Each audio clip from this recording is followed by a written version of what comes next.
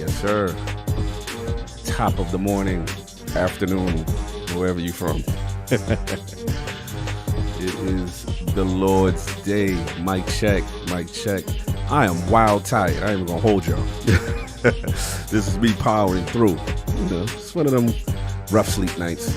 So it happens sometimes, but I gotta get the energy up for the round, man. Realm came through. Support. Shout out to Lydia Master. He said gigs, so let's go ILP. Great topics this week. Let's have a fun show. Bun T, Wagwan, no doubt. Gerald Mack, the OG Bayside. What's going on? What's going on, Bay Area? All hail. Let's keep it respect. Yeah, we got to keep it respectful. A lot of respectful discussions, respectful topics. It's Timmy, version 2. What's going on? Salute, salute. Lloyd Metroid, I see you in the building. Cogplay, Vengeful, Guardian, Moonrider. Okay. Heard about that one. What's going on next? Pop Nap, what up? All right, Neckroom Man Suzelle with the $10 super chat. Good afternoon, Lords. Anyone enjoying Dead Space Remake? We are trying to get more remakes in the future. We need more faithful remakes like this. Improves on an already great story. Thanks, Motive. Yeah, we're going to talk about soft. We'll have a lot to say on that when he pull up. You know what I'm saying? We got that. Tommy says, what's going on? Brother Buddha. Is that my man's Buddha with a new name?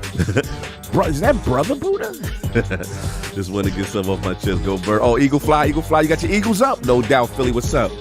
Shout out to my man Brock Purdy. You know what I'm saying? He represent Brocky. Call him Brocky Purdy today.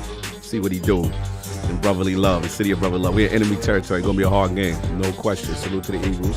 My 9 is coming through. We're gonna rep. We're gonna see what happens. NFC Championship. I'm already house. I'm playing with house money. That's how I look at it. I'm not supposed to be here. We lost both our starting quarterbacks, and you gonna tell me we got the last pick of the draft and we fighting for a chance to go to the Super Bowl? Let's go. I'm ready. See what's going on. What else we got? Blind Giant, what's up? Good morning. Go Niners here. Bay Area for the Bay. Throw it up. E40 in them. Can't wait for Hogwarts. Okay, Lord Metroid. Okay, yeah, that's gonna be a big topic. Ducky, what up? What's going on, Ducky? I haven't got a chance to play with you at all this week. No Destiny. Salute. Gotta get back to it. Just been so goddamn busy. PyCon, Fusion, what's going on? Galveston, what's going on? Solved them, pulled up. You better mute. King will be here any Yeah, minute. I know. I'm late, but I gotta talk to the people. I'm trying to wake myself up. They waking me up. Astro Parrot King, what up? What's up? It's time. It is time. Yes, it is. All right. Nobody 175. Addict talk to the people. Solve talk to the people. This is a late mic check. Hold on, guys. Yo. Because your boy Cock is tired. Got What? No sleep. Yeah. No sleep. Coming in hot. Coming in hot. Fact. Right. Yeah, it's Your one boy of them. Sam got very little sleep. Yeah, are you in the same pocket? Okay, cool. Bro. Ooh, Robin Kelly, what up? All right, so Attic is correct. Which course will come in here any minute and blow us up with his musical choices. So we're gonna be. Oh, all right. I got the second super chat. Tip Whale, $5 super chat. Been waiting for another episode of King and the Other Guys Soft Talk Podcast. Yo, you wild disrespectful. Get him. Mad disrespectful. Get out of that chat. Get him. Ban him. Where's my wrenches at? Where my dudes with the for wrenches? real. Get snipe him. Seize him. I hope that tip whale falls over. Exactly. What if King don't shut up? What if we make him don't shut up? Then you gotta listen to the other guys. And this is This is not Gangsta List Sundays. Yeah, you know. Ducking it out. Ducking it out Sundays. But whose list is stronger? Seize him. You got some advanced GG Was good Metroid. Was good Hollywood Rules. I'm not. All right, I gotta move. Yeah, get your balls off, Saul, because we got to. Oh no, mute. Go ahead. Go ahead. No, say what you gonna say, then we're gonna get him doing. Oh no, I was just gonna say that I got my watermelon. Ooh, you got that big GG, that sour. I got my bad stick. Got the sour, but That's cute. I gotta use the bigger whatchamacallit. So I'm sorry. I can't. All right, we gotta go. Kid gonna come in here. He's gonna get us demonetized. He comes in here and get a Yeah. copyright strike. Like, Later. Hear ye, man. Welcome to the show. If you would not mind, go ahead and find yourself a spot, get comfortable, grab a snack, do all that good stuff that we need to do, and we're about to get started. It's not important who I am. What's important is that you are pulling up to the Iron Lords podcast right now as we speak, and I guess I'm here to keep you entertained until it's time to get this show started. So, look. Y'all done messed up and turned me to an animal. And haters be swearing they real, but come to find out that they really mechanical. And yeah, I be eating these rappers, but that's all a part of me being a cannibal. And they say I'm better than money because you can bank on me being accountable. I know a million rappers that don't wanna be on a song with me, that's understandable. I kill a beat and they wanna compare me to Freddie and Jason. I'd rather be Hannibal. They be like, why use a video game? Just be original, y'all too dramatical. I know it's random, but I am addicted to flipping the sample and making it flammable. This is that yoga, fire, flame. They think it's arson up in the apartment. They call it department and I get the blame. Still I be running, collecting them rains. You just a target when I'm in the range. I was the hardest to start regardless back when you was messaging people on AIM. Check my vocals, all on Twitter, but I'm anti-social. Love my city, but I'm still bi-coastal. I got. Nah, let's switch that up. What is you doing? What I wanna do? Don't stop. Nah, that was dope. I'm just Keep that going. Keep that going. Nah, go ahead. Look, I guess you could say that I'm very spoiled. For them to be your dogs, they ain't very loyal. But I ain't gon' hold ya, I ain't here to boil you. You ain't gotta say it, I'm embarrassed for ya. Always been a nerd, never been a loser. Making Voltron with a gang of cougars. And I'm going places, better tell a Uber. Cause it's pretty hard to sleep on Freddy Krueger. That's... Whew. Let's do that again. Hear ye, man. Welcome to the show. If you would not mind, go ahead and find yourself a spot, get comfortable, grab a snack, do all that good stuff that we need to do, and we're about to get started. It's not important who I am. What's important is that you are pulling up to the Iron Lords podcast right now as we speak, and I guess I'm here to keep you entertained until it's time to get this show started. So look. Y'all done messed up and turned me to an animal.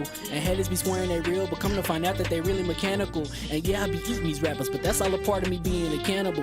And they say I'm better than money because you can bank on me being accountable. I know a million rappers that don't wanna be on a song with me, that's understandable. I kill a beat and they wanna compare me to Freddie and Jason. I'd rather be Hannibal. They be like, why use a video game? Just be original, y'all too dramatical. I know it's random, but I am addicted to flipping the sample and making it flammable. This is that yoga, fire, flame. They think it's arson up in the apartment. They call it department and I get the blame. Still I be running, collecting them rains. You just a target when I'm in the range. I was the hardest to start regardless back when you was messaging people on AIM.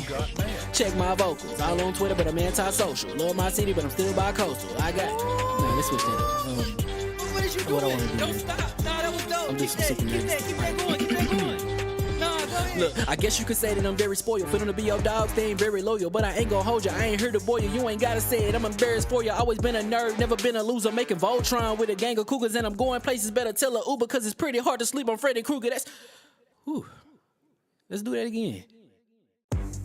Hear ye, man. Welcome to the show. If you would not mind, go ahead and find yourself a spot, get comfortable, grab a snack, do all that good stuff that we need to do, and we're about to get started. It's not important who I am.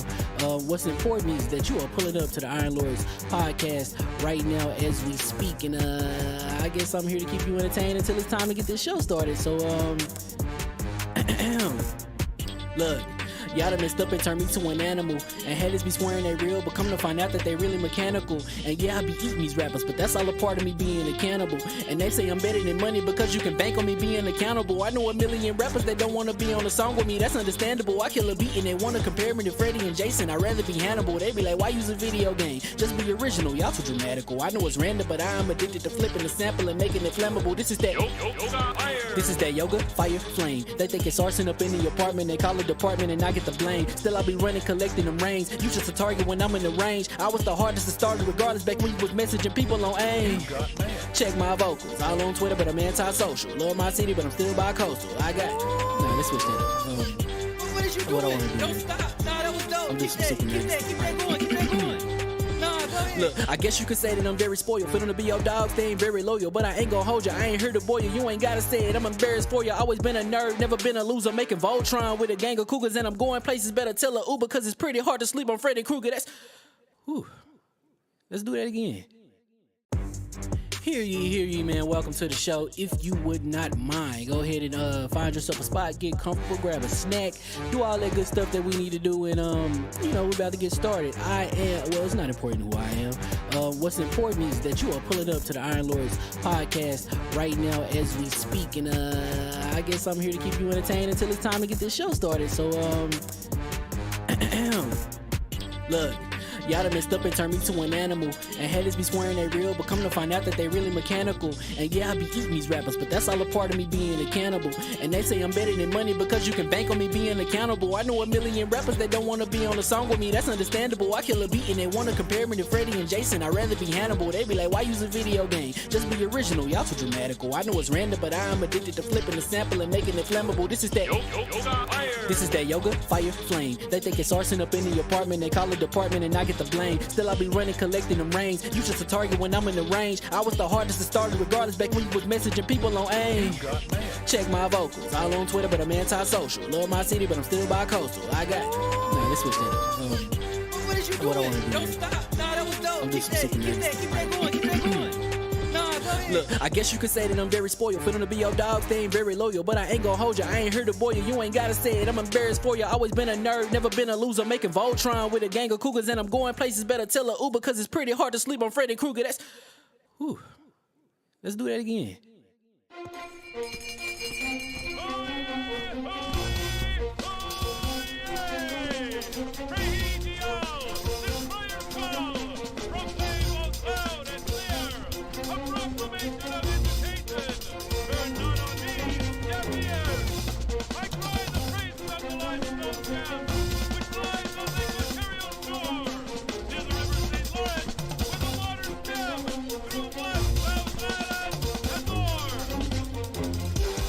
I'ma just chill and watch them and eat snacks in the attic. I wanted to chill with the pack and be like a young whoop, but then they would mistake me for addict. If I can imagine it's cool to give you some advice, then invite your girl to your squadron. Cause if you don't give her that option, you gon' be single player like Sovereign. You gon' get tossed in the bushes by King David. Royalty and not a pretender. Detrimental to an elemental, what's an avatar to a knee bender? I gotta be me though. I know it's my destiny, word to Cognito. Who cares if you fly, if you still a mosquito? You swear you ain't stunting, but really be Steve-O. You like to collect stuff and that's cool, but I got bad news. Even if you really was that dude, King David still be the king of the statues. Since a juvenile, I've been cursed with a curse to be musical. And if you hate it, we'll meet in the crucible. Other than that, then it's cool and it's beautiful. We let you know that your dreams are pursuable. Whatever you wanna do, then it's doable. If you got work on a Sunday, it's suitable. Cause you can listen to this in your cubicle on the Lord's Day. Woo. If you got work on a Sunday, it's suitable. Cause you can listen to this in your cubicle on the Lord's Day.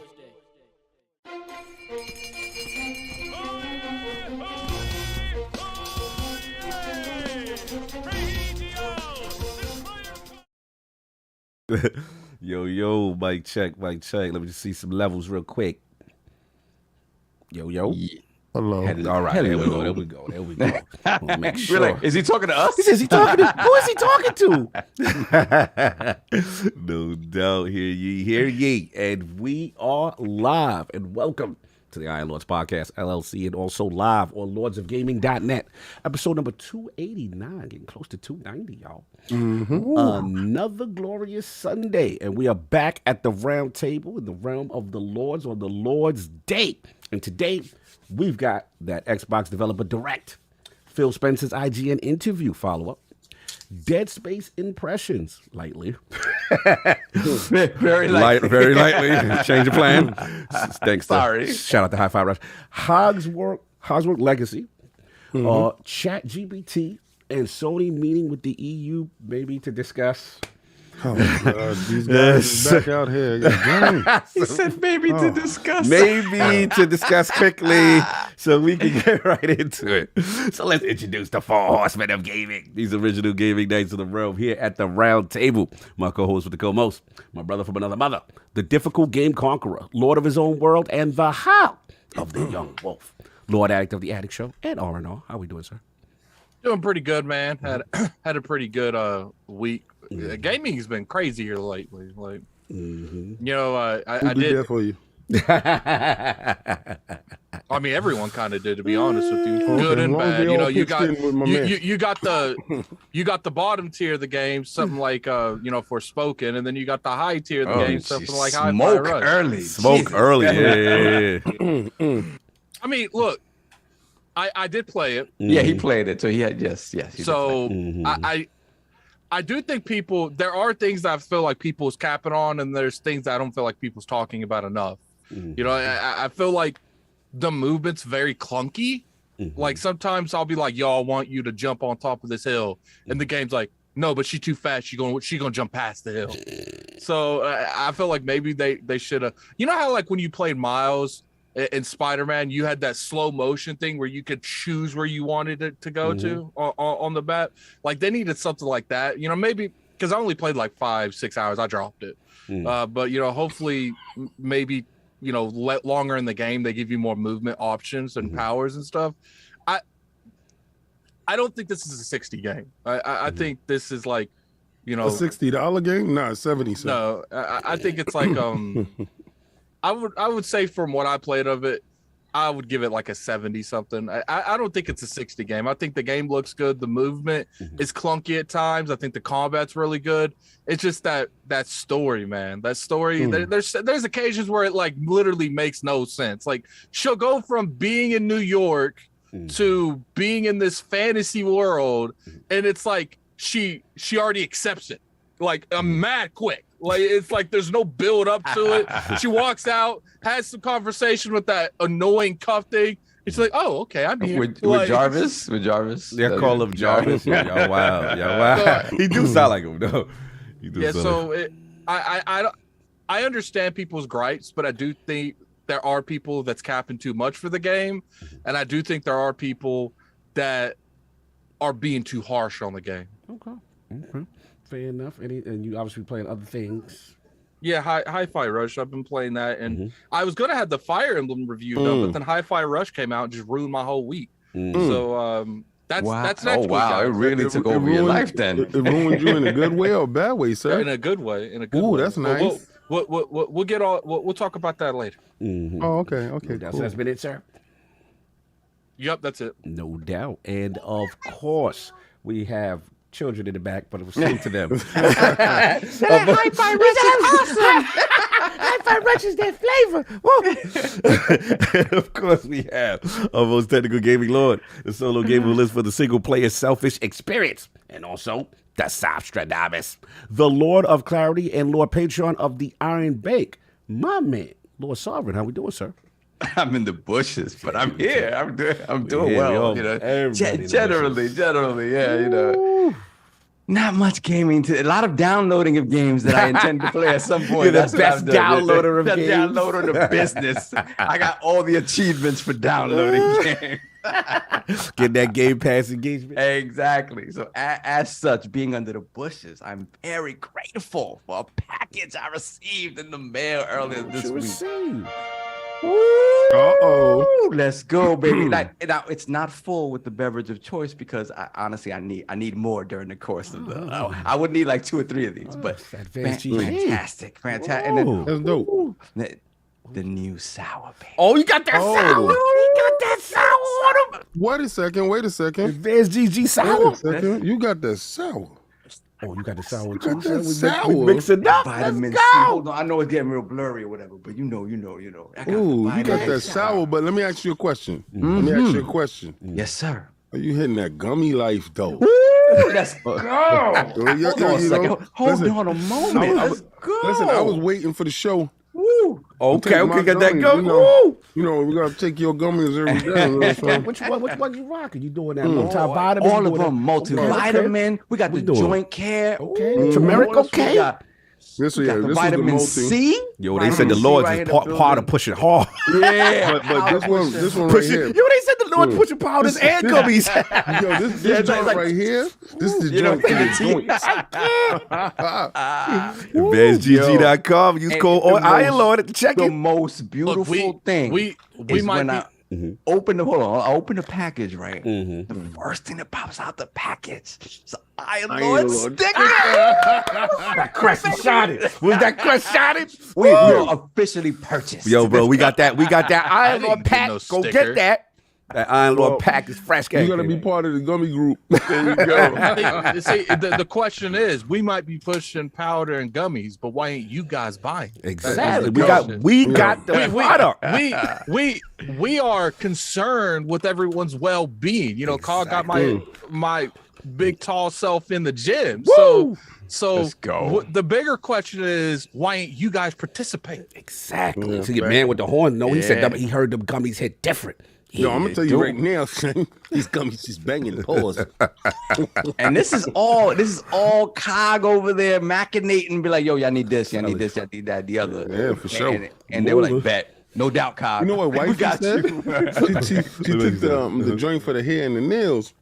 She said, "Oh my God, they're gonna taste delicious." She said, "This can't be healthy. This can't be. No, it tastes so good. Real It can't talk. be healthy. Real It's gotta talk. be candy, It feel like it's candy. It tastes so good. Yep. Man, y'all Tastes better like go get that. You see the link in the That's why description. I'm Pinned having a ball at right the top and at the bottom. Go get that. Use code Iron Lord and check out. But continue. So I really think You got me. Yeah. So that, I mean, honestly, not much gaming, man. I wanted to get that Dead Space on. Did not happen. HiFiRush. When I saw it, I was like, well, I'll talk about how I felt about when I initially saw it. But you know, just seeing the discourse around it after was like, wow. I mean, Again, what downloaded but not played. we could talk about is we could just talk about, you know, remakes being done right, because I do feel like there are people that will complain if a remake don't sell well. Yeah. But then you got people actually doing the remakes well, and theirs are actually selling. So you know, we can take that kind of Angle. place. Yeah, that's definitely an that's angle an angle to for go. sure. Yeah, No but doubt. that's pretty much been it. No doubt. And of course, we have the Incredible Hulk of this, aka the Excess Gamer. Ooh, The prophet of Xbox. Swami. King of the statues, who demands nothing less than that premium experience and is the leader of the fraud alert movement. Ooh, Beloved Lord King, how we doing, sir? I'm doing fantastic, but I'm in the bushes. Yeah, I mean, we all in the bushes. And I need every last little bit of focus I can get. Got the Put it focus in in my the cup. Got the focus in the cup, IOP man. cup. Mm. Facts. We needed that. How many scoops is it supposed to be? Because Maximum 2. Don't go crazy with your cup. He be bugging. He be taking 4 or 5 scoops. He be Yeah. super focused at work. Maximum is 2, bro. Don't go crazy. But your man said that Ultimate Warrior road rage, like road rage. See, that's why I requested cans, so I don't have to risk my life. So He said, "Please send me cans." Yeah, you don't trust yourself mixing it up. So I turned my PlayStation on, yeah.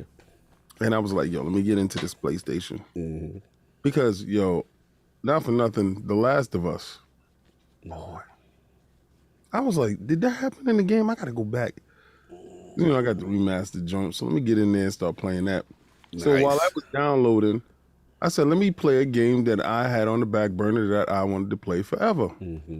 Days Gone. Wow. Okay. You took it back.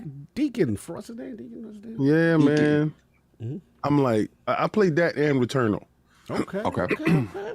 PlayStation love today. Let's go. All right, so I can say Returnal for me looks nice in every cutscene. And then when it gets to the game looks above average, right? Okay. Where we go But with it's this? not about probably visuals with the game. It's the replay loop, Yeah, absolutely. which is what's really fun. I know it's a little shocking for some people that don't understand like those type of games, roguelites, and to see the body there, it's a mind trip. It's a good game, right? So I had a little bit of fun with that. But Days Gone, Let's go. it looks so dope. Like when I'm driving through the hills on a bike, and you know, dudes is complaining about a bike. It feels like a heavy bike that he has all this stuff on it. That's what it feels like. And then you get off the bike, and the aiming and the tracking, that stuff feels really good. I like the density of the forest. The facials could have used a little bit of Naughty Dog love. They could have, you know, helped them with the, you know, the motion capture of the faces, but they came pretty close. And to convey some type of emotion, it was really done well. So I got up to a little bit of probably like an hour or so in the game, and I'm really liking the game right now. Salute. And then back on the Xbox, HiFiRush, Yeah, we already know. ridiculous. Yeah. Absolutely. I thought if you would have asked me, and I didn't have the controller in my hand, where was that game from? I would have said Dreamcast or something like that. Definitely got that Sega energy. Yeah. Oh, we're gonna get my into it. We're gonna get into it. We Really, gonna get into really that. dope stuff. Yeah. And Fortnite, Yeah, I see you, buddy. I have to bend the knee. I think Fortnite is the most influential, most important, Atticus said most this. innovative, most topical game ever made. And I say this because remember I was clowning on this game. I logged in yesterday because I was playing with some dudes early, and then I left and I came back. I was like, let me get some games in right before dinner's cooked. And immediately I was thrust into a concert. Right now, it's a kid that I've heard his music before, but this is the best thing. Like if you have an artist and you want to get him to millions of people, or get her to millions of people, you can go this Fortnite route. It was a small board, the board constructs, and then it's stuff that you got to do. But at the same time, it's playing this dope music, and this concert is going on. And it's an interactive concert that you're running around and you're seeing the stuff, and the guys on the screen, and the way that it was used so topical, so good. And we didn't have no downtime, no maintenance. They put this big section in this game. And then at the end, you're dancing in this concert, jamming out to music. My mind was fried, completely blown away. I said, this has got to be the best implementation of pop music, what's current, and game. And it all seems fresh, new, and relevant. I said, it's ridiculous. And I understand why everybody's chasing games with a service, because if you're able to do it like this, you will be the top dog. This is a reason why Apex actually ain't beating it. Warzone can't beat it. It's a reason why, and this thing it's a monster within itself. The thing about it too is it's just the amount of time that they put into these concerts. Because I remember seeing the Andre Grande one. It was like, obviously that kind of music isn't my thing, but like it was crazy the way they did it. Like she was in like some Mercy from Overwatch armor, like coming down these stairs. Like it's insane the presentation they do it. Trying to build still Like well when- in the team over there. Epic. When the Dragon Ball Z event was happening, you could watch the TV show in its own event. Like literally, the TV show is being played at like 24/7. That's crazy. If you wanted to watch it. Episodes. That's crazy. It's bar none the most topical, most current, and they can switch on a fly. Yeah. So to say, like, very adaptable. Yeah, ridiculous. But that's all I've been doing, outside getting chicken dinners and stuff. And I do feel like there is an issue in the industry where people, what's what I'm looking for? People are trying this Fortnite money so much, but they don't have the mind vision to make this kind of product. And I do think it's an issue too, because as good as Fortnite is, and as good as Epic has done with that game, that isn't an everything. Like people have tried to mimic it. You have people that have had to do it their own way that has had some form of success. But I think that there's an issue now where too many people are trying to do it. And we have stuff like, potentially Suicide Squad going down, the Avengers, Anthem, where you have these developers that is loved by all, like trying to get this this money train going on, and I think it is hurting the industry. Like everybody trying to catch the wave. You can't catch that wave because it's like the entire company is dedicated to that. To that and the Unreal Engine. That's it. They stopped everything. For that. So it's like, who else is gonna do that? Like nobody's gonna be able to compare. That's one thing I've noticed. I'm like, I see all these other, like you said, all these other companies trying to hand at it. But again, Halo Infinite, the perfect example. Also, it's just unless you're willing to dedicate that amount of time and resources to it, it's never gonna compare to that.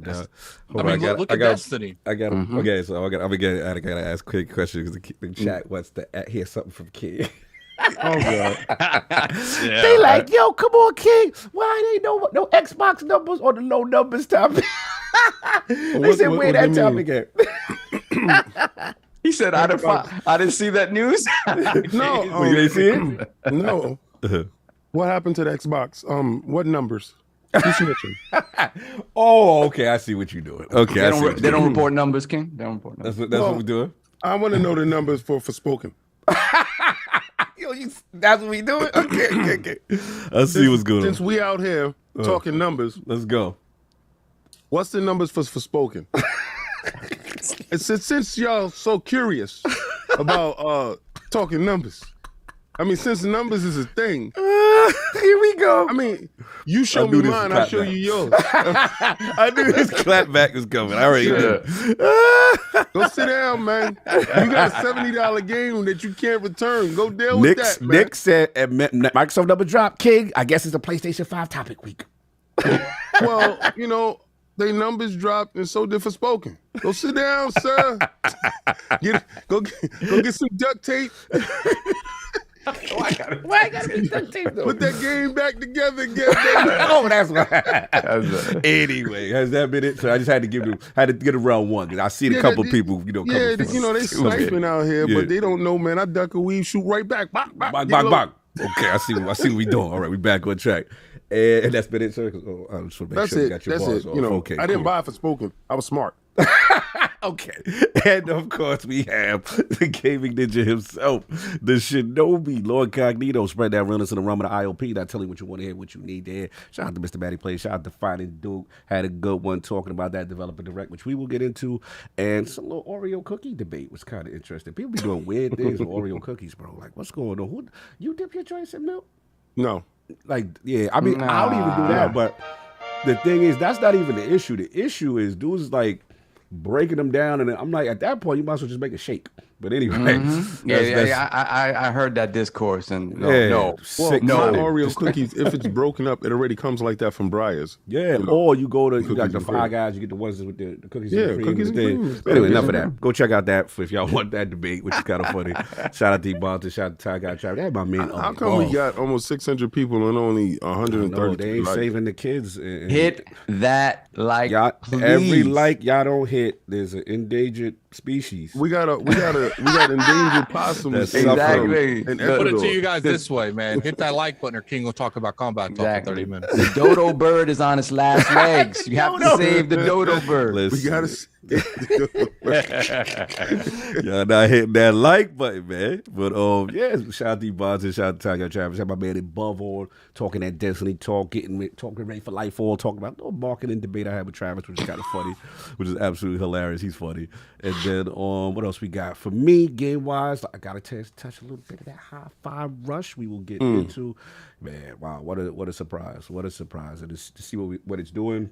We will get into that. Still grinding Final Fantasy VII Crisis Core, man. Really enjoying it. I've been doing all the little missions. Great little backstory between what happened for Final Fantasy VII. So, what's up?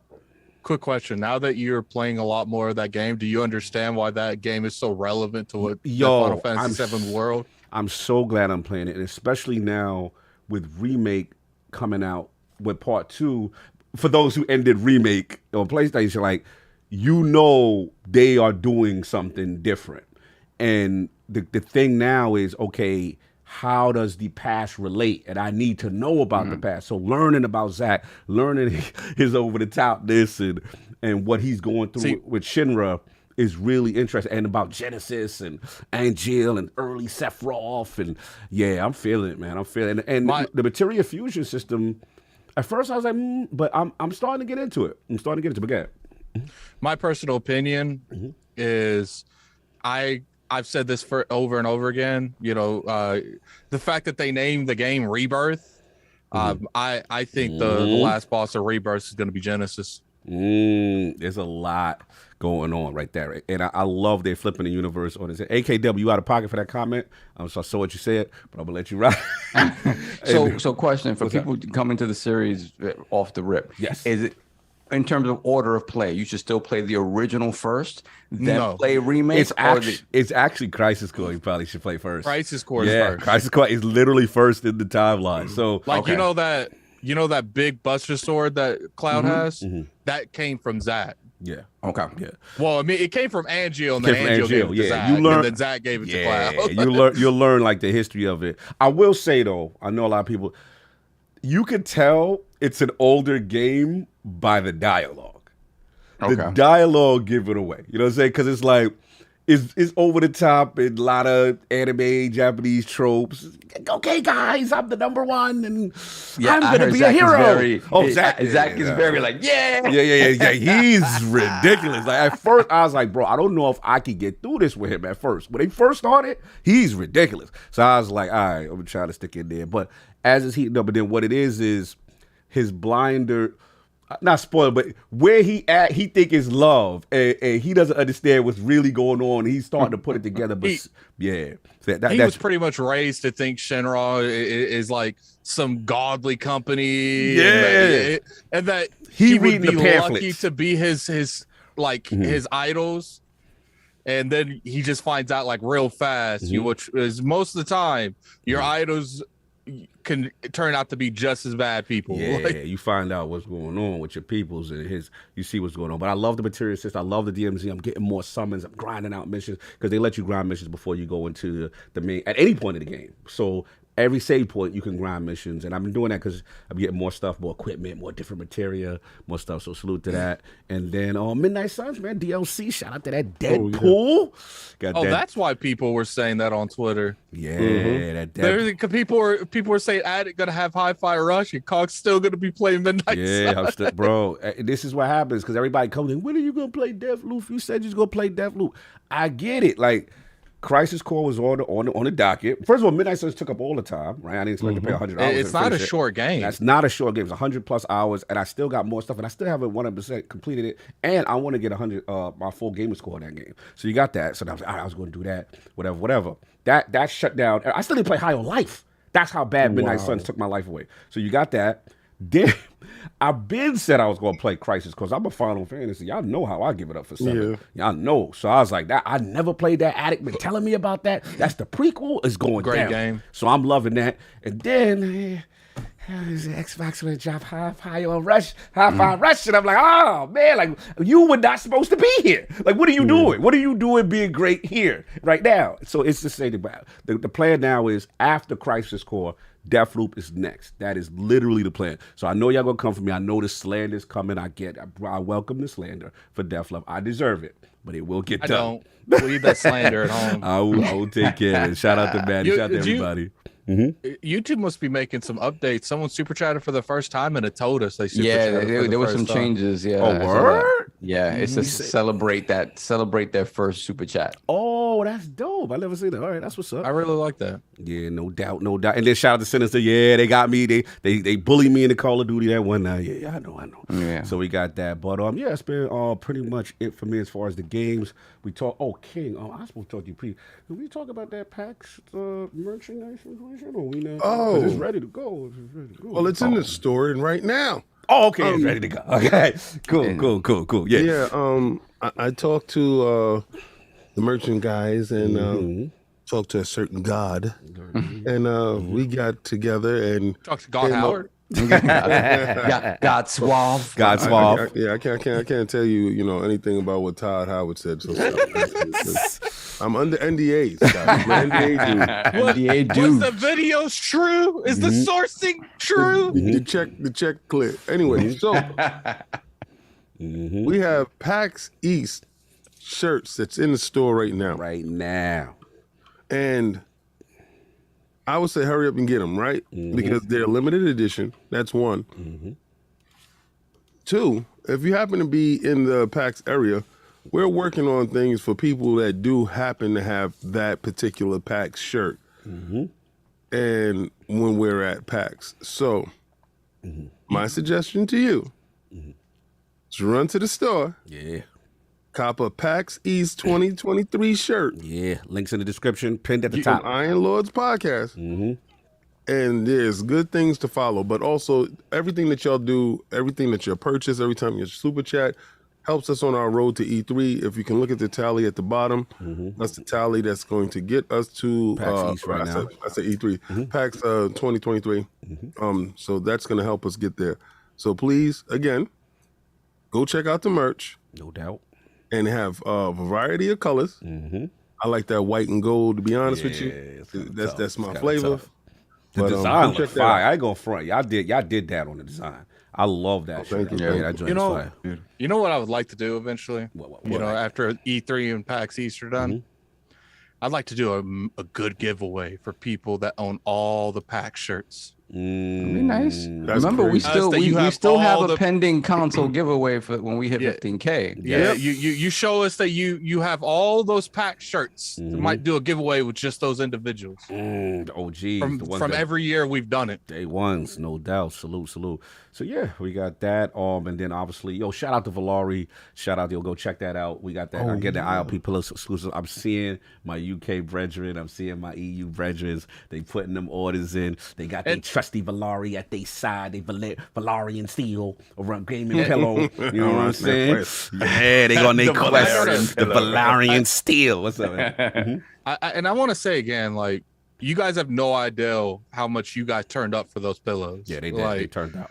Like when we get good results, when we do these little, because we're new to this, but when we could show these companies, we can move product. Like our community trusts our opinion. They know that I might joke about being bought, but you can PayPal me, adding.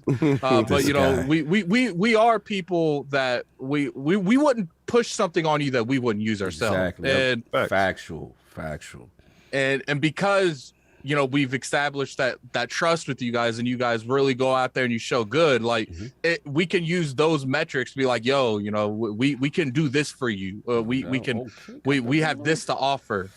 I'm just trying to sneak my pillow in and relax. You got it in relax mode, but Yeah, because when he said it, I was like, it's right here, man. You know what I'm saying? No doubt. Yeah, See, stop pocket watching With my chair, if I try to put it on, it'll be like in my chest, like it'll be like a flotation I was device. resting my hands on the handrest, and I was like, it's so uncomfortable. Got it. Yeah. And then I looked over at my pillow. I was like, I was just gaming. Hold on, man. That prevent that gamer lean when you leaning forward. Your Yeah. back is all. You know what I'm saying? You relax. You chill. You controlling your head. You good. Yeah, I can relax a little bit right now. I think I got 3 hours in. Right? No doubt. Yo, if y'all want those again, US, UK, EU, link is in the description at the top, pin at the chat. Use code LORD15. I always mess this up. I always say code Iron. No, LORD15 for 15% of our exclusive pillow. Go check that out. It's in there. You already know. And of course, obviously I know the advanced GG and all that, but we got to do some real quick. Actually, before when we get the switches, because I got to do the Scribe and all that. You want to get Yeah, that's fine. But Cog, what's going on? we got no mention of R&R this week. Oh, it's almost like was as gonna if tell, our bribery worked. Or something. Hey, man. See how we man. pulled up on them. Hey, man. Addict. So that show, the anime with the gods versus humans. Oh, not the naked people.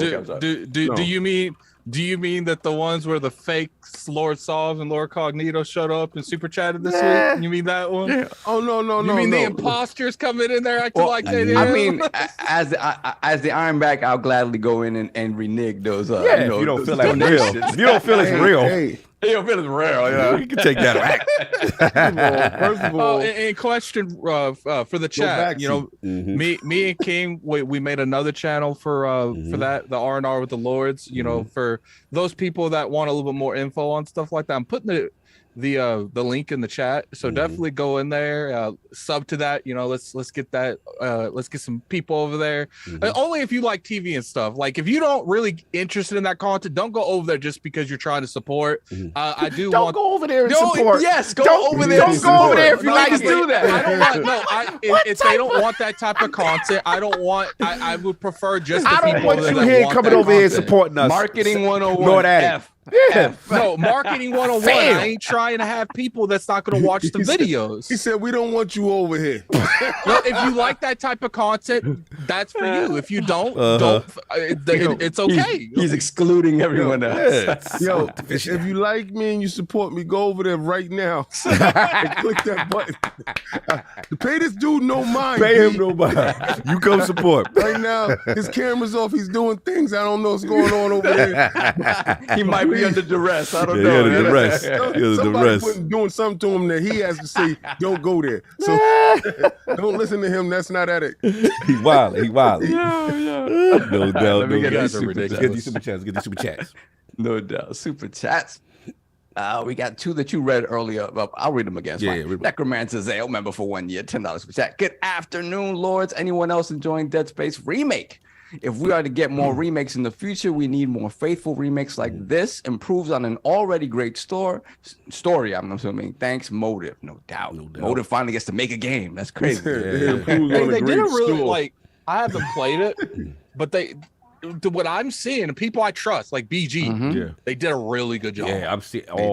I'm seeing a lot of hardcore. People there. love playing the same stuff over and over again. Oh, here we go. Let me get the same story. Please, slide me the same story, please. Is that coming from the person that plays Fortnite over and over again for months at a time? It's always fresh and different, bro. Get him at it. Can you go play It's Tilted Towers? just Can you go play in Tilted Towers now? I can Is land that- at Tilted Towers 2 times in a row. When? You know, Because it's not in the game. You know what? So King- stop King- it. Stop trying to push your narrative. Can't be pushing No, those let me narratives save because he you. can play any Marvel Let me person. He save you. goes in there as a new antagonist. He goes in there as a new protagonist every time. you saw adding through the. Is this the man? Back to you who-" again. It's the man. He did the Beverly Hills Cowboy. Is game. this, Is this is this the your man? king? Is this the man who plays the same? This guy here, man. Just when it's something that he like, they remake something. What is his remake? Is good. What is it? Is he making it? Same story, same everything. It's something I like. I care. Look, Apollo Cooper. I'm not the greatest at Fortnite, but King can tell you I can hold my own. All right. Oh yeah, he definitely can hold his own. But he's sitting there sending slanderous things this way. But this I dude got every to. day, hey man, what's up? We in there? You know what's funny too? About the King remix, hit man. me. I was playing HiFiRush last night, and I got an invite from King on Fortnite, and I thought to myself, King, you know damn well I ain't coming off of this. Well, no, listen, I had to shoot my shot. You see, I see you over there having fun, but- you see your peoples out there. I gotta shoot my shot. They be doing that all the time to Hey, me. pretty late. They be doing that all the Hold time to on. me. I'm gonna break protocol and jump a little bit real quick. We got Mandingo McDickens, $5 super chat. I'll go support the other channel if Attic shows a little bit of pasty leg. Wow. Don't Addict, we doing don't the test only- me like that, only man. The fan? camera come on. real Addict, quick. Addict about to throw it up. We can throw it up for the set. It's gonna be like one of those calf commercials. Like, Oh no. Huggy City.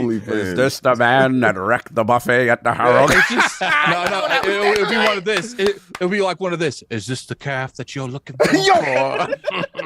We can't. That's not the OnlyFans addict world that we looking for. We're not looking for any of We're that. not No, looking for we any. don't No. want- That's not the goal. Don't put no goals on the bottom for that.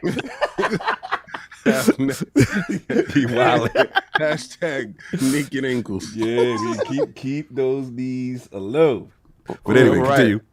Then we have X God, $5 super chat. I've been watching you Xbox dudes. Y'all was crying about every little thing. Game Awards this, Halo and 343 this. I could smell the Kool-Aid from here. Jeez. Slanderous. It's slanderous early in the morning. Early slander. Anybody got no Oh, bar no, for not it? early in the morning. It's 2 p.m. And nobody got nothing to say to that. I don't know who you talking about. Yeah, I don't know technically who we talking to. That's like, you talking to me? Like You when talking you to King? started dressing in random shots, you get shot. I'm like, I got nothing to do with that. I'm from New York. I'm out of my business, but it ain't about me. Said it direct. Say the name. That's what we If doing. you want direct action, put my name in bars, baby. Okay. Yo, here we hiding go. with the words. No subliminals, no subs. We Anyway. have X God again, $5 super chat. One show. Now they feeling like kings. You're a false king. He put the names in the bar. Well, That's Wait, hit him up. hold on, let me finish Well- and let you end. You wasn't down with the set when they was down. Now you here when they up. Despicable. Oh, so he nah, definitely ain't talking about Nah, me. he ain't talking. Okay, he ain't talking. I know. King been there. Yeah, for King was You know what? in the They- trenches. Yeah, he been in the They're- trenches. He you know gave what, Phil his man? day. I get it. Their king is forspoken. Continue. Oh, wow. Okay, moving on. They just found out that they king don't wear any underwear. Was it Emperor No Clothes? And The they Emperor's no outside- clothes. They outside snitching. Man. Yo, how do you rep a snitch? I just don't get it. Y'all all out here with gunner face. Hey, yo! Y'all not ponies no more. Y'all gunners. Gunners? Oh, not the. Oh, no. What's your man? What's Thugger team name? YSL? What's their name? YSL. Oh, not the Thugger team, man. Gunner. YSL is a gang. You try to attribute these attributes to a whole gaming fan base? YSL is a gang. I seen Jeffrey doing Xbox is a game. I see you do what they do. That's what we do. Do you understand? Tell it. I seen them. Wow. VR. Not the Rico night King. vision. Not the Rico King. Well, we moving on. Continue. Inside jokes, y'all. Inside hip hop jokes. Continue. And we got hard to find member for 21 months, Lord Bronze. Assalamu alaikum, my brothers. Oh, salute. Alaikum salam. Yes, sir. Cog, how long have I been saying that we're going to the Super Bowl all season? I had your ticket, but you didn't accept. Wait, who is Hashtag 49. Who this? Who does that wrote that? This is hard to find. Hard to find saying he got your ticket. No, listen, He hard did to say find. He that. did He say, said look, that way I'm early, just too. not popping off. Like, listen, 49er fan, I love y'all. But, like, we got to understand, this was not in the script, right? We lost 2 quarterbacks and star quarterbacks. Yeah. Then Mr. Irrelevant come and lead it. Like, just enjoy the moment. The dudes is like, yo, it's going down. Like, I'm enjoying it, babe. Not saying it Yeah. can, man. Just chill. I don't do the football thing, but one thing I will say is I'm happy for you, Cal. I appreciate you. I appreciate you. You was watching Friday Night Football with me. I wasn't watching nothing. When we go to Friday Night Football, I lost it. Now you're going too far. I'm going too far. All right, move it on. Then we have, let me see, David Hot Right. Member for 1 year, $10 super chat. Happy Lord's Day from Philadelphia, Philly in the building. I'll be watching the game later today. Yeah. Cool if the Eagles pull it off, but if the Niners win it, it's all good because I can be happy for Cobb. Win, no doubt. Oh, that's dope. That's love. Stop That's lying. love. Is the Stop Super Bowl lying. today? There's whoever Yeah, wins today. these games. No, not the not Super Bowl, today. no. Whoever wins both games, both teams go to the Super Bowl. Super Bowl, yeah. Yeah, it's 4 teams playing right now. It's the elimination. Yes, sir. But we got solve. Then we got Tipped Whale, $10 super chat. Got a poll just for Cog. Pause. Okay. Would Cog Oh, rather yeah, definitely pause on that. I didn't catch that. But continue. Yeah, all I can do is shake my head, bro. Keep it going. Would Cog rather A, eat an onion sandwich, B, finish Elden Ring, or C, I don't care, Vampire Survivors is S tier because Phil said so. That was good. Dope. I might have to give Vampire Survivors that S tier. I ain't eat no onion sandwich, and y'all know I don't like Elden Ring, so that is what it is. I mean, I respect Elden Ring, but it ain't my thing like that. Like the doubt. game of the year. No doubt. I can have it. 4-time champion. No doubt. I'll take the S tier. I like your S tier game better. Champion. Booker T. 5 times. I'm just not a soul. You make Cog wear anything or eat anything. He like, you guys win. Yeah, you got that. Yo, who the hell had Booker T was doing the spinning Rooney and was pissing us off? Who had Booker T? I think it was.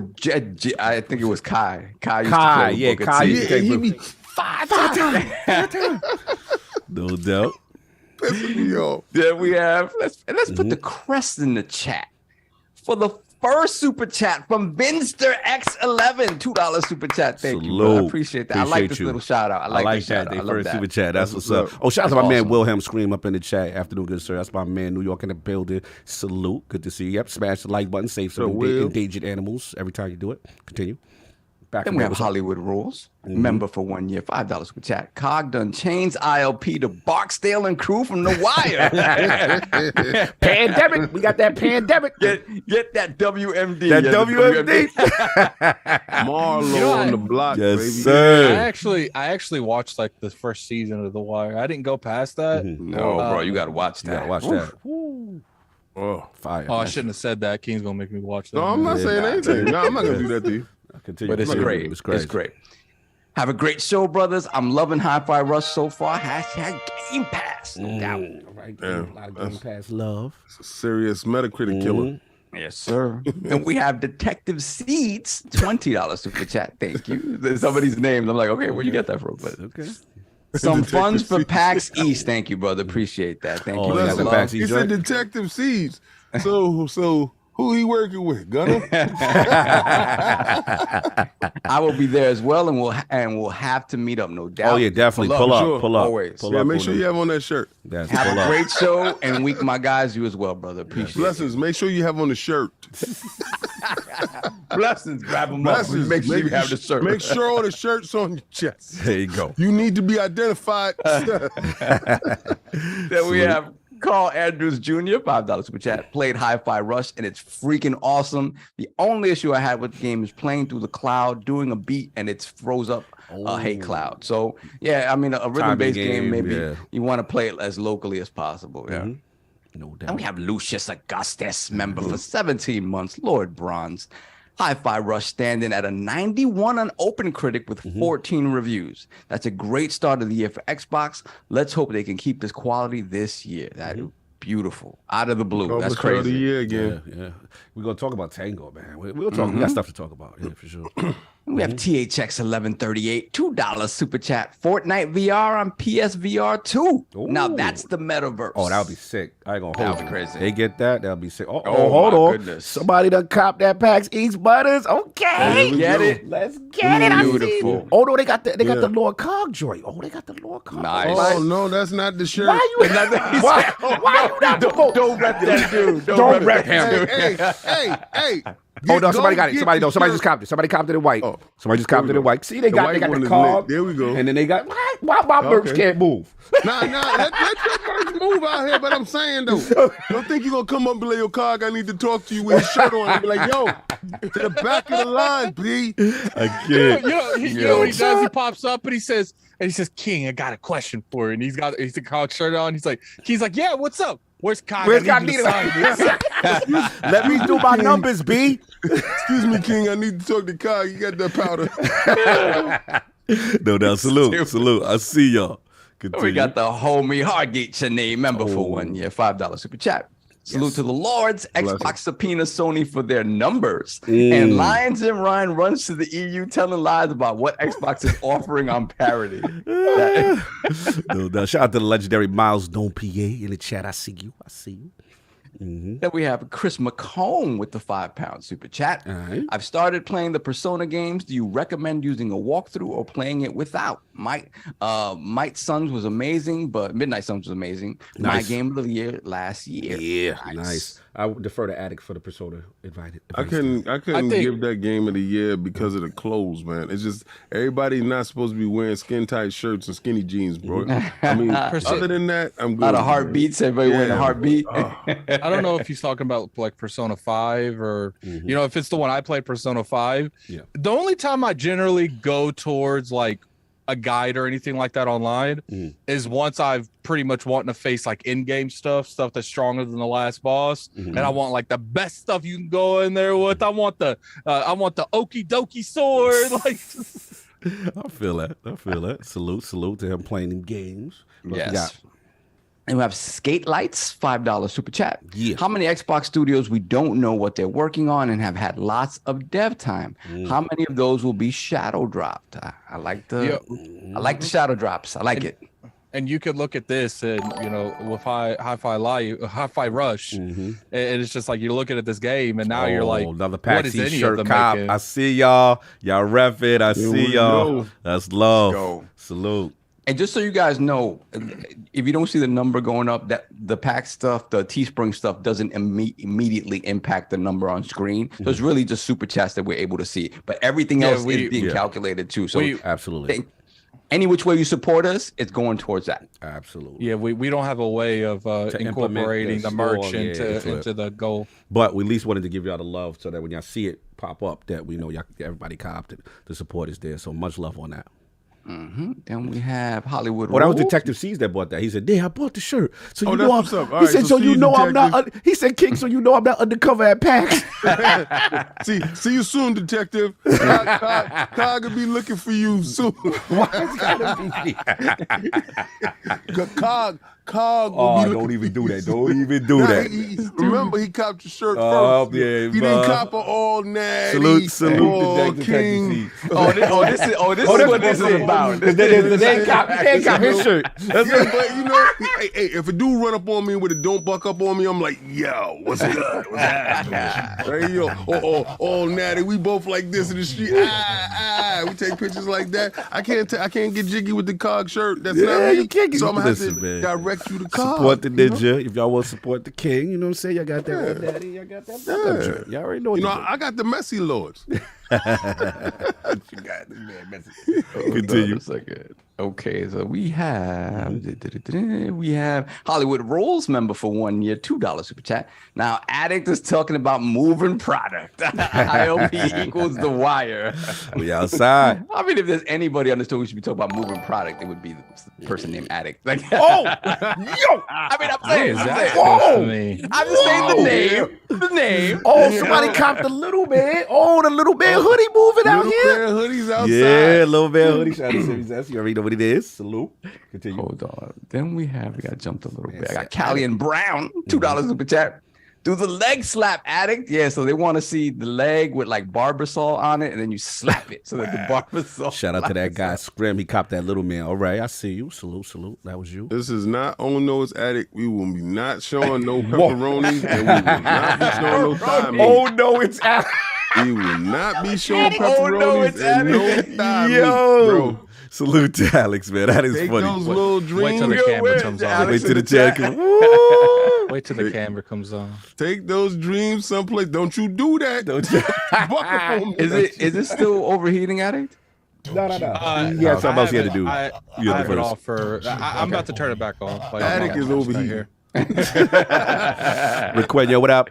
What else we got? Then we got Pixelbit G, $2 super chat. Lion Dance Move's been busy this week. Yes, What? back at work. Oh, no doubt. Shout out to He had a Chris. banger with Forspoken. He was like, "Oh, I got to get over to the EU." He was trying to get to the ER, but he wound up in the EU. Yeah, you stupid. Yo, you stupid. He's stupid. He's retarded. Shout out to Chris Jones. He said, he got that. He put out these codes, y'all, for Quest. He's got the that rival rides. Okay. for y'all Oh, theme park. beautiful. Thank you, brother. Salute. Appreciate that, Nice. man. LogNet in the building. Salute. Bless. You get those codes. Give a shout out in the chat. Yeah, for sure. Oh, hold up. Speaking of codes, I think I'll give a couple out today. Yeah. Oh Yes. yeah, because we have a ton of codes. Had a whole ton of Merry Christmas, holiday everyone. codes. Sitting on. Yeah. Fa la la la, Sitting la on. la. Leave it up to Addict. Then we have X Look, God, man. $2 super chat. That's fine. God. That's for the chat. So he's calling fraud in the chat. Not Oh, I was like, chat. he's the way. You was very aggressive, brother. Oh, yeah. We I didn't guess know. he didn't like them dudes. It's like, them dudes fraud. Y'all Salute. know we mighty suspect. Then we got Nova 30M3. Hold on. Jesus, I got Yeah, jumped. he wild for He always got jokes. That one. Hold on. Nova 30M3, $2 super chat. Hungry Jimbo better eat those Brussels sprouts. Wow. Yo, Not the you hungry, remember hungry that? My Jumbo. mom used to make me eat them. I sit at the table for Like, them. I would like these baby cabbages. These hate burnt baby cabbages. I know. Wow. Say, who the hell put baby cabbages on my plate? I don't even like real cabbages. But today So, hold they're on, delicious. I got a question for the chat for a code for a game. What up, Okay. What is the emote that was created from me and King bickering about Sea of Thieves? That's a good one. That's a good one. Wow, I don't remember that. I remember I that. do. I do remember it. I do because the king was always right. Yeah. I remember. Do you remember? First one to put it in the chat. Gets Where the code. OGs at? Where the OGs at? Y'all know that. Hey, He said You support? Who's that? He said, don't book Nigga Nova said Beta Boys? No. Nah, Incorrect. actually- Okay, I know it. I know Fraud what it is. alert. Incorrect. Pixel Oh. B, you was there. Pixel B, you should know. You should know this one. And Cog does use it from time to time. Too, Jared so- Pair kneecaps. No. Fraud alert. No. How's someone else gonna say fraud alert and you still do it? Stitch says It Wow, put the box of emote too. knees. If you No. put the emote, it counts too. If you put the the, emote, emote it counts is too. there. It should be there, right? We should double check. I don't know. I No, don't yeah, know if I it's- mean, it might not be there. We talking. We ain't even there. Donald Katako, no, it's not Phil Dominus emote. Paulo Cooper. No, it's not bending either. Oh, we haven't used it in a while. That's what it is. Time is that time. It's not emo. It's not in the movie. All right, so it's not there. It's not there. Okay. Yeah. So that's even better. You had to get him a hint. You gonna have to get him a hint. Oh, somebody bought the Buck Up on Me shirt for King. Nice. Cracking is so casual case of the cracking is lacking. That's not it. Okay. Second hint. Mm-hmm. The reason it was used is because King was saying a certain amount of people was on Sea of Thieves, and I was joking about it. Yes. Still in the bushes. Nope. Show me a bill. Nope. We out of pot. Damn, y'all out of winner. This is old, there's no OG. though. So that's that. You know what? Oh, there it is. Stitch. I was about to say, Stitch, you've been there from the beginning. You misspelled it like crazy, but I'll give it to you. It was millions because the argument was King clapped back. Right. It was like, you talking about the millions? Attic, that was a good question. That was a great question. Dudes could not get that. Yeah, you had to be there. You had to be there for that one. So that was the one. Yeah. The King was like, "Yo, millions." Attic was teasing like the millions of people playing TNT, and then the numbers didn't come back. The millions was playing, and then it came out millions. Yeah. He was like, "Oh, millions is what it was." No doubt. That's how I got his knees the first time. That's a throwback for the OGs. Shout out to the old knee. No doubt. Stitch in the building. Make sure he get that. What else we got? For the next one, Cog, make sure they can't see the chat on Zoom. The chat on Zoom? Yeah, I'm sending you a message on Zoom. Oh, I see what you mean. Okay. He said, I'm sending you a message. Please make sure not they not can't the other two dudes, though. Yeah. I mean, I can send it to everyone. You see? I prefer you probably. It's probably gonna come through. It's probably send it to me on like Facebook or something. Okay, that's fine. I'll put it in the chat. Yeah. All right. Cool. See that? Yeah, See that stuff? See that stuff? Now they secret squirrel and stuff. Stitch, tell me if you want that code or not, so I know what to do with it. Because some of you be winning stuff and you say, just give it away. Like, Give it away now. All right, moving forward. Moving forward. Yo, they copying it. Yo. Oh, somebody got the classic ILP jump off. Oh, there we go. Oh, there we go. The classic crest in the building. Salute. Guys, We got Face 23 BKNY $20 super Drama. chat. Here it comes. check Facebook, Microsoft's main argument against Sony's Call of Duty protest doesn't work. It defied business logic to take Bethesda games away from PlayStation, but look where we are now. Oh, defy logic to have games. I don't know if defy business logic necessarily. That think about it. That was at a time when we were still looking at a little bit of the walled garden, even with Game Pass around. So it makes sense. Makes sense. Yeah. Kill them, let them die. Then we have. Stop, put the crest in the chat for Lord Silver. Don Otaku. Thank you, sir. Appreciate you, brother. No. And we have Apollo Cooper, $5 super chat. We were wondering why Phil had that look at the VGAs, then boom, HiFiRush. Jeff, he don't need your game award. He grilling chicken and ribs at Reed Pop. Wow. Yeah, they were sitting on that one. I don't know if they still shouldn't have been at the awards, but they sat on that. They gem. definitely sat on that. Still, Addict Stitch said he want the games, please.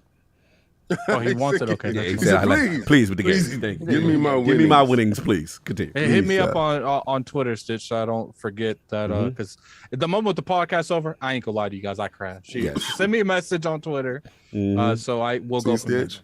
He gonna act like he don't got you as a friend. Attic is so strategic. He's making sure that you follow him. No, He follows you. We got Continue, Saul. Hardy Chani, $20 super chat. Countering the failed logic of Face 23 BK, I got beef in the street, in the chat streets. COD does not define gaming. If COD fails, poor old Sony will be just fine. So will gaming. And Xbox hasn't removed any games from PlayStation, and MP games continue to get multiplayer games continue to get updates. Stop capping. Oh, damn, he body Beef in the got a streets. body Facebook out. He trying to get Facebook out of there. Damn. Like, he ain't playing He today. went for the Gunners. Yeah. Then we got Robert Kellett, $2 with chat. Can't believe Sony spent money on foreclosure. Oh my god.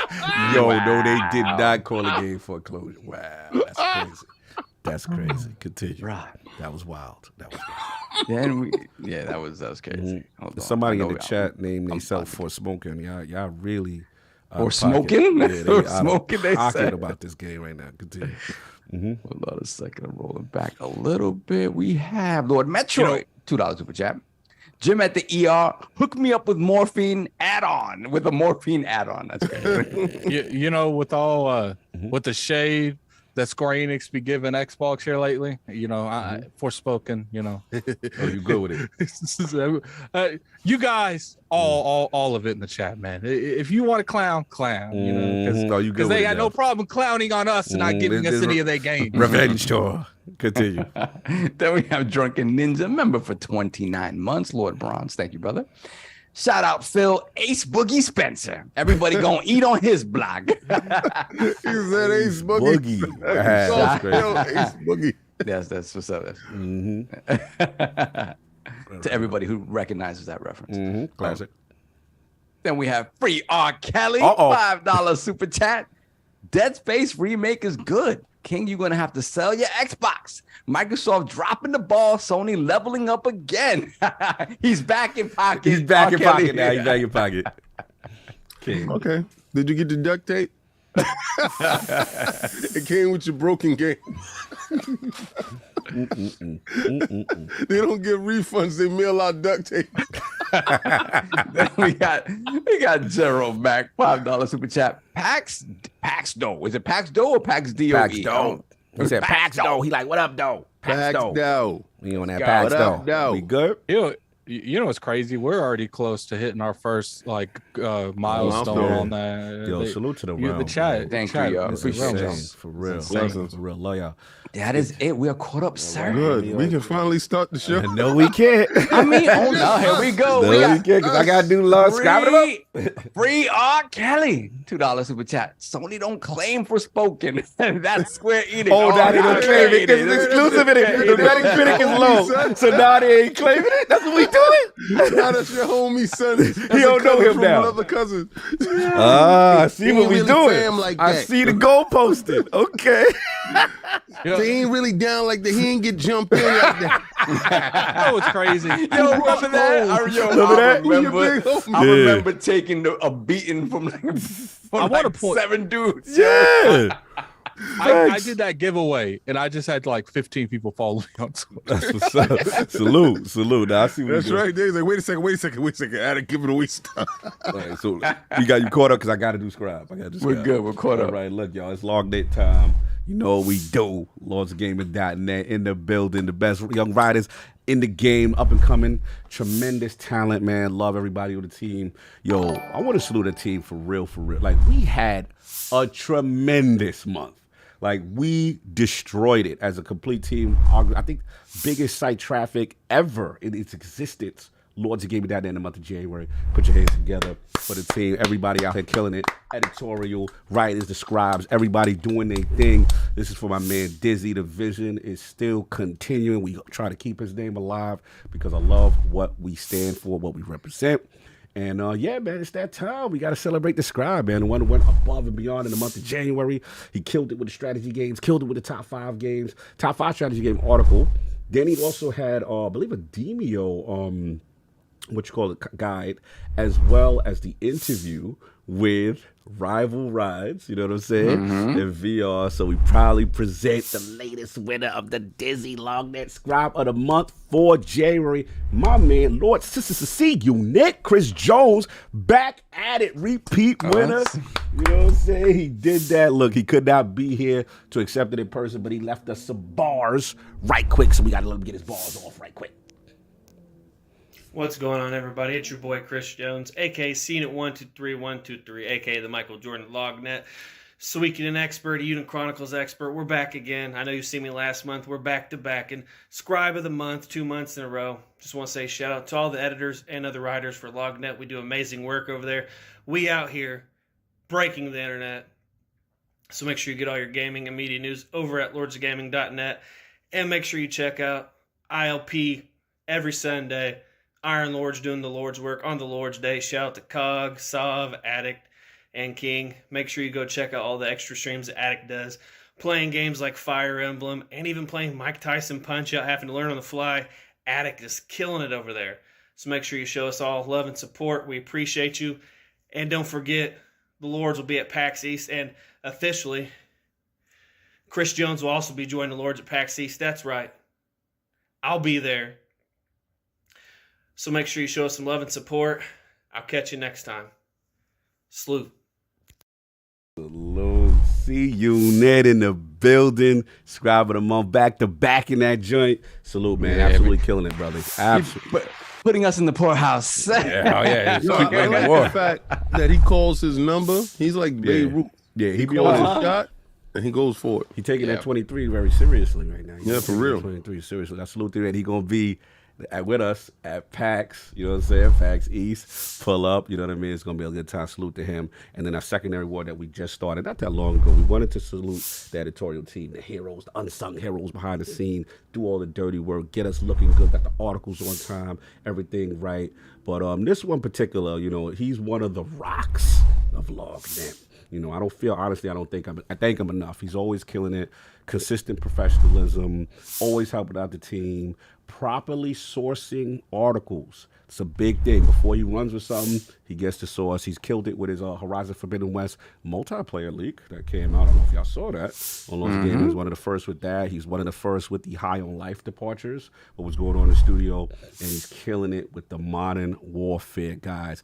Proudly present the Lord Dizzy editor of the month in the month of January to my man Lord Undead, aka Nicholas Dowdy. Salute. Canada's in the building. Much love, brother. Again, he couldn't make it, but he has some bars for us, so we gotta let the man talk.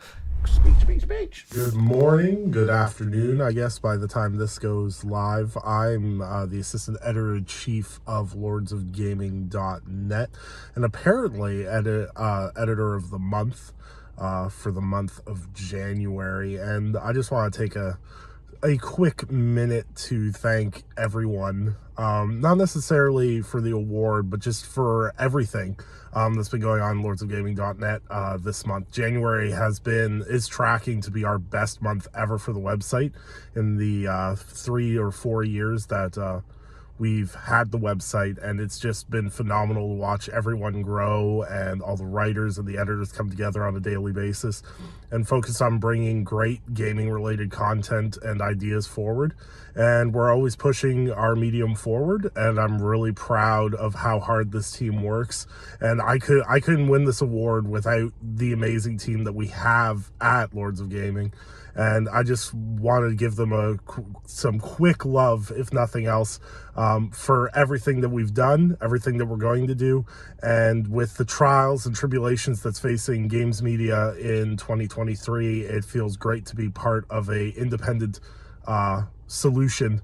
So please keep supporting independent media. Please keep supporting us. As always, we appreciate everyone that tunes into Iron Lords podcast, watches any of the Lords Minute content, and of course clicks and reads on our lordsofgaming.net content coverage. We appreciate everyone. And I just want to take my last 15 seconds here to say, Cog, it's time you right the wrongs and you play and finish Deathloop. Everyone have a blessed Sunday and enjoy your time in the realm. And on that note, we are officially rescinding Lord's. We are rescinding his award for the Deathloop slander. Nah, that's my man. Salute to Undead, man. One of the legends of the game. He's been doing it a long time. Respect, so much respect for what you do, brother. Don't thank you enough. One of our top guys, top editors, always a good person to get advice from, and he kills it, man. Absolutely kills it. Salute. Enjoy. Make sure both of y'all, Chris and Nick, hit up Solve. Y'all know what it is. The bank will take care of y'all. Chris did not waste any time. Oh, Chris didn't waste any time. He put it in. You know what I'm saying? Okay, cool. Solve, what you was going to say? You said we missed something. You see something? Did y'all see, I don't know if we had any bet on this. Did y'all see that they officially confirmed that Forza Motorsport has no Xbox One version? I don't remember if that was confirmed. No, me and King was betting on PS5 copies. Oh, I didn't know PS5 copies of Forza Motorsport? No, of Spider-Man and Wolverine, Oh, which okay. I pretty much already won that. But No, I'm just saying like an old Nobody bet. listening to you, man. You must have already got that in They've the already bag. confirmed I don't know. Spider-Man is the next gen only. For a guy that loves anime, and all anime is about the little guy beating the odds at the last second. He The little punches, guy getting roided yeah. up and beating the victim. Like I just watched this anime right now. We knew this guy didn't have a shot, but he knocked Hercules out, and I'm saying, addict, shut up before you end up like Hercules, bro. Just let it be what it's gonna be, man. Let it happen. Because we People already without know knees, Jim. can you please not stand up? Listen, I can say this. I can tell you this. If they keep dropping games like Forspoken, before Has the nothing end to do of with the year, Spider-Man or Wolverine, but continue. before the end of the year, how much money do you think Jim need to recoup before he sends Spider-Man that way? Think about it. Because Forspoken just got smoked right now from Hi-Fi.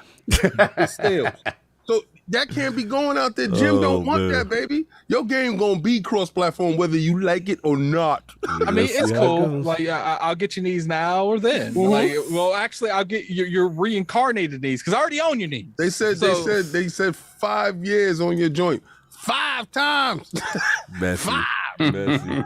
Anyway. Yeah, so but it seems to have been confirmed. No patch last gen. Yeah, Yeah, we don't only want that over cloud. Only cloud. Okay. We force you to upgrade on this side. I mean, that's been kind of the consistent thing with Xbox, though. Yeah. They've done that with the majority there. Starfield's only next gen. I'm pretty sure Redfall is too, isn't it? Yeah. Believe so. Yeah. So. Yeah, they play other stuff by the cloud. See, Xbox actually believes in generation. Oh, man, we believe in the future over here. I believe that Xbox is the future. Time.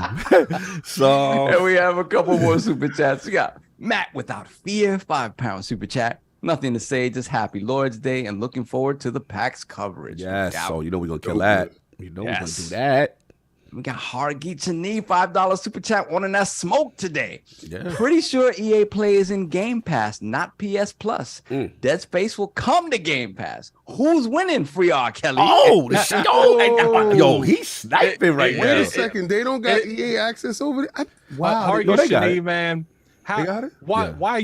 Why are you coming against the dude that using his Phone lunch time. money to come down there in that super chat? You You know, ain't trying to hit realistically, he can't fight you.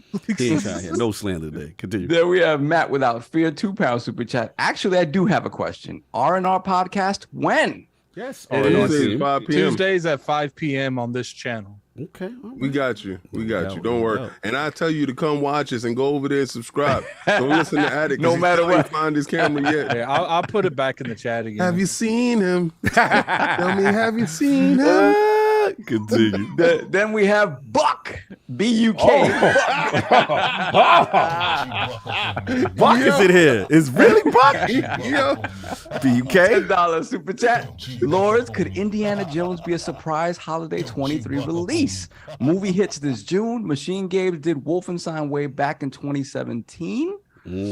That was the new Colossus of 2017. Damn. Yeah. That would be crazy Yeah, if they so could. If they could. Hard could do stealth that. drop. That would be crazy. Yeah, that'd be That'd crazy. be bonkers. All right, Boom. we caught up. We all caught up. We're All good. right, last week's poll is in, and the people have spoken to the question with the latest layoffs at 343 and the studio's most recent statement on their commitment to Halo single player and multiplayer. What do you think is the best course of action for 343 moving forward? Yo, this is the wildest poll we've ever did. 3-way tie, literally by percentage point wins. So this was really a 3-way tie at 30%.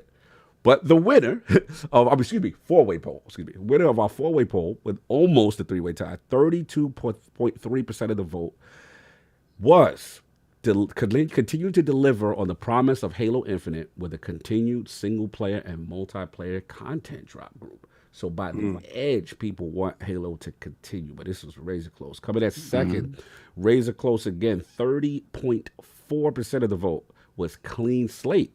Slowly phase out Halo Infinite support, start development of the next Halo game with the lessons learned. In third place with 30% flat. Think about this. The winner was 32.3, the second place was 30.4, and the third was 30% flat. Was slowly pulled 343 responsibilities away from Halo to other Xbox game studios. The realm is split. And in last place, only the messy lords, and only said to say, was I don't care, I still want my Spartan Lock spinoff game. So the realm has spoken. This is the most divisive poll we've ever done. Solve your thoughts on this. And somebody just bought Don't Buck Up on Me right now. Don't buck up on me. It's probably Buck. Buck. King, my name Buck. I mean, I kind of felt this was going to be this divisive, right, man? To me, look, Halo Infinite's still a fairly new product. do what you can with it, continue to support it as best you can, and think about the future. I think when we talked about some of the things that can happen, I'm not precious about doing like side stories and different takes on Halo with other studios. I think that'd be cool. And you give core Halo a little bit of a chance to rest. Keep supporting what you have in Infinite already. Think about what the core Halo games, Master Chief games, whatever you want them to be, are moving forward, and let other teams mess around with the world. There's so much in the world that can be done. We talked about potential third-person action games. We talked about more an RPG. You know, you can do so much with this world, and it doesn't have to be the core Halo game. So I'm not precious about it. Do everything. Do everything with Halo. Yeah, well, you see that. We got some comments from Phil after that. But yeah, salute to the realm, man. Very divisive. But we're going to get into these topics finally. It's been a minute. Addict, this is your topic, however you want to approach it. We got the developer direct, your impressions, you know what I'm saying? We got HiFiRush. We got the Phil Spencer interview post developer direct. So wherever you want to go with it, man. I actually, we all watched it, shout out to us. We did a live reaction. You're gonna get soft. You guys Yeah, I did it. But yeah, we I was literally you said yeah, but we don't care about Saab, so I'm gonna keep on. Okay. This funny whole Attic is crazy. Yeah, this Attic is wow. You guys didn't let me finish. She was gonna go to me first, probably. I don't think you was getting the ball. Going to do. You guys had to jump the gun. Man, sound like he was through with you. But continue. So this is how I want to I want to do this. Okay, I want to ask the realm. First off, I want to talk about the formation, the format they're doing, how they're doing this, and I want to rate just the format, no content, just how they're doing the format. Because we came from stuff like Inside Xbox, State of Play, Nintendo Direct. I want to talk about the way they're doing this format, and then we'll talk about this particular show with this format, and then we'll go into HiFiRush. But then we'll start with Solve. I would like to go for the first time. I'd like to go first for this. Just for this because I see this narrative on social media about me, and it's funny. There's a narrative. There's a narrative. It was brought to my because usually I don't be in the streets like that. You know what I'm saying? So I'm not. But a couple of my dudes hit me back like, yo, Carl, streets got this for you. Streets got it. Because these dudes be gang. They be bang out here. You know what I'm saying? Hard body karate outside with these Twitter streets. So I just wanted to explain, because this question actually came up on Duke also, right? And you said, I have no idea what you're talking about. Yeah, sure, correct. But you know how like Attic just eloquently said, yo, Carl, what do you think of the format of the show?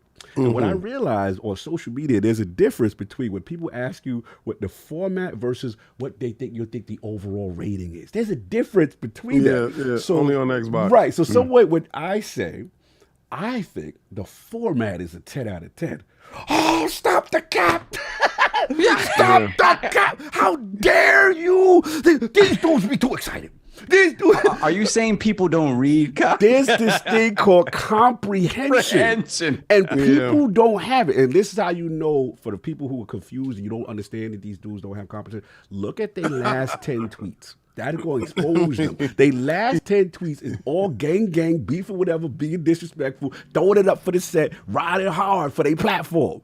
But understand the question. So that's what I wanted to get off. And second, the last, I got to get this off. There's a little bit of man talk in King's vein. Dudes, we got to stop hating on people who are enjoying something. Like if you don't like it, you don't have to stop someone else from liking something. You don't have to kill their, like, I don't like Elden Ring. Y'all know it. If people on my timeline like, yo, Elden Ring, let's get it. I don't feel the need to jump on their timeline. Nah, fam, why you having fun with that? Yo, y'all doing too much. Y'all doing too much, Elden. Dark Souls dudes, y'all doing too much. What type of weird energy is that? Like, I've never seen dudes be mad at other people's happiness. This is the goofiest thing I ever seen, bro. Like, let people have a moment. It's okay. You gonna be all right. You gonna get through this tough time. They not getting through it though. See, you know what it is? Yeah. When they in a tough time, they don't know how long it's gonna last.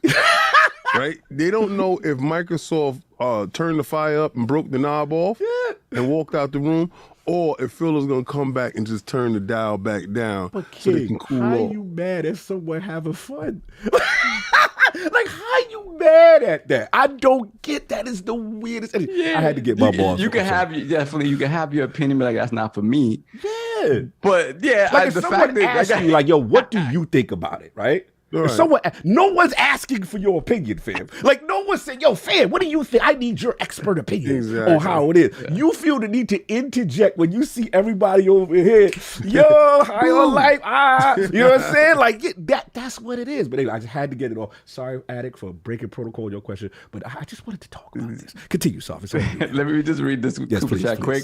Matt, without fear, £5 super chat. My fault for being cheap. I don't know what you're talking about, bro. You never, whatever. Such thing, never cheap. You always do. My question was actually, will R&R come to podcast feeds? I don't always get to catch live, and podcast is easier for catch up. Oh yeah, it's in the chat.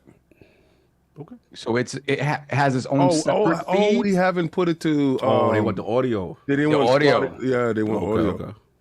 Wow. Okay. What that R&R? Put it in. Feed the streets, bro. Put it in Spanish.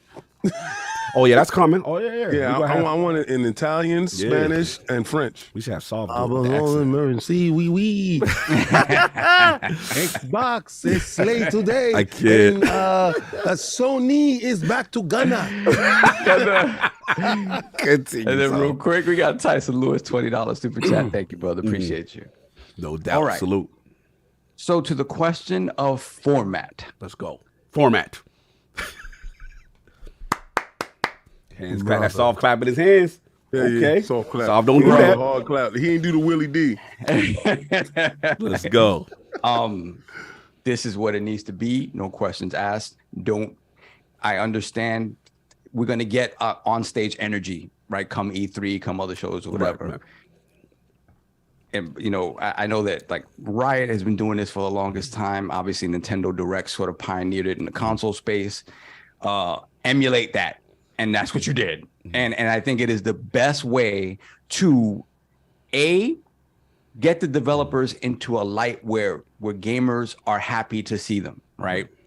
You're seeing them talk about the games, like you're seeing the studios, right? I love the fact they went into the studios and showed the studios and the devs are talking and then it cuts off the gameplay.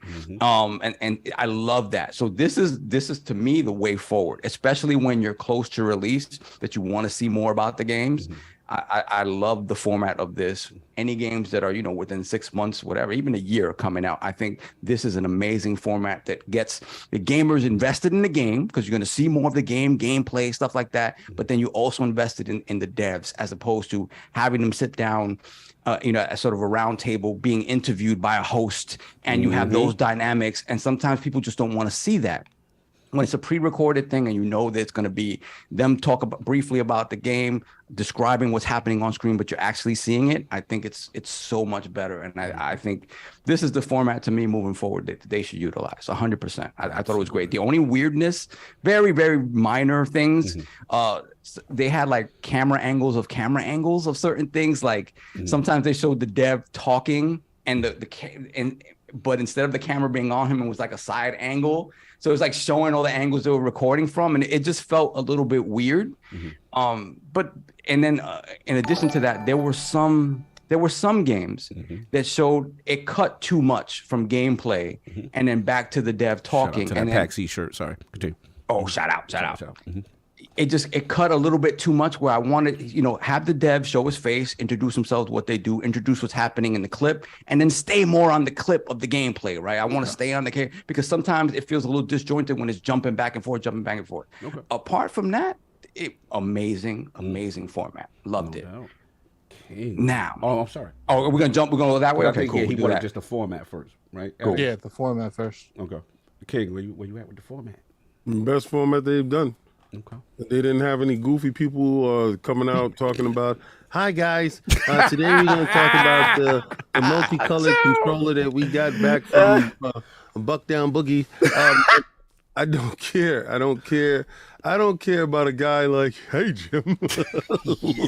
I don't care about none of that stuff, or how dope she is as a female gamer with a hip shirt on. I don't care about none of that. Show me the games. Show me the guys that made the games, because those are the only people I care about. I don't care about anything else. So I think the problem was, I think they could have done the influencer thing. It's just, I don't feel like they got the people that would resonate with us. I don't care who they get. I don't care because I don't care if they have Mr. Beast up there. I don't care Well, I mean, for you Mr. Beast ain't if you resonating didn't with make a us. game. I don't care. Yeah. If you're not up there peddling your wares, I don't care. All right. So show me what you've made, talk about it, and be proud about your game. Yeah. That's what I like. So I don't care about. I swear to God, I don't want to see controllers and dishes. I don't want to see none of that stuff. Save that. Save that for when you got a deeper dive and you need those personalities there with the dev asking interview type questions. Do that there. But when it comes to this format is the best format. We didn't have no high profile execs. I don't care for that. Phil wasn't even there. I don't want it. You know, I just really want to know what these dudes is working on, and I want them to be proud about their game. And so it's a 10 out of 10 for me when it comes to the format. Yeah. Oh, one thing I forgot to mention was I love the whiteboard graphics and stuff. Yeah. We always talk about how the devs are, you know, they brainstorming on the whiteboard or whatever. So I love that fact that it jumped from whiteboard to whiteboard. That was cool. I like that. Yeah, no, I'm with it. I don't, you know, on the stream, I kind of said the same thing. I look back at it again, you know, it was phenomenal. And from a format perspective, it was damn near perfect. I love the production values. I felt they really respected the devs. They had an energy like the devs coming out the tunnel. Yeah. I like how they did it from their studio locations. You know what I'm saying? Like we live at the Bethesda, you know what I'm saying? Like it gave you an energy like I felt in the building. Yeah, you could say for nitpick, maybe there's a slight overproduction, but I didn't mind it. You know, I didn't mind it. I really love the deep dive. I love the fact that, you know, the dev had his few minutes, but then on screen is just that game and his commentary behind it. That's what I've always wanted from Xbox, because it was just too much. Like King said, hey guys, and I don't want any of that. Like I didn't want any of that inside Xbox energy. This was perfect. I think from my understanding, they outsourced this. Whoever this company is, pay them. Continue to pay them, because they really did that, man. It was phenomenal. And I thought that the other thing that surprised me, and I said on the stream, was that if I would have even been okay if they would have done like their normal, Game Pass infomercial and on this month, I would have been okay. And they didn't even do that, right? And I thought, you know what? It was tasteful, because it was like it was already known to be expected. You know what you see in here is going to be in Game Pass. And the reason why I'm going to tell you why this was a 10 out of 10. For the people who don't understand it, the reason why is because, look, coming into this joint, I'm going to be 100 with you at it. Y'all know, like, I'm not really a Minecraft guy like that. You know what I'm saying? You know, Forza, I understand turn 10 them duels. We get it. But out of all of these games, and we'll get to HiFiRush, which is a surprise of the joint, probably I was looking for Forza for its release date and maybe Redfall because of Redfall interest. But overall, those games are probably not the games that Carl would check for. When the format is excellent is when you have me have interest in something I was kind of lukewarm on. And the way you show it, the way it was produced, I was like, you know what? Y'all did a good job. Because now I'm even interested. Okay, let me see what's going on with this game now because of how well y'all showed it. And that's the difference. Sometimes Xbox has great games, and then they don't do a great job of actually advertising it correctly. So, yeah, that's where I was at with it. But, Attic, I put your own question back on you. I feel like this particular one, they need to do this more often. You know, I like the fact that how it was, I like the production. I like how it was phrased. I like how they used the picture they promoted. It was putting the date under it and like using it to go from one, like transitioning from one to another. Like it's just like, look, like whoever did this, like, let's like Hawk said, I may like, be sign them incorrect. up. I may be incorrect if it said outsource. Whoever is responsible, y'all did a good job. Keep using them. Continue. And it's just, you know, nothing against, you know, the marketing and like Major Nelson and them. It's just, but I feel like this is going to get attention more of the people that's actually watching. Because I felt like the old thing was trying to go towards people that doesn't really game because it's cringeworthy. You know, they spent too long on certain subjects. But I feel like this particular one, you're going to get some people to watch these, but let's be real here. The majority of people watching these events is us. Our type of gamers, influencers, people who watch the influencers. You're you gotta get people like my brother watching this. You know what I'm saying? Like, so I like how they stopped trying to appease to these people. Like, you're gonna get through them with the trailers and word of mouth. That's the biggest one, word of mouth. And what I liked about this is after this format was done and it settled, I was like, I wonder what the internet's gonna say. Yeah, I was curious. Yeah, I went to Twitter, and besides the typical PlayStation does everything right, Xbox does everything wrong, everyone was co-signing this, and that's what I like. Like, and I went to the people that that are truly on both sides. PlayStation fans that like the Xbox brand, but they're just not happy with the Xbox brand right now. And even those people, I didn't see no like huge backlash or anything like that. For the most part, it was, if they did have issues with it, it was criticism. It was constructive criticism.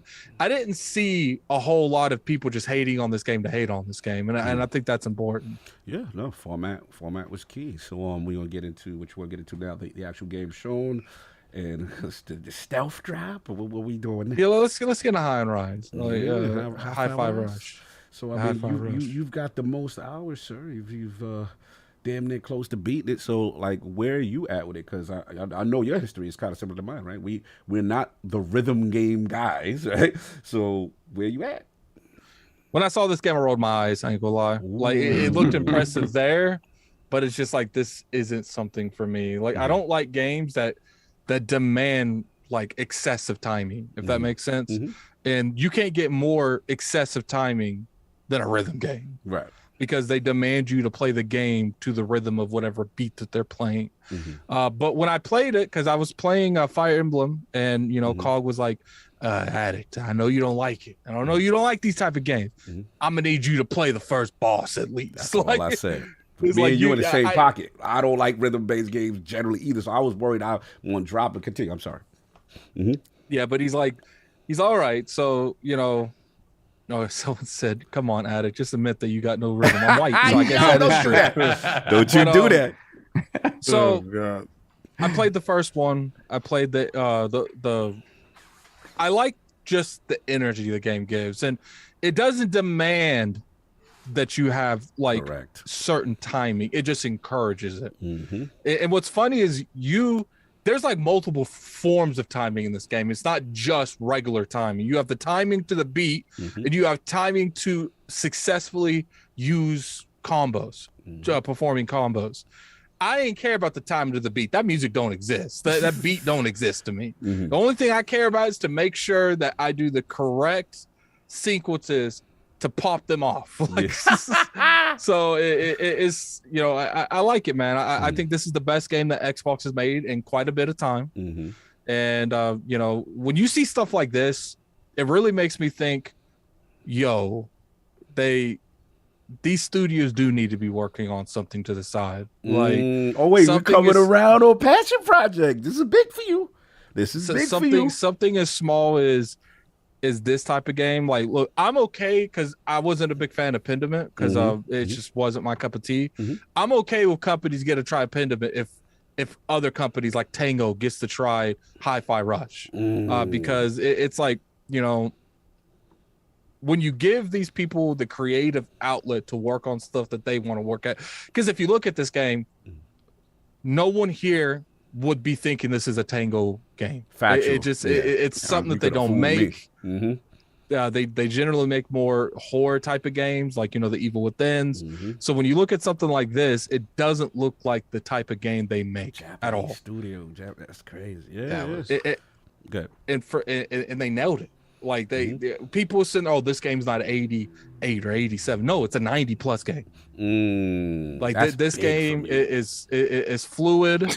This game has character. When you play this, no stage is alike. It's not like, I don't like clear room, go to room, clear room, go to room. It has that, but it's different. It's like one map you're trying to drain money from a certain individual. One map you're trying to do a lot of platforming. Like, and no one thing is the same. They change it up every stage. What about that art style? How you feeling that art style? Art style is good. What's funny is it's got cringeworthy dialogue, but it's intentional. It's not like Forspoken where they try to be a serious tone character. Like they want this dude to be cringeworthy because it adds to the story. So it's good. And, you know, not to mention, like, this might got some of the best boss fights I've seen in games in a while. Like, that's when I hit you. it's got From Software normally does 2-phase fights, sometimes 3, but most of the time 2, where you get them halfway and it changes up. These most of the time they change these fights up 3 to 4 times. Like you'll be sitting there, there's a character where you're fighting them, and then after you do enough damage, they pull like a metal rod off of the wall and they start electrocuting themselves to attack you with it. So it's like, I like when you change things up like that. And it's good, man. It's good. It's like I said, this is definitely the best game Microsoft has come out of their camp in the past couple years. Easily the past couple years. No doubt. Yeah, big one. Soft King wants to jump in next on Hi-Fi. Well, I will say that I haven't played it yet, but I'll give my initial reactions upon seeing it. And I'm kind of in the same boat as Addict. When I saw it, I rolled my eyes, but I rolled my eyes because I was like, oh man, here's a game. The PlayStation boys are gonna come for us. Hey, the cartoony Xbox games, never doing something like, you know, that's grounded and looks on the level. So I'm like, here we go. But I just immediately looking at it, I was like, oh no, here's the janitor's passion project. You know, you know, actually, let me say something real quick. So someone just put in the chat, these people should have made Battletoads. Like this kind of art style, and I feel like they could have took the gameplay in a good direction. It's just, I actually do feel like Tango was one of the lower echelons of There was Microsoft nothing Studios. wrong with Battletoads. Okay, let me continue. All this tapping for old dead franchise. And if you go back and look at that old dead franchise, it can't hold a candle to what the new one looks like. So all that nostalgia, you like the old one, go play the old one. There's nothing I don't like wrong the with old one either. Cut it out. Are you done? The old one sucks. But yeah, so when it comes to, like, I will say that Tango has become like a way more diverse studio now. To me, they definitely roll. Continue, 100%. So there, again, immediately I got like Bleeding Edge vibes. I was like, no, and I was like, no, please. And again, Bleeding Edge has its positive stuff. No.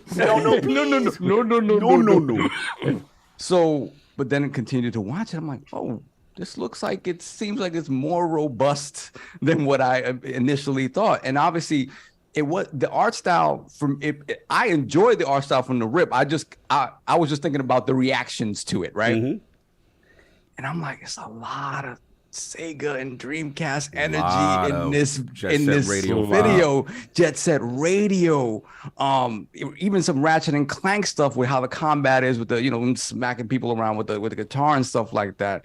And then when they said the rhythm aspect wasn't so tightly knit that you could just play the game if you want and you could have fun, or you could really follow the rhythm stuff and be rewarded for it. I was like, yes, they didn't lock people into penalize. Exactly. And so now the game is immediately appealing to a vast number of people who maybe don't like rhythm games. Everything about it, the shadow drop of it, the fact that nobody knew this was coming. Obviously, it got leaked a little bit earlier. But at the end of the day, I didn't even see that energy. I didn't even see the leak. Like I did like the day before, I think it was. But if you look at the stream when we said it, I was surprised that Tango was even there. If you remember, like I didn't even see the leaks at all. Yeah. So again, but both for the most part they held it close to the chest very well. Yeah. But to see the energy behind it, to see that being Xbox Japanese first party energy, I was like, wow, this is something. Cool. And for it to be received that way, I'm super excited to get down and play, because again, Sega Kid, it has all of that energy. That is the energy that I want from Japan. That is the type of energy where they bring a little bit of weird, they bring the anime style where it looks kind of like Spider-Verse a little bit. Yes.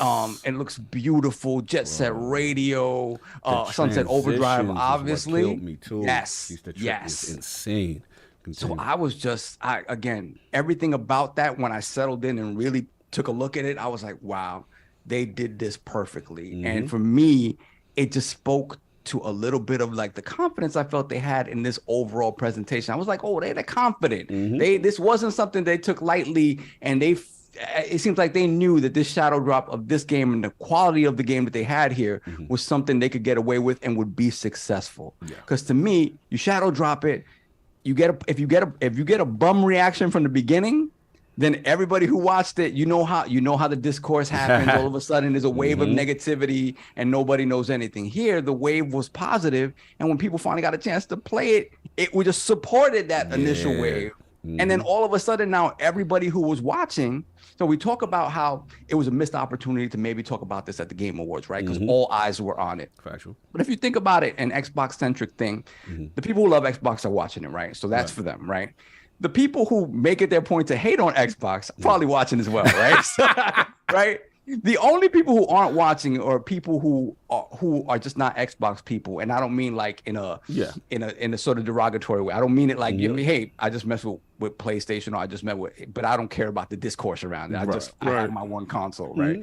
So there's no negativity around, why they would watch or wouldn't watch. So you got plenty of eyes on this, and then when the discourse around it is objectively, this is good. Like this is good. It's good to great. Yeah.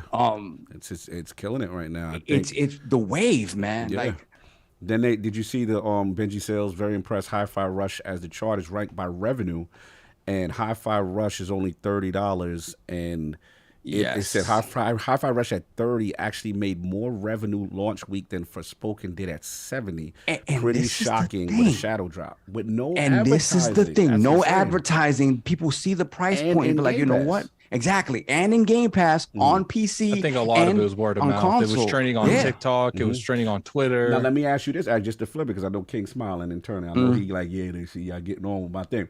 But the thing I was going to say is like, do you think us as gamers are getting it wrong with what they should be doing with advertising when they literally do a shadow drop, no advertising, the game ends up, playing phenomenal, the word of mouth gets out, and then they get the expected result tenfold. You know what I'm saying? Tenfold. Like, is it like marketing has changed now, and it's just the virality of how something can take off is really what's moving out here, as opposed to, you need to do a Super Bowl ad, or you need to do a whatever ad, right? When I worked at Dish Network, I sat in on a lot of because they would encourage their employees to sit on their advertising meetings and stuff. And I always did it because it got me off the phones. So,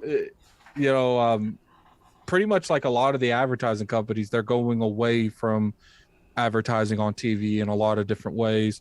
The only thing that they really advertise is like big shows, like what The Walking Dead used to be, which there's not even really those shows on cable television anymore. Like the majority of the big shows are on a streaming platform for the most part, and like something like the Super Bowl or the NBA games, or they didn't really talk about hockey, but I don't know anything about that. But I think people see their money better spent going to streamers, going to influencers, because they're targeting the audience that they generally think is going to buy their games.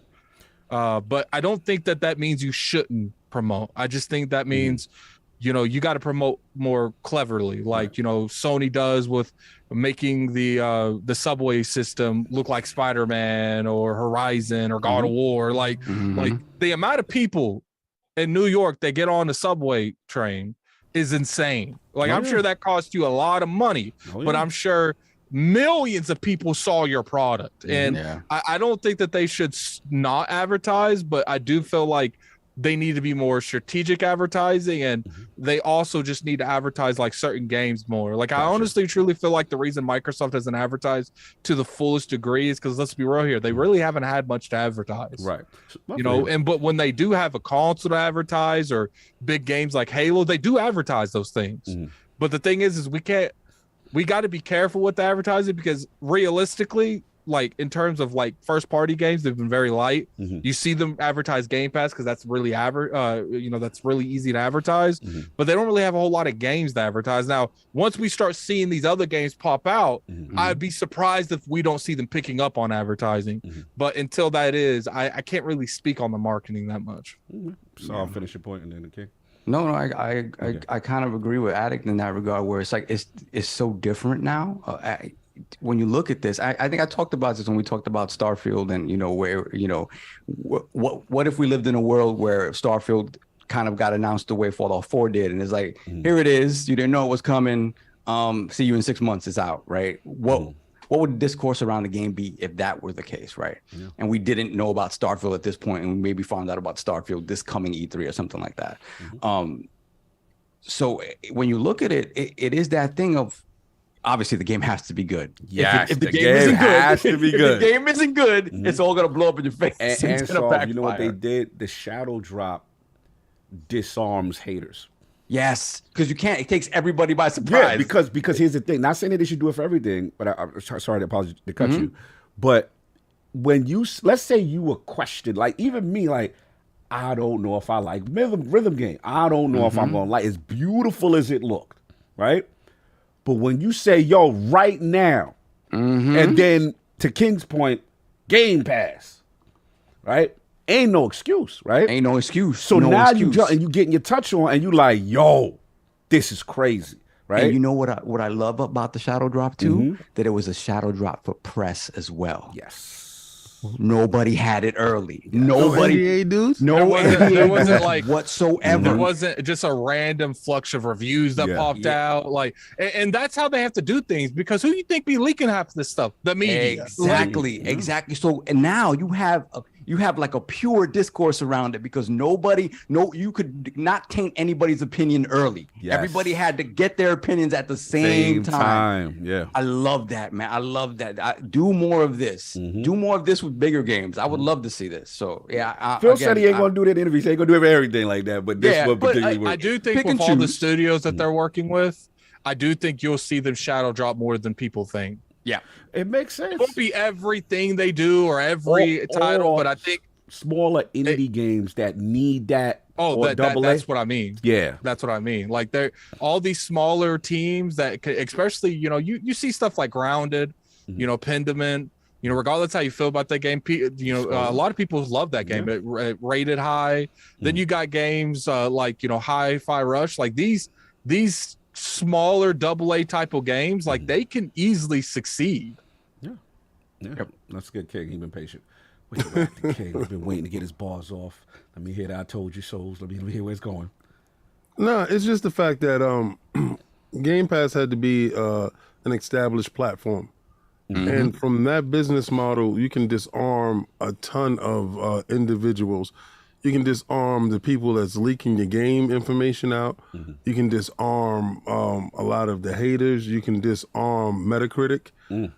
Because as much as you guys say that Metacritic doesn't formulate how you play your games, it's a large contingent that run with those numbers and play games based on numbers, because they think that a game that's in the 90s, more people plays it, so they're in with the in crowd, opposed to a game that got a 60. Because I'm pretty sure there's somebody out there that loves Forspoken. It's like, I don't know what the hell they talking about. This was worth every last bit of my $70, and that leads to the whole I don't like people to tell me how my food tastes, right? So when we're watching the show and that game pops up, first, you know somebody's passion project, right? And you say to yourself, please God, don't let it be Bleeding Edge. But see, Bleeding Edge wasn't a bad game. Not at all. The problems with Bleeding Edge was, I think it needed more time to cook. Because when it came to the personality of the game, the music of the game, the aesthetics of the game, everything looked perfect. It was just missing some gameplay elements that I thought that could take it to the next level. And if it had more time to cook in the cooker, it would have been so. But one of those games, it's one of those stories. So everything has to hit. In its rare occasion, this one game comes out and it hits because visually it's nostalgic. Audio wise, it had known bands, right? So you can play it in streamer mode. It's streamer mode. That's huge, yeah. Right. So they say, so you don't get monetized, demonetized. What we do is you can put in streamer mode and you can play all our original music opposed to playing copyrighted music. Dope. Huge. It plays well on an X and a Series S. Nobody's talking about that. That this game looks visually stunning on both platforms. Now, my initial thought process was, how is the traversal? Because Jet Set Radio traversal was you must keep going from surface to surface, surface to surface, grinding and keeping your momentum going. Sunset Overdrive is pretty much the same way, like to get around the city, and it's a free flowing thing. When I got to this game, it wasn't that. To my surprise, it was a platformer at heart. It was a regular beat 'em up platformer with different elements that they put in with a rhythm based tune to it. And the animations, the character, somebody said, I forgot who said that he reminds them of Peter Parker. He did remind me of the kid from Queens. Yeah. Just young, whimsical, jokesy. I like when the cat shows up and they actually bond. It was so many different things, and the world looks so alive. So many colors in everything's time moving where, to the beat too, like in the world. I like it. The place is jumping. So there's no reason. There's no reason for like somebody to see you having fun with it and then throw shade, right? I hear that, and I know that's a financial thing, right? But I'm here to tell you, Xbox has partnered with Samsung, LG, and you can play it on your phone. All you have to do is bend the knee and get Game Pass, right? And then for the $15, you can go and play one of the hottest games right now. So a lot of times people say I shield for Xbox. I don't get a check. But what I'm doing is I'm giving you an option and removing the barriers that you're putting in your own brain, because I saw some people capping on the show when it wasn't necessary, right? They did something good, give them their big ups, or don't say nothing at all. You don't gotta say anything. The game is good. Let's rock. Let's have a good time. And I like to see more streamers streaming. I really would like to see Addict playing this game, streaming it. Yeah. No, salute. Well said. Ain't got much to add, but it's like now I got to look at, like Addict said, I got to look at Tango different now. Yeah, way differently. You know what's crazy, Cog? This isn't even their primary team. Yep. That's why he said you do it. I listen. When we heard Tango was down, we like, yo, they got a Japanese studio. That's dope. We know them for, what is it, Evil Within, and obviously Shinju. He's the legend from Ghostwire. Shinji Mikami, obviously, like Resident Evil, the legend, right? So that's the pocket we got them in. You know what I'm saying? They come out, and not only this joint fire, like the polish of this game. That means it's like Guerrilla Games. They were sitting on this. They literally had this in tuck. During the Game Awards. You even during the Game Awards, they've been sitting on this game with all the slander they've been getting. No games, you have nothing in the tuck. And then it leads me to Phil's interview, because Phil says we already have stuff planned for now, and his Phil interview with IGN, and as well as the what you call it, the E3 quote unquote version of the showcase. So it's just interesting to me that they took that knowing they had stuff on tuck. Then the game comes out, and we just got to call it what it is. Like, you can say it may not be for you or whatever, but like the consensus is this is a great game. They broke the internet. We see the user scores. The Metacritic slowly coming up right now. We're seeing more reviews coming up. I think it's like an 88 or whatever right now. They're in the conversation. People are saying, yo, this is a vibe. Me personally, like, it was the reason why I enjoy the way they did this, the way they handled it, is because one of my major beefs with Xbox, you know how I feel about this all, where it's like, I get setting expectation, right? I get being realistic. But the difference between Nintendo and Sony and everybody else is that they know how to do the magic moment. When you go, oh my God, we didn't see this coming. Like, yo, that's crazy. You got grown men crying, oh my God, this is the Sony Joint of Dreams. Oh my God, Nintendo do so. Yo, smashed it, blah, blah, blah. That's what Xbox has always lacked to me. That flair. This is what I'm talking about. You sit there and we sitting there, we looking at the game. I'm like, yo, that look fire. Right, that look like Sunset, Jet Set Radio, and Brutal Legend had a baby, and this character looked fire. This whole the animation when they went from seamless cartoon anime to the game to the cinema, I'm like, yo, that's different. Then they like, yo, right? They could have told me end of the year, I'd have been good. Oh, we got okay, cool. You know what I'm saying? Fall is gonna be lit with this. They not go right now. Wait a second. Is it almost 1,000 people in there? I only got 400. Oh, wow. Please wipe we got that many share in it here? out. Chill, we got that many in here. What is going on? 930. Yeah, Oh, yeah, I got to hit the like let's button. go, Y'all not people. saving these endangered animals we trying to save We with got these the likes. platypus over in Indonesia that we got to save. He said the Indonesian. Listen, Little man. platypus needs our help. needs to be saved. Wild mongooses need help, and y'all not hitting the like button. What's going on? We dropping bars in here. Anyway, no, 936 of y'all not hit the like button. Thank you for hitting the like button. Thank you, sir. Thank you, So sir. look, and ladies, and so look, again, when you do that, that's that Nintendo Switch energy. That's that PlayStation energy when you go, wow, what a start to the year. This is a phenomenal Yo, start they to the started year. with Monster Hunter Rise, GoldenEye. Now, listen, yo, it's a doing it fantastic, crazy. it's a fantastic look. I just want to address, Phil's comments real quick about it, and he just said, glad that he mentioned Pentiment. He said, I see these games being a pair because of smaller projects from larger developers.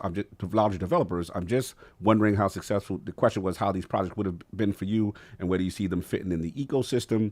And then pretty much he goes into saying like creating that creative outlet, gauging success. He's saying internally he loves to give the outlet to creators and opportunities. And see, this is the positive now about the hands, quote unquote, the hands off, so to speak, because you allow them to create what they want to create. And we had Gene Park on when he interviewed Neil Druckmann, and Neil Druckmann said this with Naughty Dog. He's like, one of the best things as a developer, you come with some of your best things when you are actually passionate and allowed to make what you want. When sometimes you're shoveled or boxed in to just being formulaic. Like when we had Jason Rubin on, right?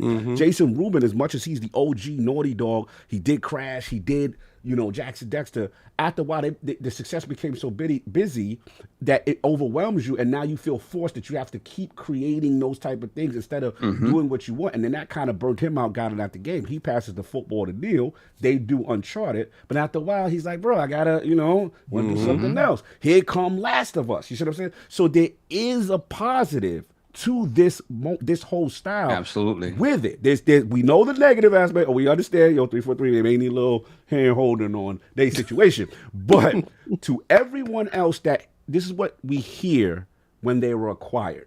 We love that we have this opportunity. You know what I'm saying? And we have the resources. Who knows? People say, I hear the other counter, well, this game existed before, and it's not like they should get credit, but it may not have come out because they wouldn't have had the financial backing to support it and get it out. So that's the thing you got to look at. The thing about acquisition, the positive about it, in this case. God. Yeah, let's go. This is the only place that these dudes get to do this when it comes to Xbox. I get that. Only place they get to say, oh, well, that game don't count as an Xbox game that's because they was purist talk. doing that before. I feel you. I don't get into the purist talk. Yeah, once I buy you mine. When it come out and where it come out is all that matters. The finished product is all that matters. All that purity, you wasn't back there in 88. It doesn't matter. No one cares. Because guess what? When the game come out and you playing it, you're having fun. You're not sitting there looking at the release timing window of the first dev kit. You don't care about that. So that's the people who is looking for excuses. I can't enjoy myself. Yeah, to take away joy from other Microsoft people. Studio. That's all that is. Let's keep it a buck. No one's sitting there looking at that stuff. So at the end of the day, great job. Phenomenal job the way they handled it. Phenomenal job. Tango done got up through the rises. Like, this is amazing. And I can't wait to see what they got next. You see the smile on their faces? Oh, they were happy. I'm going to say this. I don't think everything should be a shadow drop for them. I think they should be very selective with it because I don't know if it's going to work for everything. I want them to shadow drop Starfield, though. This is a shot to all, but I had to say that. But yeah, that's all I got. Unless Attic want to talk about the Phil. Anybody talked about the Phil interview? Any comments on that? Yeah, I watched it. Yeah. You know, one thing I will say is Phil's always been humble when it comes to stuff, but when you come out there and say, yo, you know, to a point, I can understand the criticism for 2022. We should have done better. We will do better. Clearly, he said stuff like this before, but it's like he could have easily just PR'd away on that question. But, you know, he took ownership of the issue that's going on. He's like, look, like, you guys called it out, and, you know, we'll do better. We should have had more games, but, you know, it is what it is. And that's why we're starting this year off to a bang. Like, it's like, last year, they could easily have shown HiFiRush at the Video Game Awards. They could have easily been part of another show, but they wanted to start 2023 on their terms and not other people's terms. Absolutely. So, have any comments on the Phil interview? I don't know if you caught any of it. Yeah, definitely. I just, you know, to me, like Attic said, to me, I always like when you sit down and own up to the things that you've seen in the community. Yeah, he said it was on him. It's on him, right? He took that. As any good boss should do. You know, you generally say that, you know, crap rolls downhill. But when you have a boss that says, no, it's on me, even if every single detail is not on him, that's what you want. That's what you want, to sort of shield your teams from all of that sort of scrutiny and put it all on you. So to me, this is something that we know Phil for that. You know, Phil is always going to be that dude. And acknowledging the fact that, hey, you know, last year was light. There's no two ways about it. It was light in games that can be compared 1-to-1 to our competitors, right? You know, things like Pentiment and stuff like that. All of those things are wonderful games, but they're not going to be for everybody. And you need those games to sort of stand toe to toe. And then you got to give him credit, Microsoft credit too, because 9 times out of 10, because we've done interviews like this, Phil had an idea of what the questions he was going to get. And he didn't tell IGN, no, you can't ask me about 2022. No, you can't ask me about Halo Infinite. You just seen the streets? They on fire. We ain't talking about that. Oh, you want to talk about Last of Us? We ain't talking about that either. He's like, hit me. Like, because I guarantee you a lot of other people in the industry will be like, we ain't talking about that. We gonna talk about these 4 things that I want us to talk about, and we're going out the back then. But no, they let that, and you know, she had some good tough questions. Yeah, they asked questions. Yeah, no, Cat Bailey is serious. And don't get it twisted. Microsoft could have easily have influenced that meeting the way they would have wanted to do, but they didn't. Yeah. And then obviously, you know, having to take the hard questions about 343 and Halo, right?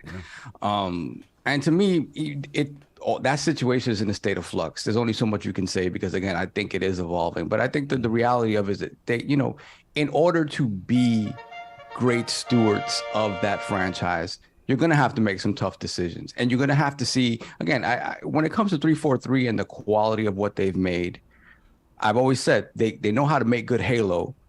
Apart from Infinite, generally, they've never been able to put it all together in one product. Where in Infinite, they did. It's just that the product that they enveloped it in requires more, right? Requires more because of the type of product that Infinite is supposed to be. But if you look at Infinite in a silo, and you say, okay, take up all the free to play stuff, and it's just a regular Halo game as we've expected it, it's pretty damn good, right? We're just a little bit short on maybe maps and stuff like that, single player content, stuff that we've seen in the past. But as a whole, it is a good product through and through. So, he indicated that some way, shape, or form 343 is going to be involved in the future of Halo. What that becomes, I don't think any of them really know yet. It's just going to be a matter of them sitting down and figuring out what the best course of action is for Halo on a lot of different fronts. So the fact that he was able to address it as best he could and indicate that, there's still more to do there. I just like interviews like that because, again, it's stuff that we don't get from Nintendo. We don't get it from Sony. I love to hear somebody talk about their business, man. And I loved it back in the day when Sean Layden would talk about it, when Jack Trent would talk about it. Because, again, you want to see gaming is unlike a lot of hobbies in that it's so mainstream now. You need personalities in order to interface with the fans of it. I don't understand this going the other direction for Nintendo and for Sony. I really don't. But whatever, that's what they've chosen to do. I love that Microsoft does this. I love that they've said, you know what, we're going to be as transparent as we possibly can be without giving away everything that we're doing. And we're going to go from there. We're going to take the lumps. We're going to take them. We're going to step on a rake every now and again because they're going to do it. But at the very least, we feel we're being as honest as we can be with our base, and we're doing our best to try to get these games out. It doesn't behoove us to let you know every stumble that happens in development because it just creates negative discourse that doesn't need to be there. And I think they're learning that more and more. So. Yeah, I like this. I like the interview. I like the fact that Kat Bailey was going to go in there and kind of ask the tough questions. She's been in the industry a long time, and so I thought it was good. Are we going to talk about the rest of the show? Yeah. You can get your bars off on that real quick. I mean, so real quick, the rest of the show, right? Again, Minecraft Legends isn't necessarily for me, but again, like I know that's going to do so well. Yes, and I think the biggest thing is that everything they showed here is of quality. Yes. Everything they showed here is of quality, and it's going to do well in its own spaces.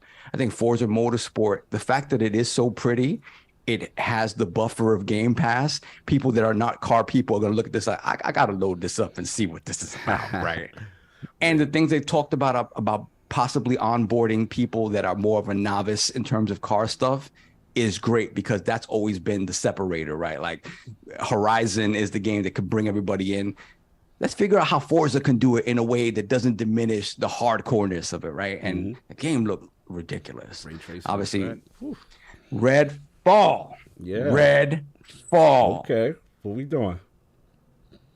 To me, everything that I was hoping from the stuff we had heard about before, they showed a decent amount of it. I think the power stuff that I'm used to seeing in immersive sim games, they're going to show more of that in terms of, skill trees and stuff like that. They're not going to show all of that. So that's something you're going to really have to get from playing the game, advancing those skill trees and seeing what powers you get and how you can interact with the world with them. I wasn't, the loot stuff and the shooting stuff, I know they made that because this is the type of game it is. Right. But that sort of stuff doesn't interest me as much as the manipulation and the powers and how you utilize those in order to create sort of these gameplay experiences that you can't find in any other sort of game. But I was super impressed with the way the game looks, the atmosphere of it, the art style. Everything that I've seen so far is, to me, what I would like to see in the evolution of an immersive sim game and an arcane game. I know Maddie's still on the fence, but I'm excited for that. And then the other stuff that I don't play, obviously Elder Scrolls Online, that's going to be huge, man. And like King said, they took that, they announced it very surface level. They let everybody know, hey, if you haven't played, you can play everything now for free. And then he said, stick around if you want to see the deep dive into what Necrom is and this, that, and the other. So again, I thought it was great. Now, in terms of speculation about dates and this, that, and the other, this is what I feel. And you're going to be mad at me, Carl. What are we doing? You're going to be mad at me because I'm going to have to pull away a little bit from Soft Talk Sunday. What are we doing? I will say this. We talked a little bit about how the confidence that it seemed that they felt in what they were showing off with the HiFiRush sort of shadow drop with the quality of the stuff that they were showing. Like they feel good about what's going on, right? and they seem to now are beginning to understand the power of the ish moment, right? So I started thinking, I'm like, they didn't give the date for this Starfield. They didn't give the date for this Starfield event. What if they're like, oh, Minecraft Legends April, but it's April. That's late, man. I expected that early. That cadence feels weird to me. So I started thinking, I'm like, you know what? It could well be that they're on some, we're gonna give them another mic drop moment. Oh, April's too late. Starfield late February, March. March. You on the March train? Yeah, okay. February, March. Okay. Here you go. It just because of the vibe I got from this, just because of the vibe that I got from this, I'm like, yo, they feel they're ready, and they knew the power of that shadow drop and the mic drop moment of, here's this game, it's a quality game, it's a robust game, it's not this tiny game. and you can play it now. They saw the power of that going into that. For them to be like, I could see them being like, you know what? It's ready for March. Give time to This. Okay. Hey, this coming week we get the date. The date is sometime in February. And he's like, yeah, and in March, let's go. So I'm sorry, God, but I got to push a little bit away from Soft Talk, son. I got to join King here. Okay, Gangsta List Sunday. Okay, because it just, I liked the energy from them. I liked the confidence they showed. Another one into the fold. I really did. Like if the stuff they had showed had been a little bit suspect, and that's kind of why I feel like I wasn't necessarily off put by the lack of Forza Your heart was pumping Kool-Aid before. Yeah. I wasn't off put. I was like, I don't know, man. There's something here. So again, it could very well still be, at the end of the year, whatever the deal is. But not that COG wants it. Not that COG is saying it must. Exactly. Come on, so just be clear. I'm eliminating my ability. Hey, I said take your time. Man. Hey, take your time. Hey, man. Take your time. Don't come with these imaginary dates. Mama used to say, take your time, young man. Yeah, but again, I'm liking the energy. I'm liking the confidence. It takes some confidence to put out a game that's that stylized, and have faith that it's going to do well and not backfire and blow up in your face. Who did that for you? And I like that. I like that. And I'm roll with King. I'm a flip flop. I'm sorry. I got Game prisoner of the moment song. Come home. Tango Gang did that for me, King. Tango. This is what Tango does now. Got their chest out. I got. No, it wasn't just Tango. It was everything else. But it was that. But that really. See, this is what they be talking about. When your heart don't pump Kool-Aid and you believe.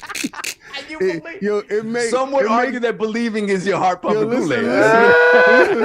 He admitted that his heart was pumping Kool-Aid before that. So he admitted it. So now that we got that washed out of his blood, I gave him a blood transfusion. He's good now. But he here. And what I like is, when they turn around, and every now and then I feel a little. they gotta walk away from that comment. Say, I don't believe that no more. So if it so happens that the game does get delayed, I have no right to say anything. That's right. I'm a fraud. I'm a fraud. I'll be ready for y'all. Continue.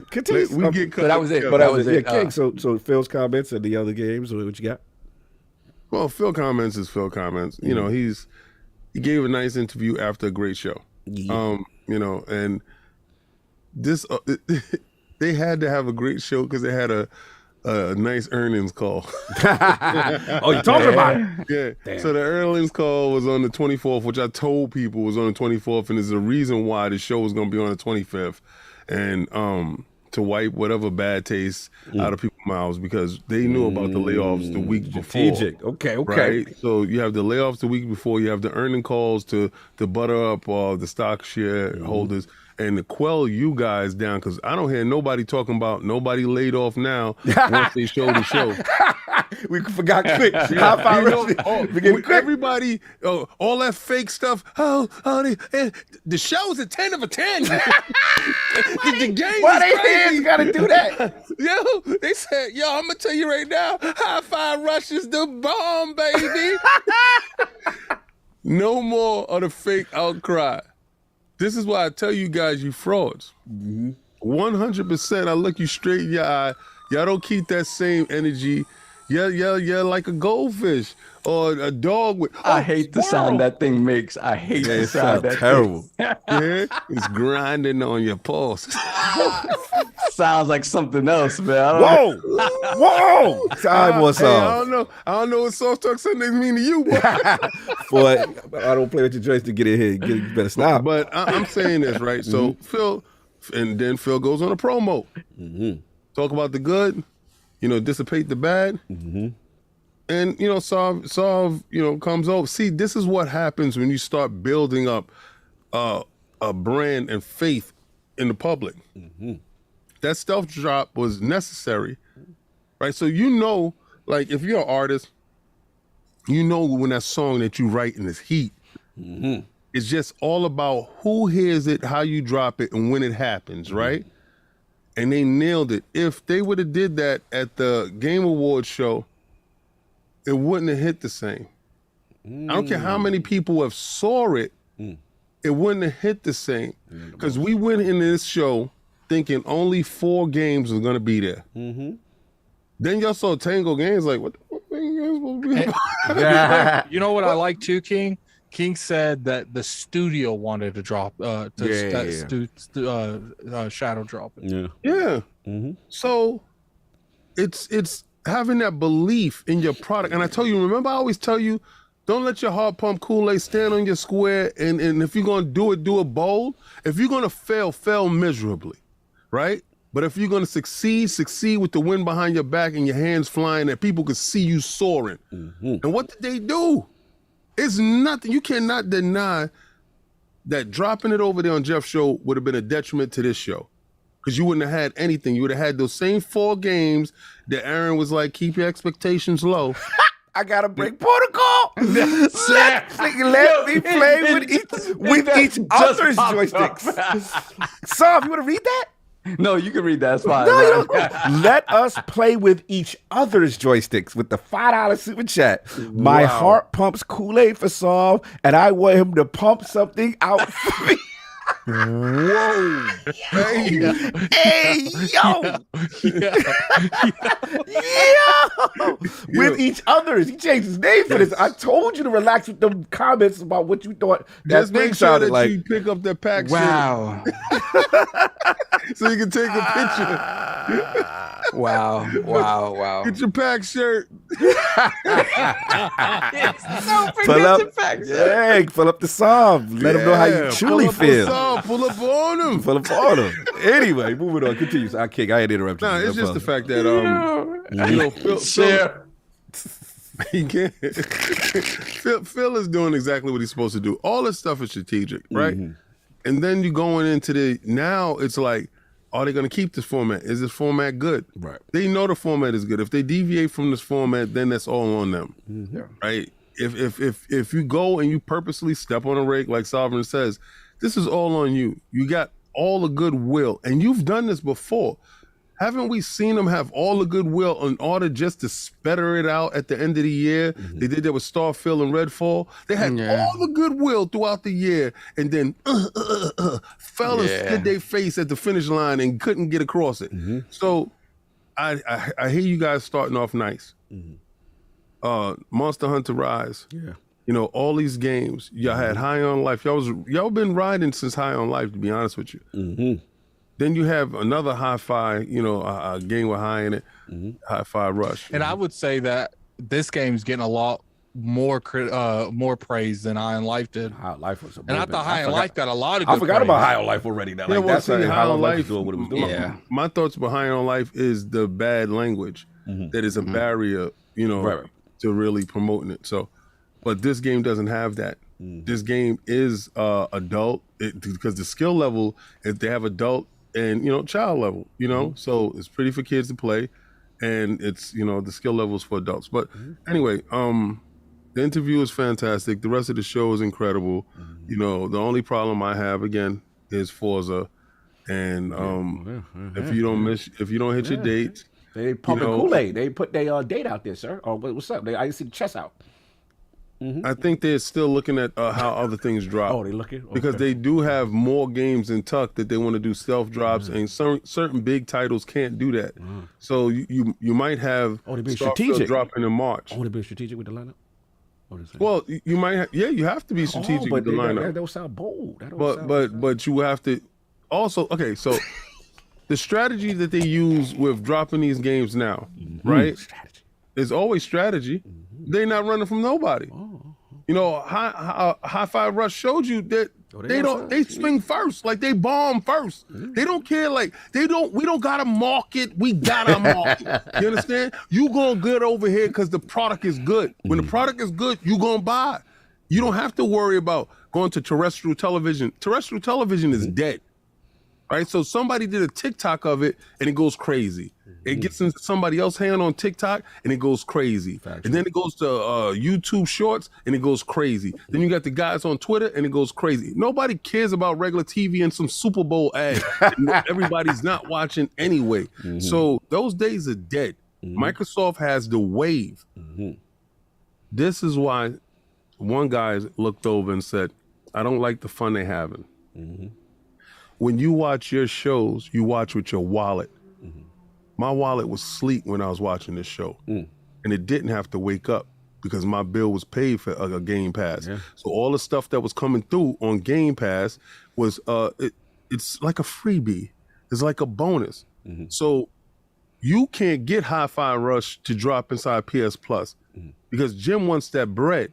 Until those philosophies change, that's when the hater change. So when on your side y'all have the same fun, because you're not having fun. You're looking over like, why is not happening here? But you're not vocalizing it in that manner. You're vocalizing it as hate. But really it's self-hate because it's really, you hate your platform for not doing what the other platform is doing. And so you have to say, oh, that doesn't look good, or Game Pass is a cancer to all games. But if Sony was doing it on their side, it will be a boom for the industry. There is another win for Sony. It's all financially based for the hate. Look over there, see how it could be done. Vocalize your hate outwardly towards Sony and let them know. Stop going over there talking about we don't got games and Microsoft is doing this, that, and the third. Stop snitching and start getting those games inside Game Pass. I mean, inside PlayStation Plus. Can't get spoken.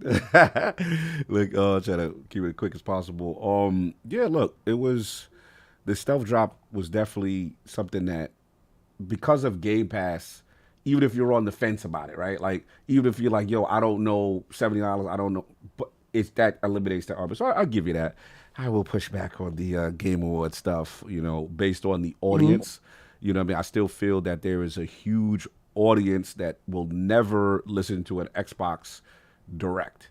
And if you have it on the biggest platform, look, overall it was the right call. I'm with y'all that the right call was to probably make your show pop it, like Attic has always said, and to do it. I still just wish they would have showed something at the Game Awards. Sea of Thieves update, something, like something small. Based on the year that they had in 2022, I am not forgiving them for that. That's just me where I'm at. But in hindsight, and you look at this now, yes, this was phenomenal. I'm not going to take away any of that. I will say it definitely does help when the game is quality. And when the game is great and polished. It's good. It's really good. It makes it different. And that's what I always tell people. Like, at the end of the day, that's why y'all call it soft talk or whatever y'all call it. I'm calling it quality talk now. Because when it's quality, man, it just, you see it. Look at the talk. People are like, yo, this is a potential game of the year. Notice when the game hits, everyone shuts up. Yeah, that's what I tell people. That's why all the delay stuff does not bother me, because I see what this does. The good games shut people up. They got nothing else to say but make excuses or, oh, I don't like it or whatever. But if the masses accept it, it's going to be on your timeline in your face, annoying you that everyone else is having fun except you. So that's just where I look at it. Yeah.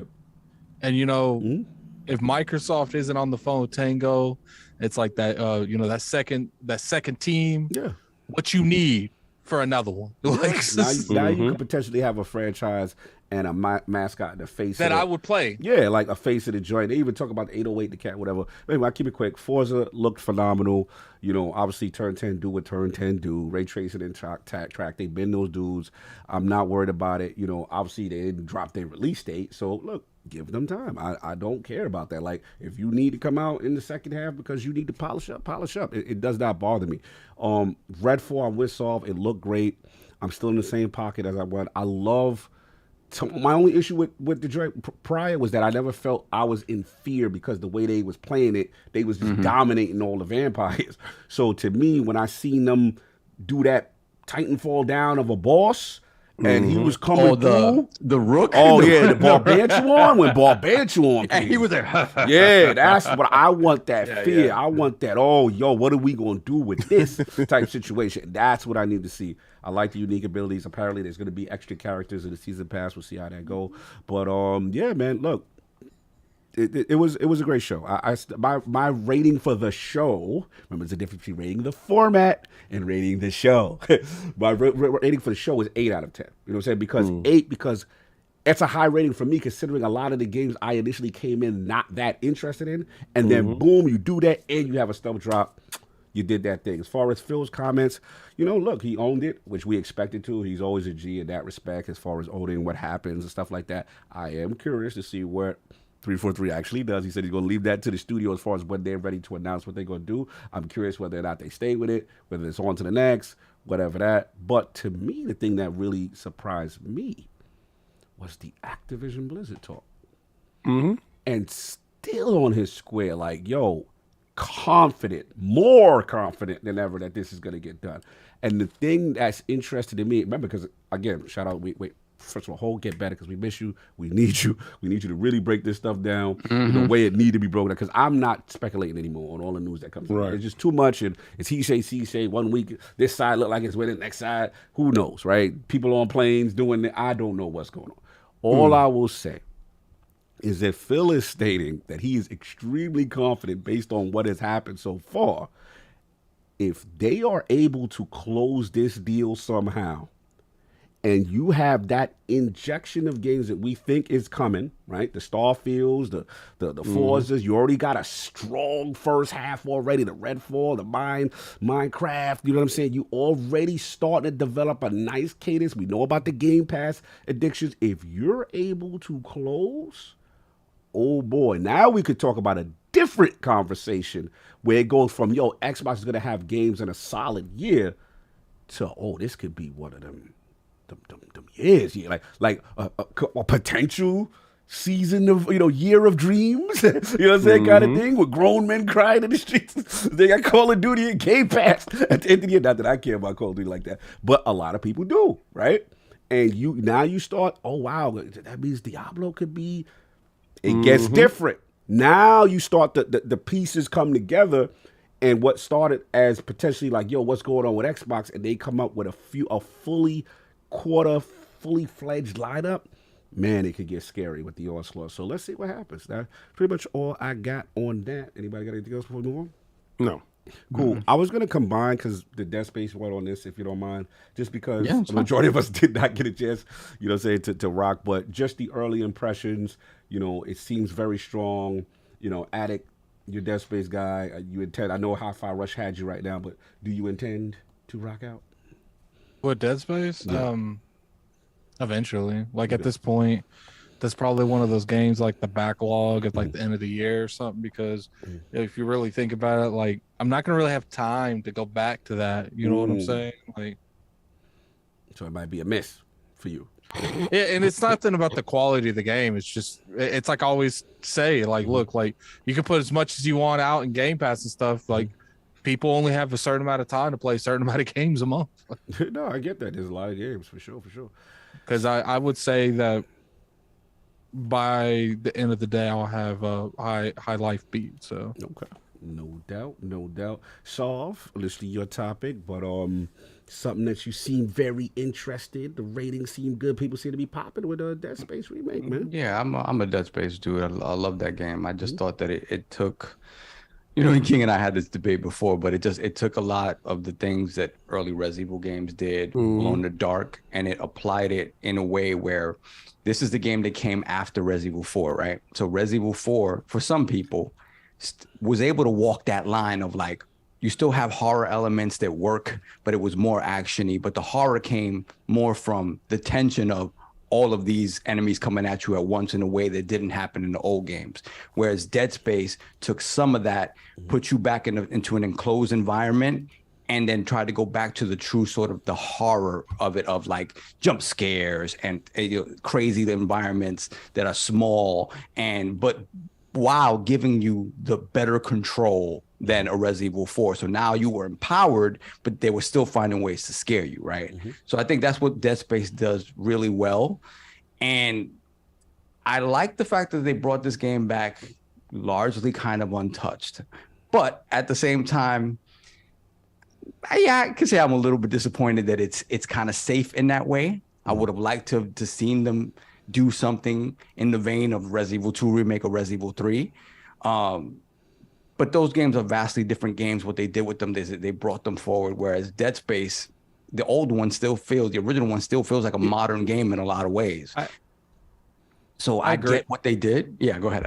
I was gonna say I agree with you on, they could have made they did make changes to a point. I was told they made it a little bit more open world in a way where it's not like think of like the From Software games where it in sense it's an open world for the most part because they create shortcuts that take you back to previous sections. Like, Dead Space used to be like a corridor to corridor kind of thing where you do chapter 1, it takes you to chapter 2, and you can't really go back to chapter 1. But the way it's been described to me is like they've kind of opened it up there, and now you get to a certain part of the game and you can go back to previous parts of the map. So I think that I'm okay with this because it's going to encourage older fans to play. It's brought it to a place where I would say it's definitely meeting standards of gaming today. Right. So you could play it now, and then with that much, maybe you could start a Dead Space 4 with a Dead Space 2 remake at the same time. Exactly. Because you clearly see that there is interest. If it sells well, that they could easily make their money back just off Dead Space 2. Yeah. And that's what I'm about. It's like, bring this game back in a good way to show people it's still around, but also give us something that isn't the same. Like, that's why I said like a Dead Space 4, or do what you want. Like, if you want to redo it or something, or use Isaac as a character, but it's not Dead Space. I don't know, but yeah, I think if you want to bring the IP back, make it relevant to the people who loved it in the past, and then make it appealing to somebody who's never played it before, this is the way you do it, because the game is beautiful. The game is beautiful, and what they've done to change it up for old players is that what they have now is like an AI director or a horror director, which basically, if you played this game a lot of times, you kind of know where the closets are, the monster closets are, and the jump scares are. So they have something that changes that and changes the intensity of the amount of like enemies that'll pop up in certain areas where you think a certain enemy is going to pop up, it won't happen. So it changes it up in that way to sort of change the experience. It also is very dependent on atmosphere and ambiance, like the sounds and the sound and the sort of the sound direction of the game is super important to it making you feel scared. And from what I've seen of this, they've done an excellent job of even making that a bigger deal in this version of the game. So to me, is it quote unquote safe in some ways? Absolutely. But I do think it is a good way to hopefully reintroduce it to people that loved it in the past and to people who may want to move forward. Because I would like to see them move forward. Dead Space. It's been dead for too long. So I like this. But again, it is not. It is not on the caliber of a Resident Evil 2 remake. Okay. Kind of even what, and again, that's not to disparage it at all, but again, that level of remake of taking it, taking technically what it is and sort of turning it into something else completely while sort of staying true to what it was. This isn't really that. This is more of a direct sort of remake. No doubt. It seems like some people wanted that. People really seem to be positive with the impressions as far as getting. So is it a remake or a remaster? What? No. It's built from the ground up. It's definitely built from the ground up completely. Yeah, like when you look at it, it's remade. But they don't deviate a lot from the beats of the original game story wise and stuff like that. Again, they do certain stuff like Addict said to expand upon it. Right. But it's not a beat for beat remake like what they call The Last of Us Part 1, which is more beat for beat. It just feels a little more cinematic and it's prettier. This expands a little bit upon that, especially with the options like I talked about, how to change up the AI and stuff like that. But built from the ground up graphically, like if you're able to implement like ray tracing and all this stuff in this game, it's a gorgeous game. Like it is very much a modern game. Oh, okay. I'm sorry. Go ahead. I think you can argue that we have Capcom and Square Enix for Dead Space. I feel like the success of Final Fantasy VII Remake and Resident Evil 2 was such enough where these other companies saw was like, look, like people will show up to the store in masses to buy these type of games, but we got to do it right. We can't just do it half and then expect people to show up. Like we got to actually rebuild these games. Yeah. Yeah. King, would there be anything you'd be interested in Dead Space at all? Well, the thing with it is, I brought 1 and 2 before. Never finished them. So Really? Yeah, really. Okay. There's always something that comes out. Okay. So right now, this comes out, and guess what? Hi-Fi comes out. It's always something, and it's like, okay, I'll get to it. Before, back in the days, when you don't really pay it any mind, you get into this cult-like habit of, I got to get it first. I got to get it that day. Like you have to pick it up that time. Yep. To be part of some group, some fake group. Nobody cares, bro. If you copped or not. We are selfish as gamers. Yep. I'm playing what I want to play first. I don't care. I'm playing my stuff. I don't care if you went to the store and did whatever. That's your business. Right? For sure. It's my system. I put in what I want. So continue. Again, if we wait and we're patient with things, especially right now in this economy, how it's going, game will drop in price and you'll pick it up when you have the time. A lot of times what happens is I get these games when they're on sale now. Like I'll see them in the store and I'm like, oh, they got an 80% off on that game, like Phoenix Rising. I was like, yo, I wanted to play that. But when it came out around a time where it was so many other things I was playing. Then I jumped into Elden Ring and wiped that game away. So now it's just, it fell at the wrong time. It's not something that I'm going to prioritize over anything else at this moment. And probably I can double back and get it. Probably it'll be released in a PlayStation Plus service. I can check it out. Or probably it'll come to Xbox service and I can check it out. But other than that, nah. I'm not nothing I'm running out for. I'm not one of those Dead Space heads. Yeah, no, look, I mean, this was, I always judge the quality of it by, like, I look at Maddie. Like, Maddie's such a Dead Space guy. And he was worried initially that EA Motive had it. He was just like, yo, I don't know if they're going to keep it true. They're going to do X, Y, Z. Then it was like a controversy when the face picture came out. And your man was looking like Peter Parker. So the funny thing is that the voice actor, right, that they brought back, because Isaac didn't speak in the original first game. He did speak in 2 and 3. They decided to add speech to the remake of the first one now. And what they did was the voice actor is playing the role now, but it's off-putting because the face looks totally different to what the original one was. And you barely saw the original one. He put on the mask, and even in this one, I think it's the same thing. You don't see it, but when you do see it, you're like, that's not Isaac. But they was like, thankfully, it's not a lot of scenes with that or whatever. Yeah. So look, they did that. I'm hearing extremely positive to the point where like people like, yo, we need Dead Space 2 because a lot of people have loved Dead Space 2 as their first one. A lot of people think that's the best one. Yeah. So now it's like, including my brother. It's literally could be a cash grab. I want to give EA this though before I finish. We got to give EA some flowers that they've been in their bag lately with the single player and the quality game stuff. Like I know you could probably thank Vince for that too. Yeah, Vince and the crew. Like they literally, you got that. Obviously, you got the Jedi joint. You know what I'm saying? Like. They're getting into a pocket. Obviously, your man, what's his name, Joseph Fares, in his games. You know what I'm saying? It Takes Two. I gotta be. Yeah, I was checking the score, I know, but they're getting over you on the chat. But at the end of the day, it was just like, yo, like, that is really impressive that they are allowing these things. You know what I'm saying? That kind of thing. And look, like that space is going to be in their bag. But that's all I got on that. Yeah, and it seems like they're keeping their hands out of the development process. That's why, like, I'm okay with them sticking true to the script and not deviating too much, because every time we give these people, okay, switch things a little bit, but not too much. They're like, oh, they say switch things a lot. Let's do it. Yeah. I'm just glad Motive is getting to finally finish a game. And then obviously, and they're working. Somebody got the Al Daddy, somebody got the Old Daddy, and somebody got the Go Buck Up Over. They got two. They got two of them joints. They got the pack. Oh, they copping. There we go. Oh, that person coming to packs. That coming. Okay, salute. You already know. What away, Dragon? What up, bro? I see you in there. Yeah. Salute.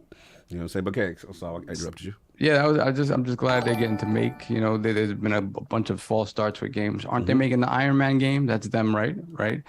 So, yes. Yeah, it just seems like EA is finally realizing once again that hey, single player games matter. Yeah. let's do that. Damn, So they copping, man. They got the Phil Dominance. Somebody got the Unity joint. Ooh, Nice. yo, they going crazy. Pull up on me. yep, that's it. So Cool. let's see. That's what I Ooh, got. that green Unity looks nice, though. I like the way that green. Yeah, the green little joint look fire. Yeah. No doubt. So look, we got that. So you want to get the super chat off? Yeah, we got a couple. We have a couple. Oh, that was Volga's Krieg that brought those, no doubt. Forgot to put his name up. Salute, bro. Salute. So we You got already know.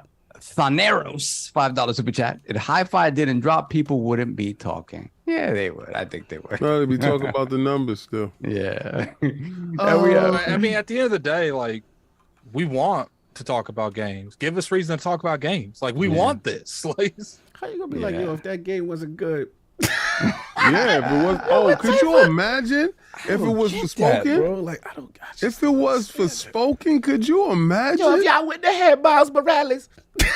Like, where they do that at? Who gets mad that people excited? Gamers, we gotta stop. That's goofy energy. We gotta stop, y'all. You cannot get mad when people are excited about something. That's a reflection on you. You got hate in your heart. You got that much hate in your heart that you mad someone is enjoying something. It wouldn't have been. You guys They got popping off. Spider-Man on now. Who It's a the 95. fuck they do that at? It's goofy. I'm sorry. Stop smiling with your Stop controller. being happy, smiling. yo. Stop smiling. You're doing too much. Where we do that at?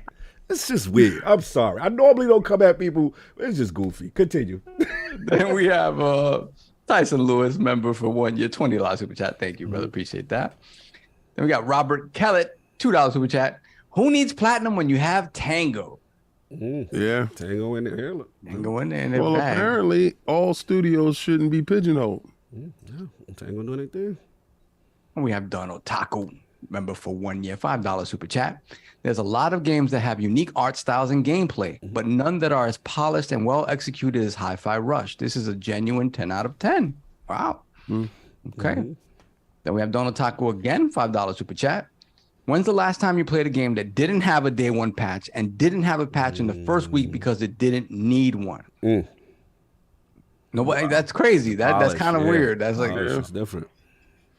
We have Lord Roughness, $5 super chat. Sony trying to stop the Activision purchase. They need to be worried about the Bethesda purchase. HiFiRush, Redfall, Starfield are the real deal. That's why they did. and what's crazy is, like, this isn't Elder Scrolls 6. This isn't Evil Within 3 or whatever else Tango Studio is working on. This isn't ID or it or whatever they like to call themselves. This isn't Wolfenstein's team, Machine Games. Like they haven't even, their best studios haven't even released nothing yet. Yeah. Impressive. Yep. And we have Romello, $20 super chat. Usually a lurker or watcher of the show during the week, but wanted to show my appreciation for what you guys do. Cheers. Thank you, brother. Blessings. Salute. Much love. Thank you.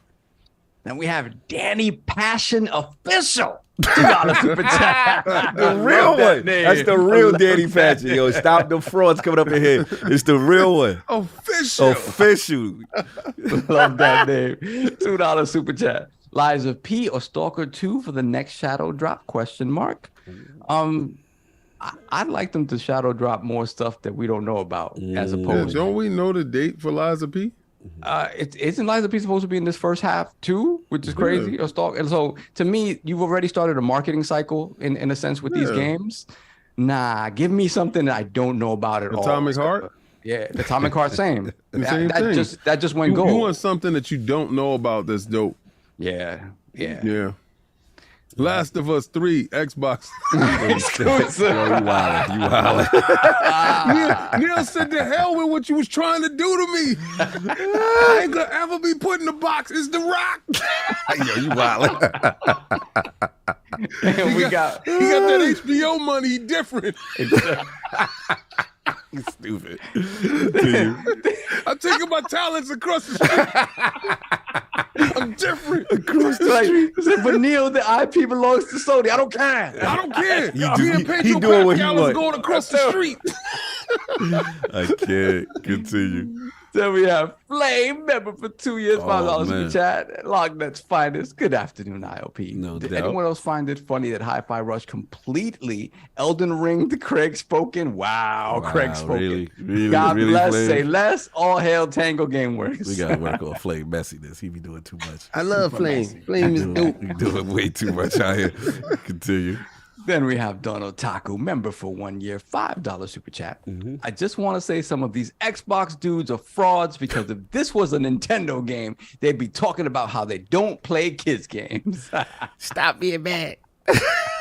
I'm so upset you having fun. Can't stand these dudes happy. Tisk, tisk. Tisk, tisk. If it was Stupid. like, bro, like, oh my god, I don't get it. Then we got Stash Gordon, member for 8 months. Lord I like that one, Stash. You do That's not fire. like the house, My son. man Stash, bro. That's my Stash, keep your man. hands in your pockets when you in my house. Stash. We got Stash Gordon. He's the best at this. He got that. I just want Xbox to make a deal with WiseNet or EaseNet and Deep Silver to continue the Shenmue series by publishing right on Game Pass. Seems like a perfect fit. Nah, I'm tired of the Shenmue formula. Fix that up. It's still clunky. Shenmue could definitely be modernized. Yeah, it could definitely be in a lot of modernized. ways. I look at it, Yakuza is just spiritual successor. Then we have Donald Taco, member for 1 year, $2 super chat. Sav is 99% right. 323.23. Oh, they on it. They on Yeah. it. Okay. We will see. We will Go in see. there. Go in there. Okay, hold on a second. We got Man, all you need is pause, and then you can save yourself from these hands. Got anything else? Hold on. We got 52 jump. pickup card. 52 pickup. We got 108 Dragons TV, $5 super chat. They out here mad at peeps enjoying games like my man LeBron was pissed over that missed call. We play games to enjoy. If you mad, change your hobby. Facts. As 108 would say, facts. Game Pass. That's it. I think we are caught We are up. caught up. All right, let's get Yes, to sir. it. Shout out to my man, Lord Ty. LordsGaming.net in the building. Mike check, sir. So make sure you're sounding good. You're sounding great. Hello, hello. There we Hello, go. Good, brother. Oh, man, I see the All crest. I right, see what's you. up? What's up? Salute. So let's get to it, man. Hogwarts Legacy. Looks like a lot of anticipation. People are really excited about it, mostly, but there is some controversy. We have to address it. And obviously, the developers of Hogwarts Legacy have stated that J.K. Rowling is not directly involved with the creation of the game. They even addressed it in the facts section of the website. But this, because they suggested they know this will be a topic of concern for fans. And the statement they put out was J.K. Rowling is not involved in the creation game, but as the creator of the Wizarding World and one of the world's greatest storytellers, her extraordinary body of writing is the founding of all projects in the Wizarding World, they explain. But the big point of contention here appears to be her views in regards to the trans community and ultimately her benefiting, looks like, from the profits. So there's a lot of contention of whether or not, this game should be supported. And again, just for clarity, normally the Lords, we kind of stay out of politics, religion, sexuality. However, this does pertain to gaming, right? This does pertain to a highly anticipated release. And I want to shout out Lord Ty for approaching me because he said, hey, Cog, man, I want to kind of come on and show, I'm not seeing the other side of the argument and a lot of the discussion. So shout out to Lord Ty, for coming in. We gotta provide balance in the realm to hear every side of the argument. So Lord Ty, before we ask about the controversy part, I wanted to ask you a question in reference to any connection to Harry Potter or any love of the franchise. I wanted to start there first. Okay. So I was probably gonna open that up anyways. I couldn't find my wand. I had Dumbledore's wand. Okay. Slash one of the god level artifacts that Harry collects along the journey. I couldn't find that, but I'm a Ravenclaw.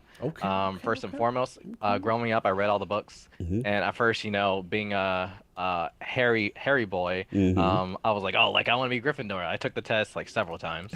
And I got Ravenclaw and a little bit of Slytherin as my number 2. I was like, I'm gonna keep it. I don't want to dip one way or the other. Okay. Shout out to everyone Slytherin out there, but yeah. So I'm a big fan of the world. I've been to the Wizarding World of Harry Potter at Universal Orlando, and I think that the the world is beautiful, it has its problems as well as as a fantastical place that I might touch on when I talk about purely problems I have with the game itself as well. Okay. But yeah, I'm also a big fan of Harry Potter. One of my friends slash roommates, she is one of the equity singers or the Harry Potter singers inside the park itself. So regardless of what's discussed today slash all the problems surrounding this game, I still think it's a beautiful game. I still think Harry Potter as a franchise is one of those greats. When you talk about like Lord of the Rings, Star Wars, Star Trek, it's not a surprise of why Harry Potter has stuck with people for so long and why Harry Potter is such a contentious topic. Yes. When you talk to people about it. No, thank you for that. And then obviously, let's get right into the nitty gritty. You know, the controversy. You know, about obviously J.K. Rowling's comments. You know, it seems like the gaming community, there is a split. You know, where some people will say, "Look, I can't get behind this." You know, whether these seems to be very against the trans community. A lot of people are saying, you know, they're torn because they love the universe. The fact that the dev came out with a comment that said that, you know, she's not directly involved, and then obviously the profit aspect, where people say, hey, if you support, well, it's giving to her who seems to have a very pro anti-trans stance. So where do you sit with all of that? First and foremost, I will say something that I think both sides should be able to agree on, that this is going to be a personal choice first and foremost. I don't condone anyone attacking people in DMs, in the comments section, death threats, things like that, shouting this or that, because, you know, life is hard and everyone has their own reasons or their own baggage that they bring along into it. Now, that being said, I'm probably going to say things that you might not want to hear, but a lot of people need to hear because there's just a lot of discrepancy slash knowledge that's not being shared. First, J.K. Rowling herself, you know, everyone knows who she is at this point, but what they don't know is they hear this controversy and they think that it's anti-trans comments that were either misconstrued or something she said a while ago. No, J.K. Rowling is probably one of the most dominant anti-trans slash transphobic figures right now. Just this past holidays, she had this big campaign, campaigning against the people of Scotland, fighting for trans rights and human rights and their legislation. She spouts a lot of anti-trans rhetoric.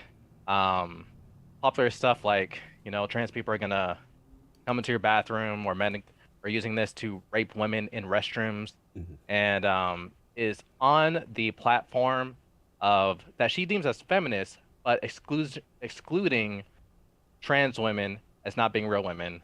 She thinks that it's a tact from misogynists to prey upon women's values, and that's, you know, that's a whole lot of things we can dive into why that's not the case and why that's just dividing the fan base slash people in general, when Harry Potter as a franchise is supposed to be one that's very inclusive, or you yourself, Jake, has said that this is an inclusive environment.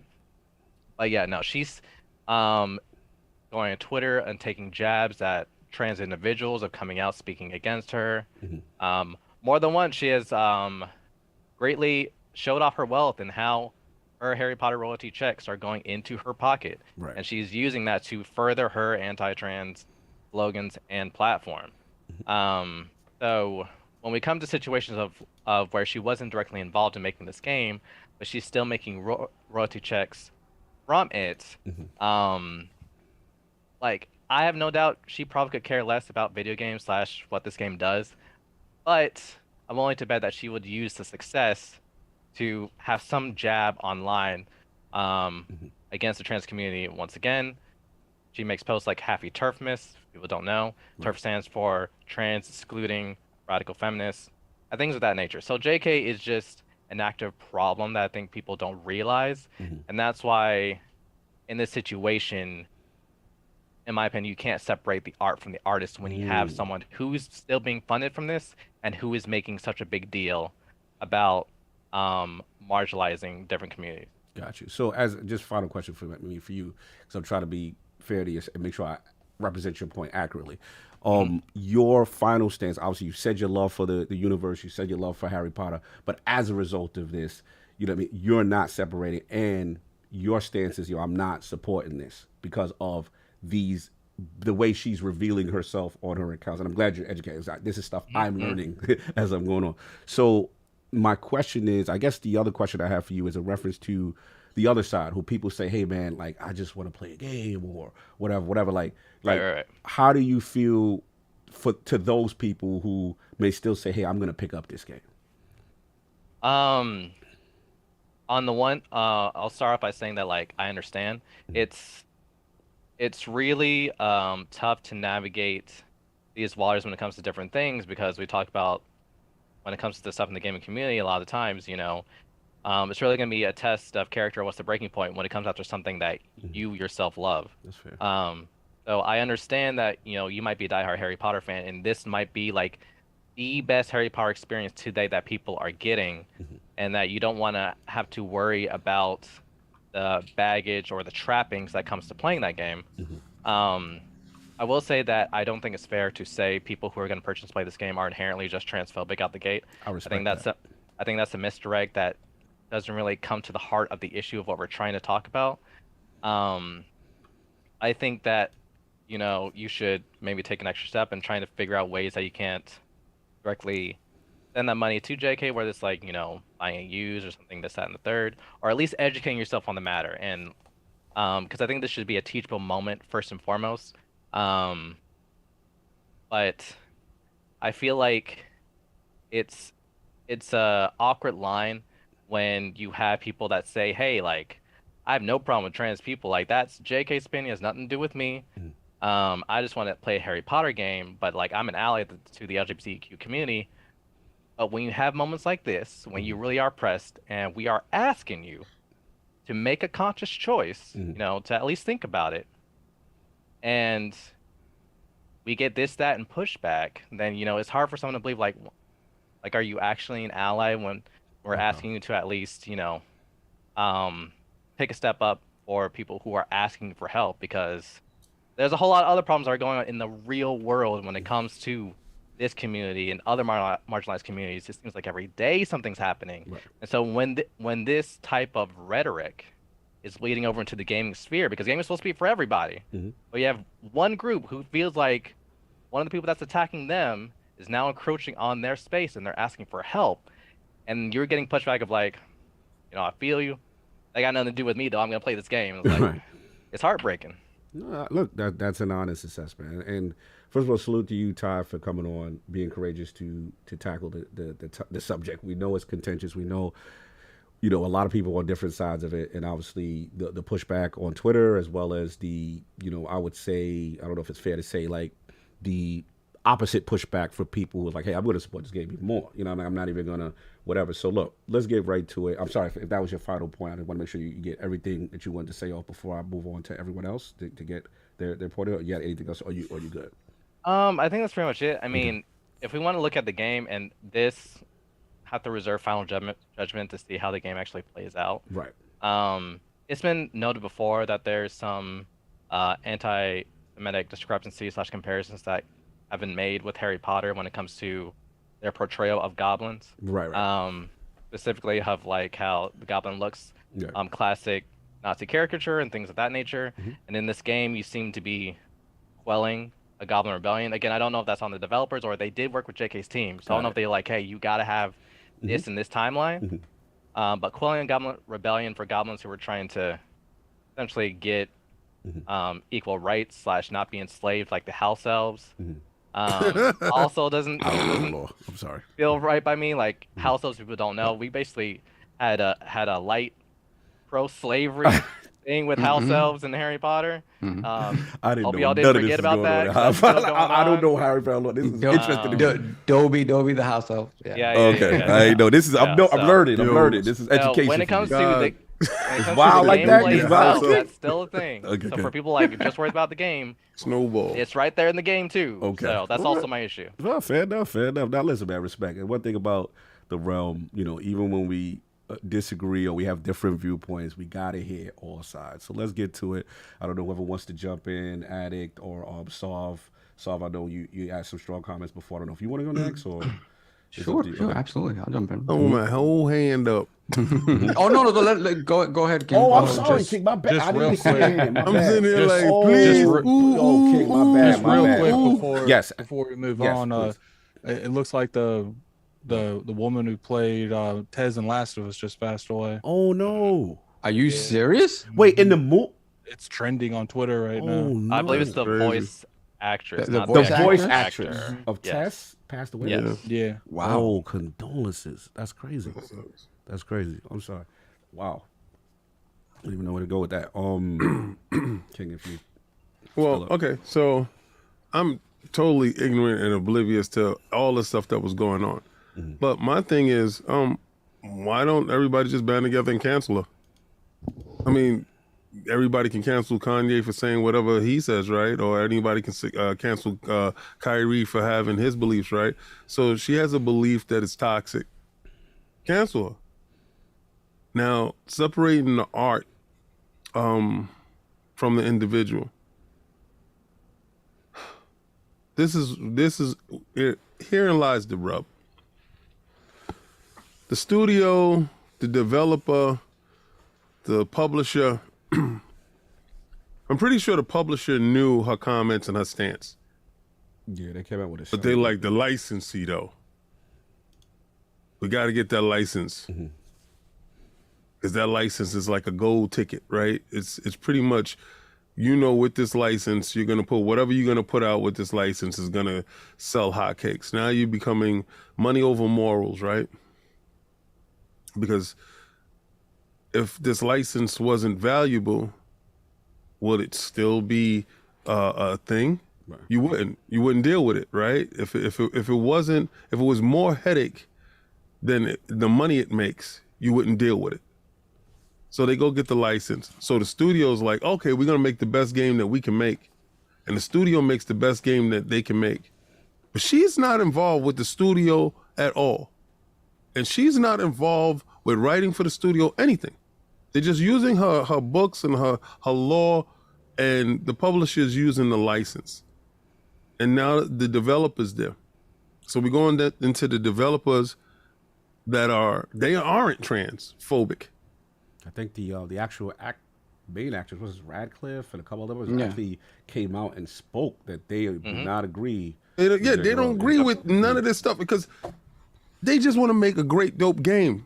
And they got a license to work on something that they love, right? Could you imagine you love this product, you love this story, you love everything about it, to find out that the individual is talking against something that represents you as an individual?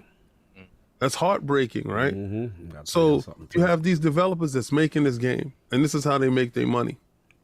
This is them. You have the publisher that, if I don't get a good license, and I make a good game from a known product, my company can fold. Money over morals, again, we back to money over morals. Now here as consumers, now me with my ignorance, I didn't know anything of this. I'd have just went and picked up the game. Hey, I'm out. But that's it, not knowing, right? So you can't say that those people that picked it up not knowing is transphobic. All right. Now it comes to knowing. Now, what is your decision? I'm sorry to break the news. A lot of these individuals will say in your face, oh, you know what, I stand like this. But if it's something that they have in their heart, they're gonna find the separation between church and state. All right, they're gonna find the fine line to say that those developers had nothing to do with this. And I don't support what she's saying, but I do support the developers. So they're gonna find a way to get to whatever they feel is their vice. It's always where their morality is and what really matters to them. What I'm saying is, if individuals do not like her rhetoric, do not like anything that she says, cancel her, block her, ban her, don't buy her products. But at the same time, don't look over at the other individual that does patron the wares, because they don't have the same, I'm not going to say moral compass, because it's, again, it's all subject to the individual. right? But if you see something that's going to hurt somebody, a friend of yours, have that conversation. Break down the conversation to the individual that you know is dealing with that thing that they're talking about terribly about them. You understand? Mm-hmm. You gotta put yourself in both shoes. But I can see where the art really had nothing to do with the rhetoric. Okay. Fair enough. That's where you at. So, you've been voiced your opinion prior, I believe, on the show. So, where you at with this, man? Now that more information is coming out or whatever. I think for me, the problem is that the vast majority of the discourse that happens around subjects like this doesn't happen like it's happening here, right? I agree. Agree with that 100%. Right. So you sit down and you see all this stuff online, and it's mudslinging from extreme points of views. Mm-hmm. And what bothers me about that is that as human beings, we survive because we're the most nuanced species on the planet. We have the ability to function in the gray areas because everything is nuanced. We have the ability to separate the id from the ego. And we have all of those things where we don't just operate on instinct. Because if we all operated on instinct, just pure instinct, black and white, we'd be dead long ago. So I have an issue sometimes with radical views on either side of an argument, because ultimately there's always going to be a situation that arises that every individual that stands on either side of those arguments, on the far sides of those arguments, is going to be put into a position where they're going to be hypocritical about something, because as human beings, we survive in the gray areas. We live in the gray areas constantly. So when I look at the negative discourse around this, and it's not moving the conversation forward. Right. You aren't having a conversation with J.K. Rowling and asking her, hey, why do you feel this way? I feel this way because of blah, blah, blah. The conversation isn't happening. It's just her saying what she feels that she has to say. And there's something to be said about somebody who has gained a certain amount of money and privilege and status in the world, feeling that they have to say something, right? No, what were you going to say, Carl? No, I'm sorry. I should interrupt you. I was just going to say I did see, again, I'm still learning about this situation. So if I'm wrong, Ty, correct me. I did see some posts she made, and I guess people were like, hey, I can't respond to that. Like it's like a quote unquote anti-transphobic post that people felt they wanted to respond, or she put out something, the turf thing or whatever. And then some other back and forth with Stephen King. And then Stephen King was like, yo, she black, whatever. Yeah. So whatever. Yeah. So I just wanted to say, because I know what you mean in reference to having the discourse, but it seems both sides are extreme. At least, those accounts from her side, and then some accounts from the other side saying that, so that's the thing, right? Her thoughts are being explained correctly or whatever. Right. It's an unwillingness to have the hard conversation.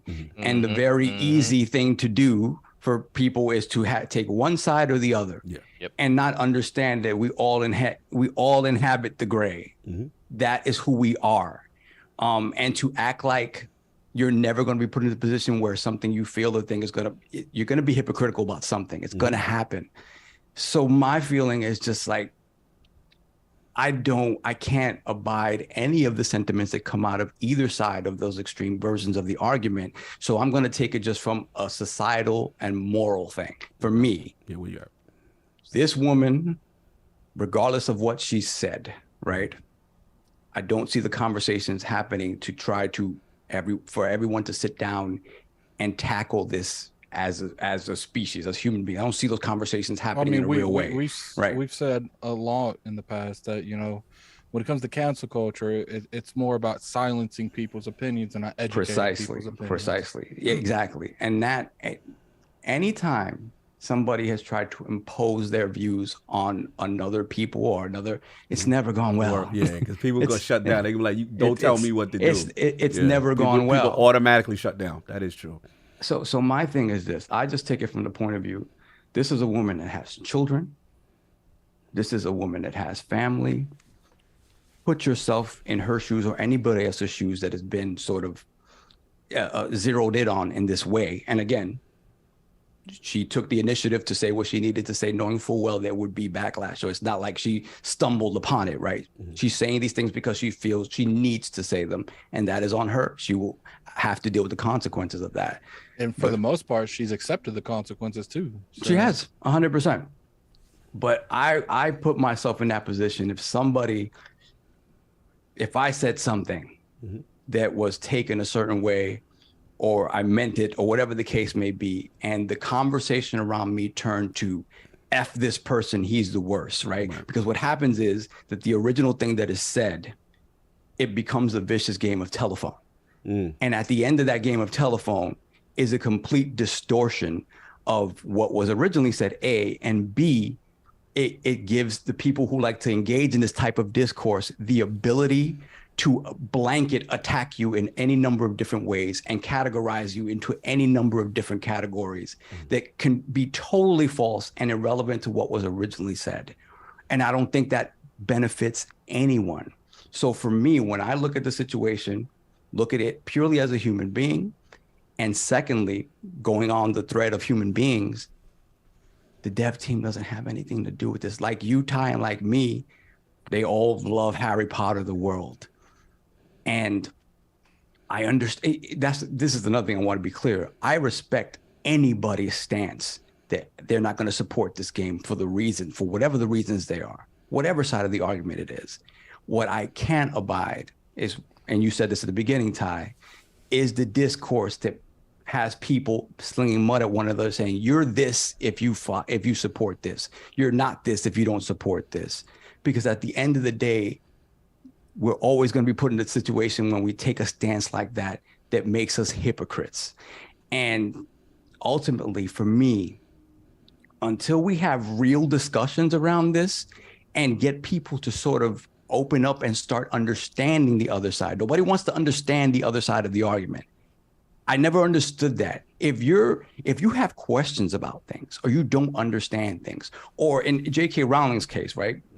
I see her. This is me looking at her. She's a nearly 60-year-old woman. She grew, her generation is different. It's hard when you've grown up thinking and seeing a certain thing all the time to all of a sudden being told that is wrong. Not hey, there are things that are different that you should see differently necessarily. The old generation stubborn too. Those they'll die on their hill. There's a stubbornness there, right? There's a stubbornness there, and again, all of that has been pushed to the side. That nuance in understanding the situation and maybe reaching some common ground where discussions can be had is gone. Right. And what you have is FJK Rowling, she sucks. When I hear the discourse on Kind of Funny being, they're talking about the game now. They're talking about the game, but every chance they talk about the game, they say, hey, preface it with FJK Rowling, she's the worst. But no one comes on here like you did, Ty, and start detailing the things that you've seen that make her the quote unquote worst. And for me, that type of mudslinging, you're not moving the conversation anywhere. You're just saying, I've decided to gang up and label and bully, right? And my problem with the bullying thing is this. When you look at people of color, when you look at nerdy people like us gamers, right? I remember when it wasn't cool. We've lived all our life kind of bullied, right? And what I see a lot in this cancel culture stuff is that when you talk about you want equity, right? Equity is balance. Equity is going back to the middle, right? When people talk about equity, they don't mean equity. They want the pendulum to swing in their direction. And they want to have the right to abuse their abusers in the way that they were abused. That's what they really mean when they say that. When they engage in that type of discourse and are unwilling to meet in the middle and talk. To have the discussion. Yeah. Exactly. So for me, that is where, when I look at this game, when I look at the hard work that's being put into it, when I look at the love that's being put into it from people who love this world, for me, it is I have a stronger pull to make sure that these devs that have been working hard on this game, that we've seen in the past couple of years in particular, the way studios are just getting destroyed and ripped up, and being a dev is difficult enough. So when the discourse around your game is shut this game down, again, an incorrect discourse in my view because of the extremity of it. When the discourse is shut this game down, it has to fail at all costs because J.K. Rowling is the extreme. She is the worst. I have a big problem with that because, again, there's hypocrisy within that. And we have to all understand that the only way we move forward is to have the hard discussion about it.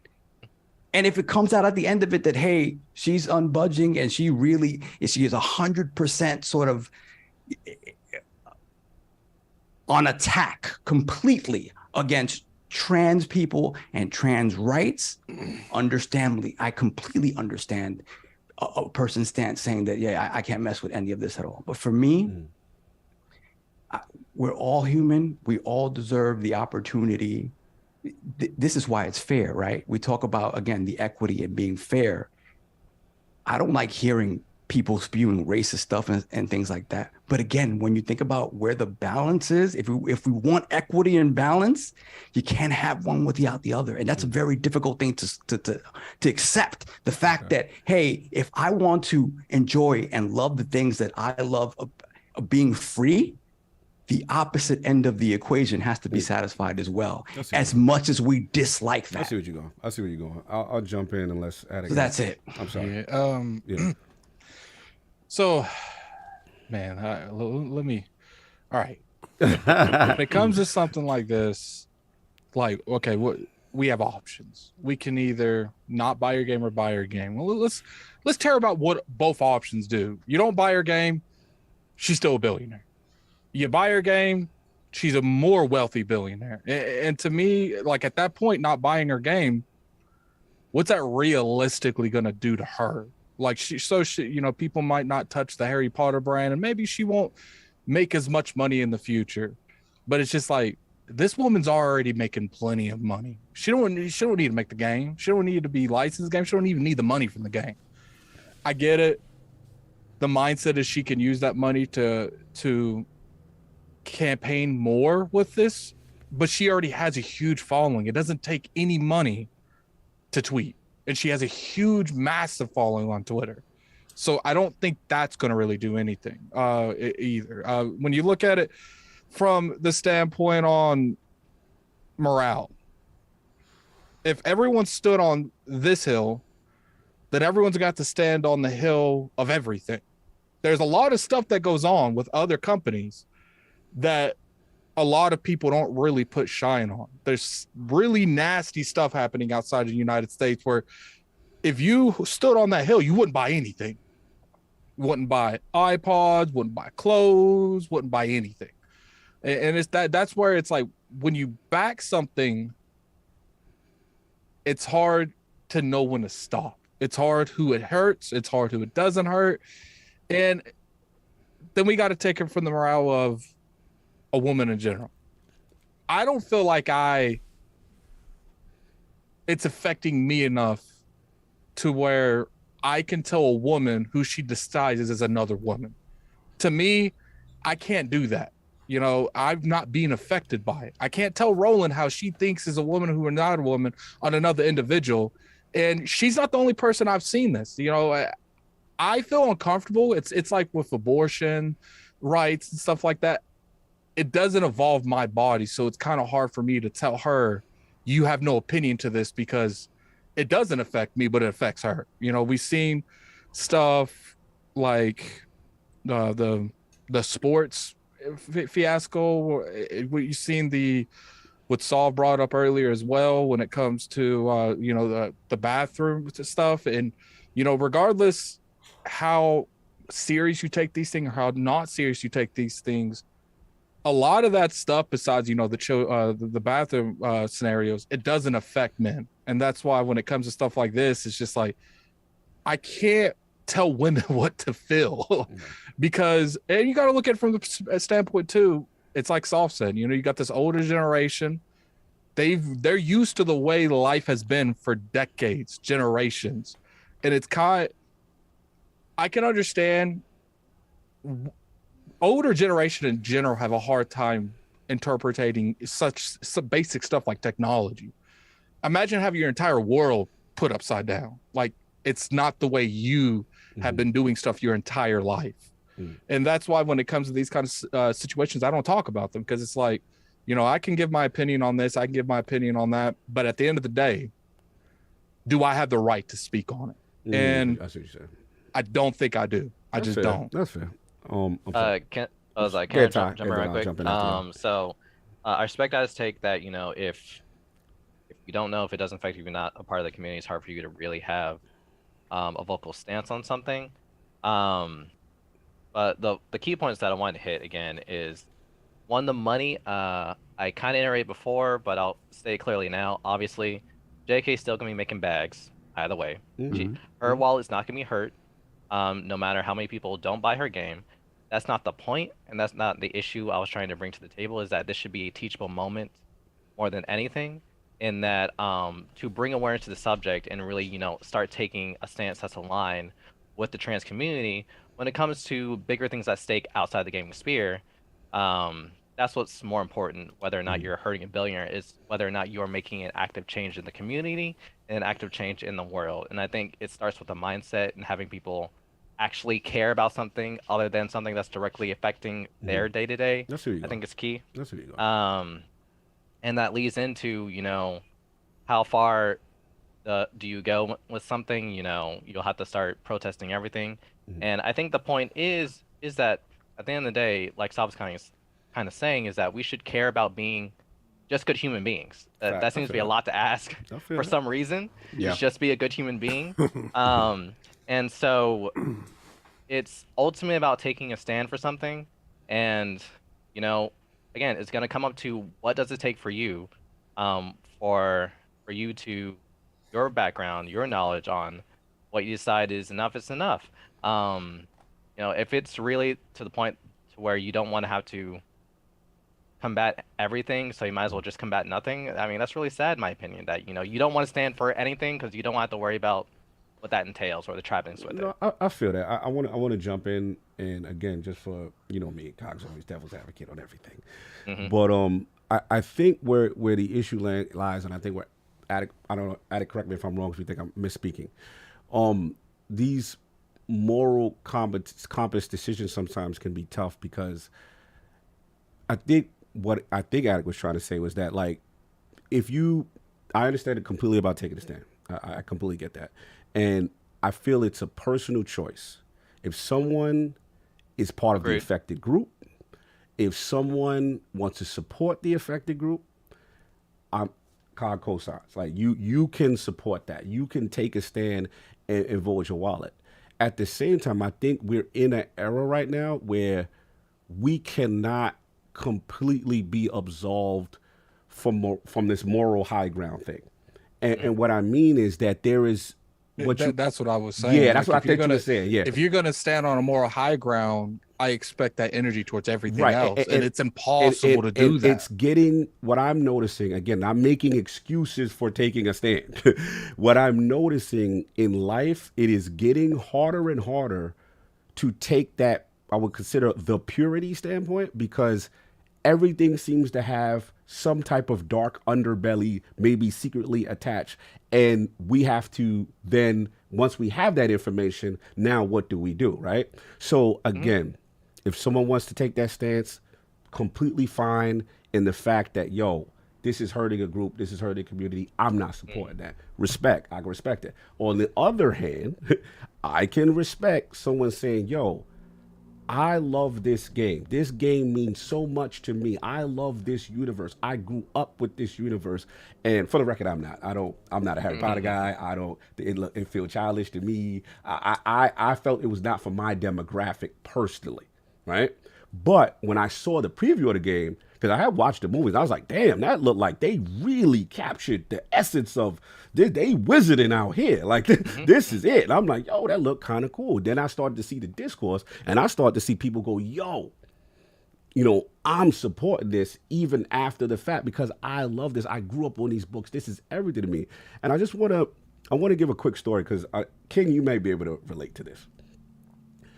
This is where, again, and I know you touch about it briefly, Ty, but as I've gotten older, I have learned to separate the person from the art. And the reason why I say that is because there are times in life, and Attic, you know that some people that, me and you are mutual friends with, that because of their political views, sexual views, whatever, I am on the opposite side of that, right? And I vehemently disagree, right? But what I've learned as I get older is, at least like Saul was saying, to be able to have the conversation and not vilify them because I don't feel, and there's some things I'm not budging on, Ty. Like, what I'm saying? There's going to be some things I'm like, nope, I don't care. I feel this way, you feel that way, you over there, I'm over there. But the thing I'm learning to do is to have the conversation to understand why they feel so strongly, to maybe that helps me push the conversation forward. It helps me connect that and bridge the gap. The story I'm gonna tell real quick, if y'all allow me, is King, you know how much your boy was an Ultimate Warrior fan. All right, like let me tell y'all, Ultimate Warrior was the world to me. Little, young cog, superstars of wrestling. I see this guy come through, face paint, hits the music, run it. He was a superhero to me. I thought wrestling was real. This man was everything to me. And then, everybody on my block is Hulk Hogan fans. Hulk Hogan is the biggest thing in wrestling. And here comes this wild dude. So I'm like, all right, cool.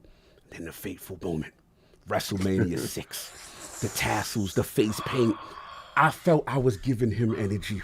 I felt I gave Warrior the power to beat Hulk Hogan and be the first babyface versus babyface champion. And I was like, yes, this was my I ain't gonna lie to you, I cried with Ultimate Warrior with the belt. That's how much Ultimate I was Warrior, there. I remember. You remember. That I never thought. I bought the WWE match when he had the two belts and I first saw his face without, because he lose all his face paint that match, right? So I never forget, right? It's my hero, Ultimate Warrior. So then later on in life, he gets out the game.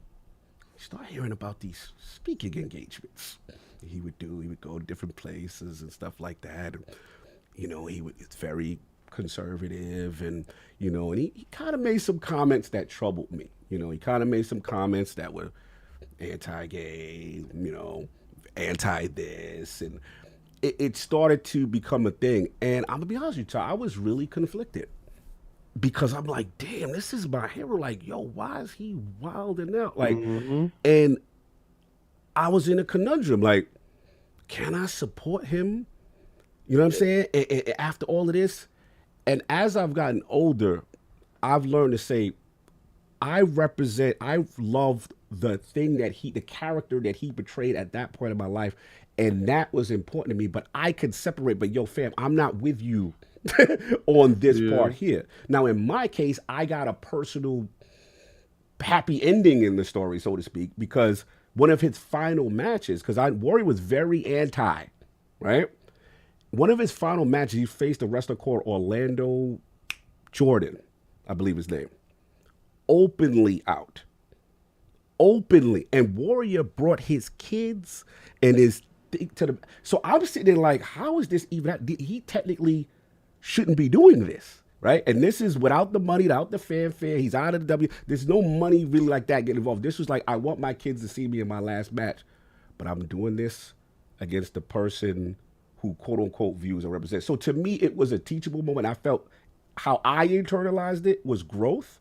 Now, not everyone's going to have that story that I have, but all I'm trying to say is what I've learned as I've gotten older is I have to be able to separate the personal views, at least so I can have the conversation. And that's the only thing where I lean with some. I don't know, Jay. I can only go by what I'm hearing with this J.K. Rowling stuff. I'm just learning the information now as it goes, right? So that's where I can go. And I can't vilify someone and say, yo, fam, I just want to buy the game. I love this. This means everything. And I have people, I've spoken to people in the trans community that have told me, hey, Cog, I love this game.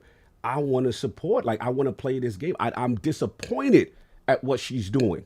I am disappointed at what she's doing, but I love this universe. The whole purpose of the universe, from what I understand, is about inclusion and about inclusion. Yeah, like that's what I heard. Like I don't know. This is why it's the wildest thing to me. Because when you brought it to me, I thought it was something that was in the game. Right. And then I said, because I don't romanticize a lot of things. I'm not a fan of too many people. But it, like Takag's saying, like when you meet your heroes and they fall short of your expectations, I've learned. You're left in this space. And then what happens is if you start meeting your heroes and a lot of them start disappointing you, and then you realize you can't really be friends with nobody. So it's like I've learned, I personally, Cog cannot live his life where I just cut everybody off because they have a strong differing opinion than me. Otherwise, I can't have those important conversations. And that's what I was going to say. The wildest thing to me was during the period of time where I thought Trump was hurting a ton of things. My best friend is a huge supporter. And it got to a point where I said, I got to have a conversation with you, man. Like, I got to have a conversation with you because you understand certain things that is being said hurts me. But you're openly championing this situation. So please explain to me. And he broke it down so eloquently where we just have to agree to disagree. But I love the hell out of you. Like, and me and him was tight as hell as baby shoes. But again, I just like you said, Ty, conversations need to be had, and people have to say that conversation, those words are hurting me. Yes. And if you're standing by these words, please help me understand why. Right.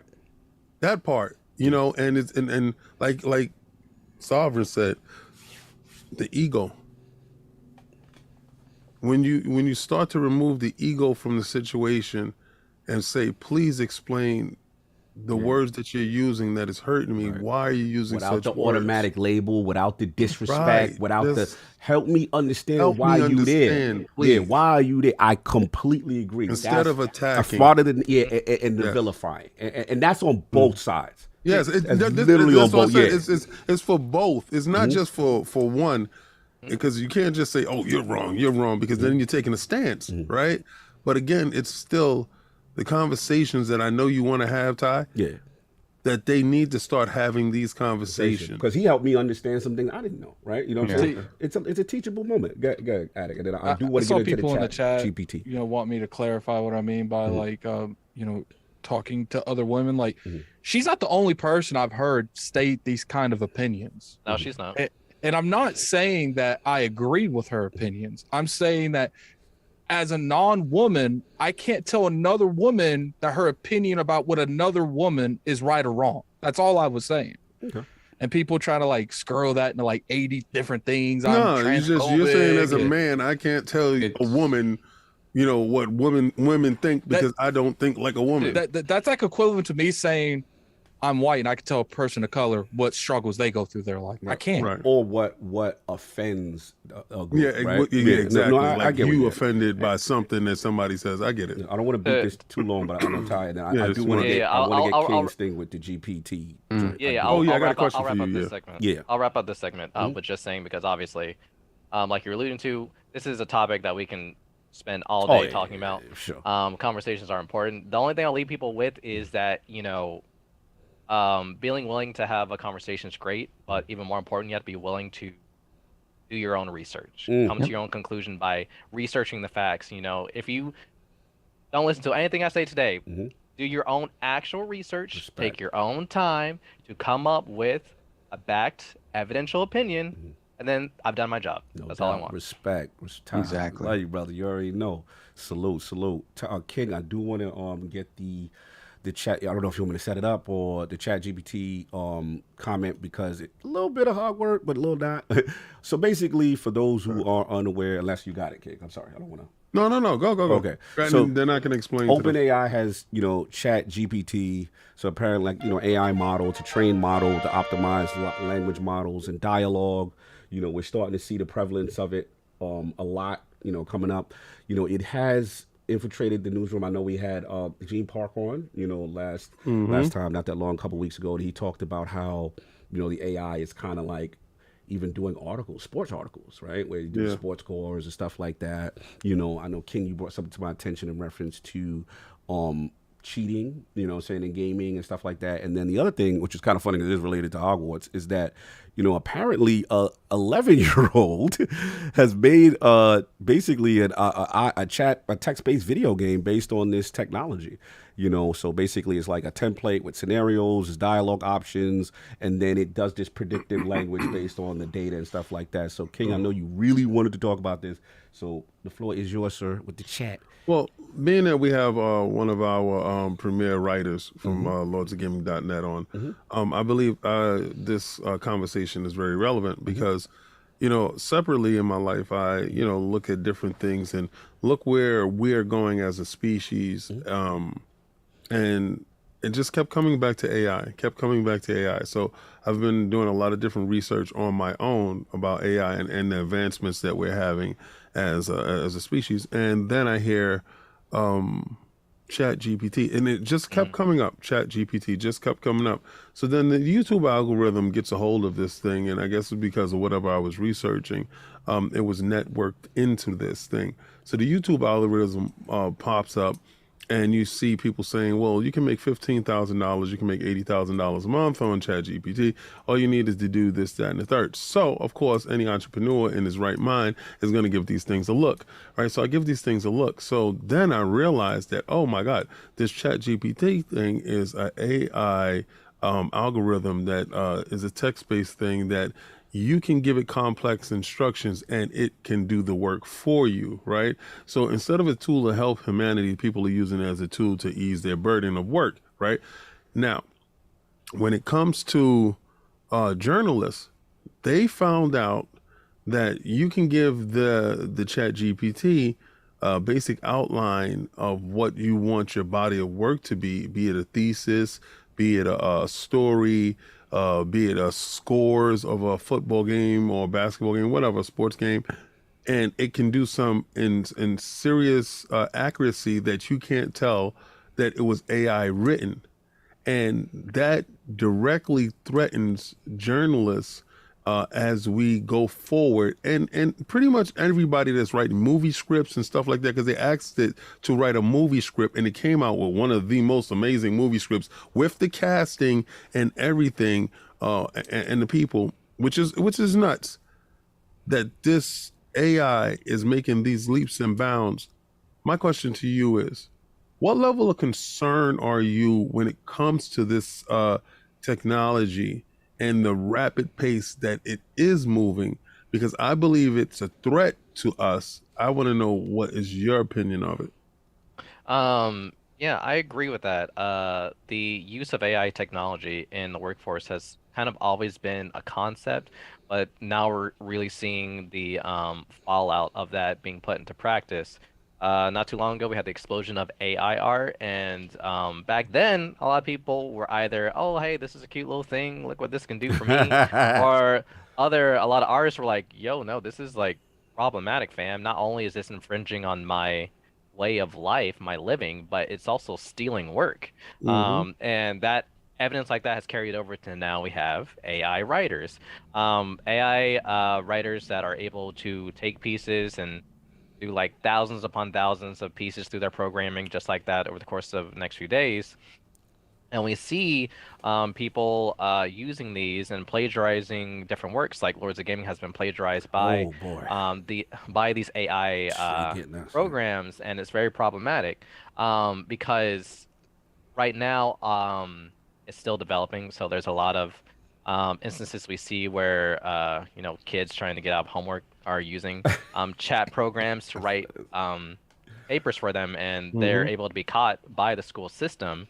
But as that becomes more problematic, what's to stop someone from, and you all talked about this before, what's to stop someone from using it, AI program to just run a quick news piece, stating state facts, sports scores, esports, things like that, versus hiring someone to do that same piece of work. And yeah, and I'd say that it's a lot of heart and soul that goes into writing, and AI is devoid of that. That was the argument against AI art, and that's still evident with AI writers. Is a lot of people around the globe, especially at Lords of Gaming, we put a lot of heart and soul and character into what we write, and that's not something you're going to get with an AI program, and that's something that I feel gets lost when you have these corporations or people who's all about the bottom line, the bottom dollar, is that you lose that humanistic element to it, and that's the only way that we progress as a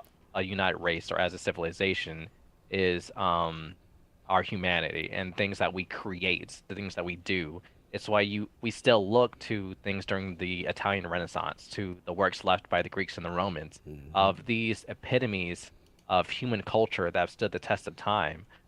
Greats like Shakespeare and poetry.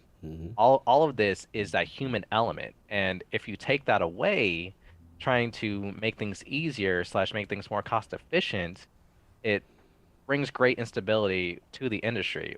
We're just now dealing with the fallout of all these layoffs that just happened, and that threat is becoming even larger when you have things like ChatGPT growing more popular and being developed by the day. Lot to discuss here, man. Well said, Ty. Solve, Attic, you want to jump in? This is open forum. I have bars in a few, but I just want to. I mean, when it comes to this,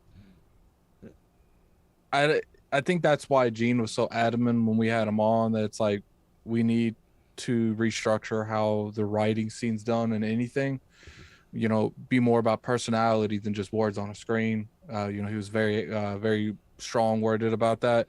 I agree. I think for the most part, a lot of media form has went down since influencers and streamers have went up. People trust following people that they can have a daily access to for the most part than someone that may or may not have written something. There's a lot of shady stuff, not to mention, there's been time after time where stuff has happened in the media where it just makes the gaming media and in particular just seem like they shouldn't be covering games. Now, is it everyone? No, but when you keep adding these little building blocks on top of each other, slowly people start to lose faith that, are these people playing these games? Do they play these games like they claim? Do they know what they're talking about? And, you get scenarios where people are writing a review and someone else is doing the actual review. I get that. But at the same time, then you have people that come out there that review games and say beating a game isn't necessary to review a game. And it's just like, I don't see influencers for the most part seeing this. I don't see streamers seeing this. It's always the media. And then when you consistently have this going on all the time, people are just going to be like, look, like, if you guys don't even beat the game, why am I even go to the website? I mean, I can't tell you the last time I went to like an IGN or something. I go to lordsofgaming.net though. There we go. So it's just like, things need to change drastically, and I don't think anything's going to get better until that drastic change happens. As far as ChatGPT, it's technology. It was bound to happen sooner or later. It's sad that's happening sooner rather than later, and I hope it doesn't overtake anything. But there's been a lot of industries that have been pretty much machinized that AI are doing it. Yeah. So I mean, I hope we still got some fuel in the tank. But that's all pretty much. You trying to fight the Skynet, son? You're supposed to be the John Connor of this. What's up? In case ain't no one seen Terminator Genesis, you're not fighting that. Just submit. You see, that's the heart. That's the Kool-Aid heart. Kool-Aid heart, man. We cannot listen to this Kool-Aid heart, man. Soft Talk Sundays. Gangsta list. Where your gangsta list at? Way to make Soft Talk Sundays. This guy here. Solve your thoughts. Yeah, the Skynet is here. Skynet is here. Skynet is it's upon us. You know what that means, though? Like, so who's Miles Dyson? Is it like John Carmack? We gotta go get John Carmack up out of there. What was the J? It can't be reasoned with. It can't be bargained with. Chat GPT is here. Yeah, man. I will tell you this. What happens when it builds a body? Yeah, that's the thing, right? That's the thing. It's like, be careful what They you wish start for. building like Careful what you wish robots to write. Careful what you wish for. Be careful what you wish for. It's just, I maybe it's the old man in me, but I do feel that there's just certain things just don't go there. Don't go there. Like this idea of needing to automate and create that we have so little time to do what we need to do, that everything needs to be automated and made into this hyper efficient thing. And it's lost on me, because it's like, it's totally contrary to the needs of human beings, right? I don't understand that idea of like, well, I don't have enough time to do this. Put some computer to do it and we'll figure it out later. That's how it starts, though. That's how it starts. Right. That's how it starts. Now it's it has an update enough to where. Good. What? No, finish. Now it has an update. It has an update to where it's like now let's just prehistorically just make these. We don't even have to tell the robot. The robot's just gonna do it. I want these articles out by Monday, Wednesday, and Friday. Bot, go do it. Like, Yo, remember we used to go to the Rite Aid? It was on the Walmart. Like, oh no, this is just this one thing here, so you can check out. It's called self-check. Yep. And then you can just come and if you want to wait on and the do line, it yourself. and then ask you see what. I've never understood how we create technology to take ourselves out of the equation. Like, it's not us though. It's not us. It's people trying to make money, and it's people trying to save money. Those I are the get it. people No, I creating. understand. I in understand. Japan, but in the right? long term, right? And when you think about it, as a blanket sort of thing that we're doing as humanity, are we stupid or what? Like, why? You saw the movie. The thing, They created a gap. The thing listen. is, though, Movies Saul, about it. you don't have the workers in the back trying to make something to stop their jobs. Like you got the it people is people above above trying to them, hire right? engineers to find something to replace their There are jobs. stores in Japan. You have this little bracelet or you have this little key card, and you walk in. Scans you as you walk in. Takes a complete X-ray of you. You have nothing on you or whatever. You come in. As you pick up stuff and put it in your cart, and you go through different checkpoints in the store, the stuff automatically comes out of your account. Comes out of your account. There's nobody in the store. Just the people that are patroning the store. You get the stuff off the shelves and you leave. You don't go through a scanner, a checkout, none of that. It already scans the stuff as you take them and go. We are coming to a point where the middle class and the lower class are being erased, and the upper class don't get their hands dirty. What happens to us? Yeah. You know what's crazy? I as someone who grew up in not a household, but around like radical Christianity, the whole idea of like, how will the mark of the beast come about in the modern world? Oh, it's your credit. It's your credit card. You're gonna have a microchip installed and stuff like that. And then when I got the microchip in my credit card, I was like, oh my God! Oh no, it's coming. It's on me. It's just like when you start seeing these things, but it's 100% true, right? Yeah. It's the 1% trying to figure out how to maximize profits while minimizing the need to support the human resources at the bottom of the totem pole, right? Take out the foundation. Exactly. and it's what's sad about it is what's scary about it is when you look at these AIs, initially you don't necessarily see the long-term issues that will arise from this. What you do see, oh, that's cute, it can kind of learn and answer and this, that, and the other. But the problem with it is that a lot of this work that was being done by big tech and kind of kept under wraps, what happened was that, you always have people coming in and out of companies that know what's going on. They have their hands in what's going on. So now all of a sudden what happens is ChatGPT is relatively small compared to the big guys that have been working on it. And all of a sudden they put their thing out there kind of almost recklessly and say, oh, here world, play with this. And what happens is now that ChatGPT is out in the world, it's learning every single day, right? So to the extent to which it plagiarizes and copies and quote unquote learns from the things that are out there, is increasing exponentially every single day. Yep. And what's worrisome about that is it being able to get to the point where something that it spits out is completely you cannot identify it separately from something that a human being has done. That's the scary part. And the fact that the work is being done to get there, the fact that the work that's being done is in order for it to get there is the scariest part of it. So to me, King bringing this up is important, because at the end of the day, when we start talking about the way that gaming media is kind of changing, and websites are sort of changing, and the idea of writing or media in general is changing, and the idea that a lot of this base level stuff that a human being was doing is now being pushed off onto AI because it's good enough. Anytime you start being able to rationalize eliminating human jobs because a machine could do it well enough, it is scary. And in a world where we're in recession now as it is, to create a situation where more and more people find themselves not being able to find work, because not everybody, this creates a vacuum at sort of base levels of work that people could do, where you talk about like assembly lines and factory work and stuff like that. A lot of that stuff has been automated as well. So when you start doing that in the sector that requires Chicago.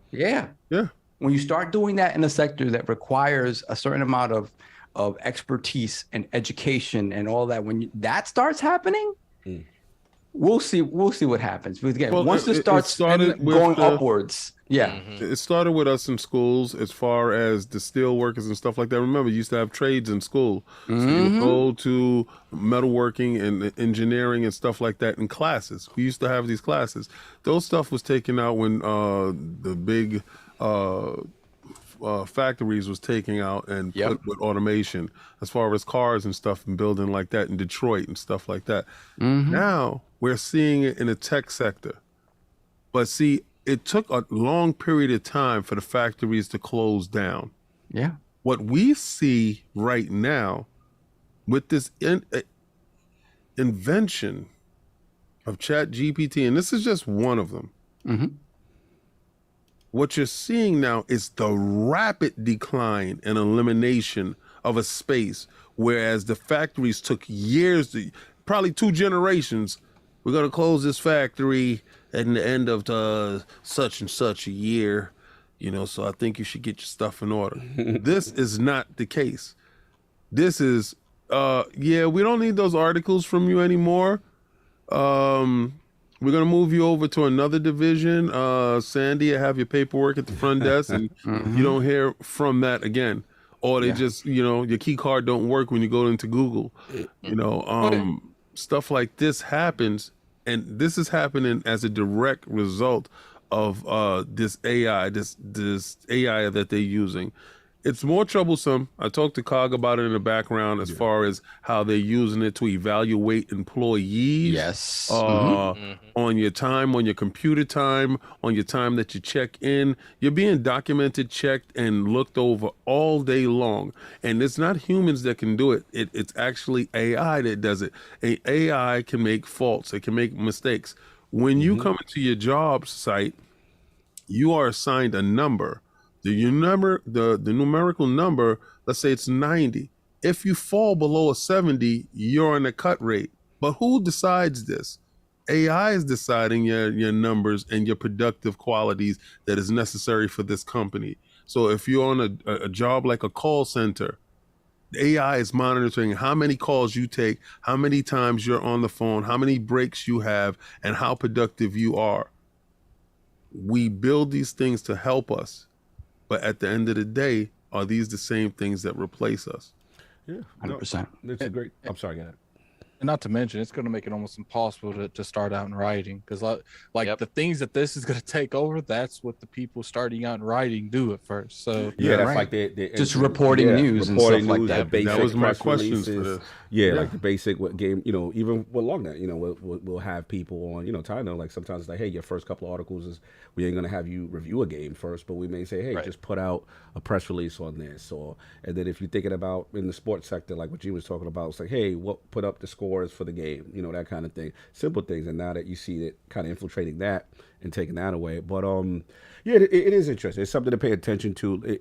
I'm conflicted because I am very pro tech, obviously, you know what I'm saying, but.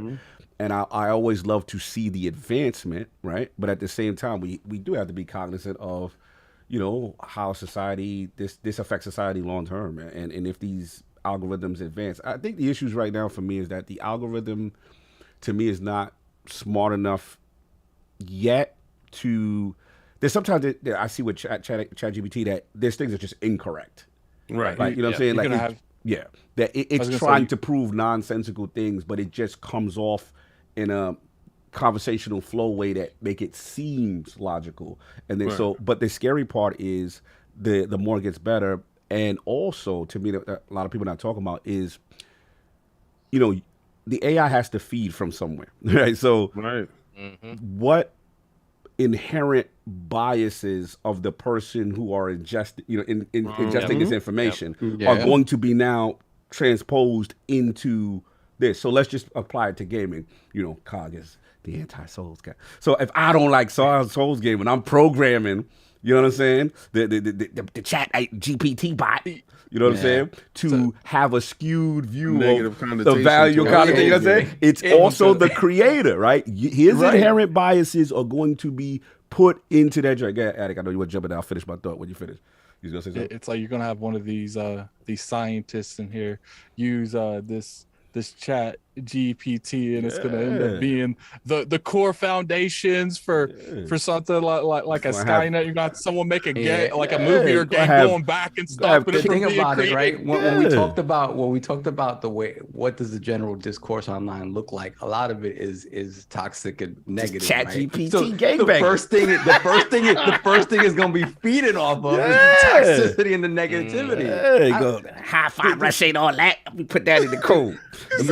He just pulled up to my house. He said, "Brat." We can't have you with ChatGPT because every God of War is DLC. Oh no! You know how you do the B-rated game. You with the ChatGPT. The discourse would be crazy. I don't know if y'all remember this. I think it was like 2017, 15, 16, or 17. But there was a thing that Microsoft sort of put out there called Tay.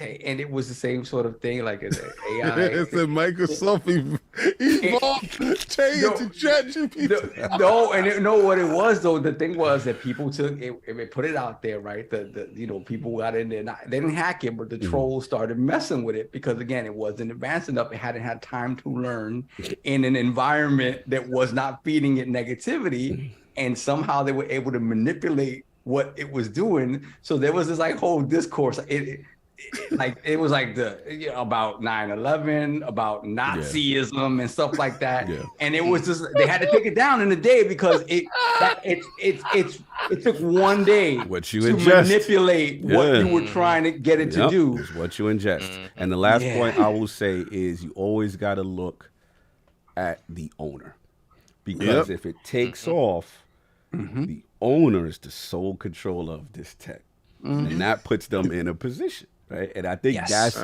where a lot of pushback comes from, because when you see regulatory bodies or whatever, they want to see, okay, who's going to control how is this going to affect the competition? If they are the sole I ain't going there. I swear to God, I was thinking that, but I wasn't going to say it. I ain't trying not to get. I don't want no smoke right now with nobody. But at the end of I'm not trying to have Elon buy I'm YouTube leaving next things week alone. And we get hit. But all I will say is yes, who the powers that be that are in control of said technologies, you have to watch, because if they become, sole proprietary of the tech and there's no competitors in the space, that could get could potentially get problematic. Everyone has an agenda. Yeah, you know what I'm saying? So it reminds me of remember the RoboCop Jason, That's right. You know what I'm saying? Like, yo, I'll buy that for $1. I'll buy that for $1. I'll give you 15 seconds to comply. But I said I put my gun down. Let me stop. Anyway, moving on. That's what I got on it. We gotta move on. So, King, are you doing the The King topic? King topic? Oh, you talking about Gunna? Oh man, so we gonna go by the last topic. I guess he's doing the topic. So everyone talk, and then we can get out of here. Let him get his bars off. That's EU. right. So, over the week, we found out that Forspoken came out and ain't do so well. So Jim had twisted his ankle running to the mailbox to see if the checks came in. So instead of going to the ER, he went to the EU. And he told them Microsoft tripped him. Here we go. He said, it's bad for us. Did you not see? Forspoken came out and it's for broken. We got YSL is a gang. Can't with him right now. Microsoft is killing us. You can't let this deal go through. I don't know what we're gonna do. So Call of Duty gotta stay here. So for clarity, they're not giving us no parity. He ain't giving us no clarity. You know he ain't doing that. Sony's gaming chief Jim Ryan met EU antitrust chief, I can't pronounce this name, Margaret Vestager on Wednesday to discuss Microsoft's $69 bill. Why he meeting with people alone? $69 billion Yeah. bid for Call of Duty maker Activision, for those familiar with the matter. So, King, you feel this is a play? Why is he meeting the head alone? But you know what though? I'm gonna give it to Jim here because you see, this is, and I quote. We've been clear. We've offered Sony a 10-year deal to give them parity on timing, content, features, quality, playability, and any other aspect of the game. The aspect of the game that's not mentioned is how they plan to sell the game and where they plan to sell the game. And that is where parity will never be achieved. So Jim, this is Jim, kind of telling the truth, but not really. Well, according to, I'm sorry. What I was told is because I said, but they're offering to put this on PlayStation Plus, and then I was told by someone that would know a little one or two things. They're like, yeah, but add it, that's not cheap. That's what I said. We can offer it to you for $500 million. It don't mean you taking it. Well, the conversation continues as right now it's Sony. Microsoft is accusing Sony of lying to EU regulators about the Activision deal, despite its insistence that Call of Duty remain on PlayStation. We have a very vocal person from Microsoft, Frank Shaw, who is the current lead of communication. He said, I hear Sony is briefing people in Brussels, claiming Microsoft is unwilling to offer them parity for Call of Duty if we acquire Activision. Nothing can be farther from the truth. We've been clear. We've offered Sony a 10-year deal to give them parity on timing, content, features, quality, playability, and other aspects of the game. We've also said we're happy to make this enforceable through a contract, regulatory agreements, or other means. Sony is the console market leader, and it would defy business logic for us to exclude PlayStation gamers from the Call of Duty ecosystem. And he said our goal is to bring Call of Duty and other games, as we did with Minecraft, to more people around the world so they can play them where and how they want. So they are literally accusing Sony of lying to regulators, which is very interesting to speak publicly about that. Damn liar! All I want you to do is tell the truth. You can't handle the truth. You can't handle the truth. The truth is far more sinister. It's a poison pill. They want me to take a poison pill. The funny thing too, it's just like, dude, at this point, I feel like Jim knows that he's making waves. At this point, he might as well be making tsunamis, and he's trying to tip the ship over at this point. He's like, I think I got it, man. I think the ship, it's big, it's huge, but water don't care. Like, and Phil is on the top. It'll pass. It's like the ship is like this, about to tip over, and Jim Ryan's like, to the EU. Like, listen, whatever you got to do, you got to protect the shareholders. I got to respect your time. I want to get your brother. You got to go, but I want to get your comments on these things before you head out. So, in the latest and the greatest WWE The latest. SmackDown of Microsoft versus Sony in this deal. Jesus. Like you said, Jim Ryan, I've never seen better dance moves than this man right here. I'm gonna have to start taking them to the club because he just don't quit.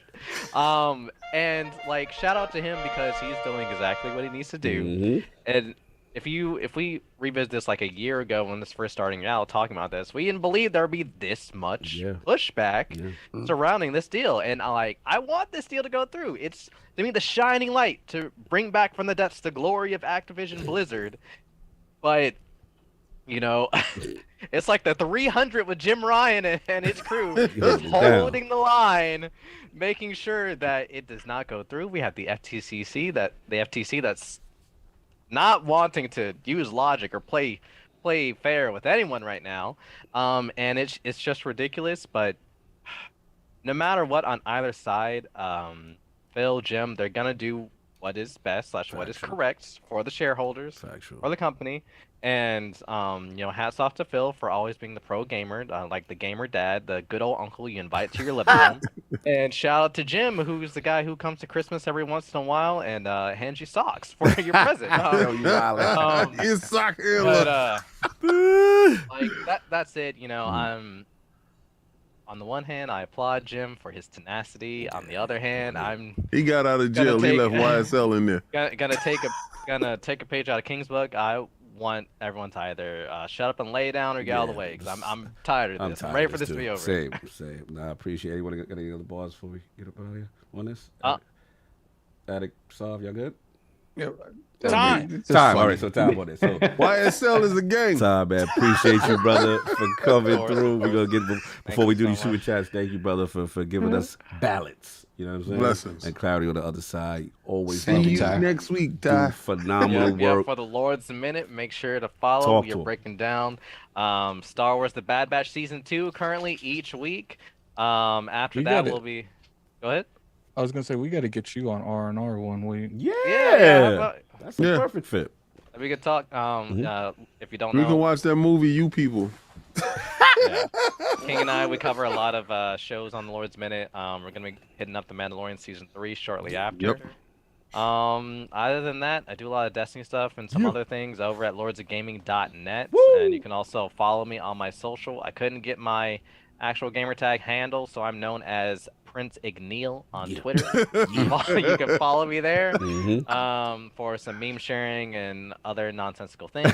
And shout out. I love you all the realm. Happy and proud to be a part of this community. And thank you. Have a good evening. Appreciate it, brother. Love your passion. You, man. Love your tenacity. And I love what you bring to us. You complete us as a site. The sky's the limit with you, man. The talent is tremendous. Keep doing you, and it's a pleasure to work with you, brother. And we'll be doing more things together soon. But every week, you already know. Salute the legend. Thank you so much. No doubt. We're tired of building. Salute. Sav, you want to get the super chats, or you want to? Yes, sir. How does it feel to rep a stench? I mean, I just these dudes is out here gunner face. What does gunner face mean? What does that mean, kid? They're gonna tell. They're gonna snitch. They're gonna pay more. I have to turn off my I know y'all do. My camera because it's starting to overheat again. No doubt. Salute. Let's get these chats, man. Bring it home, man. We got Peter Mick89 with the €5 super chat. Hi, Lords. Just wanted to say love the content and look forward to your podcast each week. Much love from Dublin, Ireland. Oh, wait, who that? Those Valari pillows is out in Dublin. Peter Mick89. Oh, listen, I got my Dublin gang on deck. Yo, we got the Valaris, like King said. That's right. Link is in the description. Use code LORD15. We out there. We outside in Dublin now. Go pick them up. Pull up with the floating devices. Get your Valorian steel. Get that Valorian steel. There we go. Definitely don't put the pillows in the water. Don't put them in the water. Don't do that. You won't do it anyway once you feel it. You know what's funny? My girlfriend's daughter confiscated my pillow. Oh no! I can't use it anymore. Like the other night, we were heading to bed, and because I usually use it, and And she's like, I want it, like sitting there literally like playing tug of war for 3-year-old over a pillow. Like, see that Valari out here causing problems. You That's gotta why have you your gotta own. have Everybody in that the family own. gotta have their own. pillow. She wanted. You gotta invest in chloroform. Yo, whoa, what we doing? Wow. Hey, put your mask not on. like not Put like your the mask normal on. It's thing, a like non-safe zone. some Benadryl or something like that. He said Not chloroform. chloroform. Time on King. Put the mask on. Put the mask on. This is not the safe zone. Put it on. and by the way, to the 600 and some people in the chat, man, Still appreciate here. everyone coming through here. Yeah, salute I'm love. gonna put the R&R channel in there again, man. You know, Yeah. why he does the No doubt, no He doubt. said when you wake up, you be like, "Where's my pillow? What pillow?" He said condoning the waterboarding of children. Yo. I can't. They said Attic out here fighting with a 3-year-old for a pillow. yeah. Now Valari's real. Valari had The you Valari- fighting I didn't Yo. expect the uppercut. I didn't expect the uppercut. Link is in the description. You see what these 3-year-olds doing out here. It's real. It's She was real. watching Street Fighter. She hit him with a Code Lord 15, EU, UK. We outside and the US. Let's go get Find out those. she watched Gotta go Combat, get them though. in She March. learning them. Pre-order We now. got- ILP exclusive. Take it. We got post up $10 super Oh. chat. Great games will always supersede platform of choice. True gamers find ways to access great games. Hi-Fi is a perfect example of this. I've seen PlayStation fans trash the game only to apologize after playing it. Okay, at least they apologize after playing it. You know, we're making progress. We're making progress, man. Just like people gotta stop hating on other people's enjoyment. That's all we got. Exactly. We got But I'll Dorian hate on everyone's Gray. enjoyment. That's just the attic way, right? Dorian Gray, $2 super chat. This is why I'm sick of single player games. Everyone drama. And, I mean, not everything. It's not drama, man. It's It's you know, just serious situations with serious That conversations. transcend into the realm of gaming. That's just what it is. It's like past gray areas where it's like tough conversations that need to be had. Like, Yeah. Oh, yeah. I guess you wanted it like everybody else. Sorry. Then we got David Billups, $1 super chat. Shout out to David Billups for his first super chat. They put the crest in the chat. Sean David C. Billups. Phillips, brother. Salute. Then we Outside. Then we got Tom909 with the $5 super chat. Though I'd prefer these conversations not come into gaming. When they do, respect the IOP for the nuance and varied opinions. Hashtag finish Deathloop Cog. I like how it was bad love, and then it ended in an attack on me. A threat. Listen. A threat on card. Blame me though, bro. Man. I'm gonna play what I'm gonna play first, and you're gonna wait. Get the Deathloop, man. It'll happen. Then we got Pragmatic Ego member for 38 months. Wow, fantastic. That's my guy. Salute. Lord Gold. Shout out to IOP for being brave and resolute enough to start conversations. Thank you, That's brother. facts. Thank you, brother. Appreciate that. But Conversation. we need conversations around situations. Yep, Exactly. especially when we Shout out we to can Lord agree Tom. to Understanding. disagree. That's it. Yeah, it's an understanding. Sometimes you gotta have an understanding, even when we agree to disagree. You know what I'm saying? That's all. It's understanding. Then we got Jiggy Cloud, $2 super chat. The flyest cloud. The cloud. Jiggy Cloud. Jiggy Cloud. Jiggy Cloud.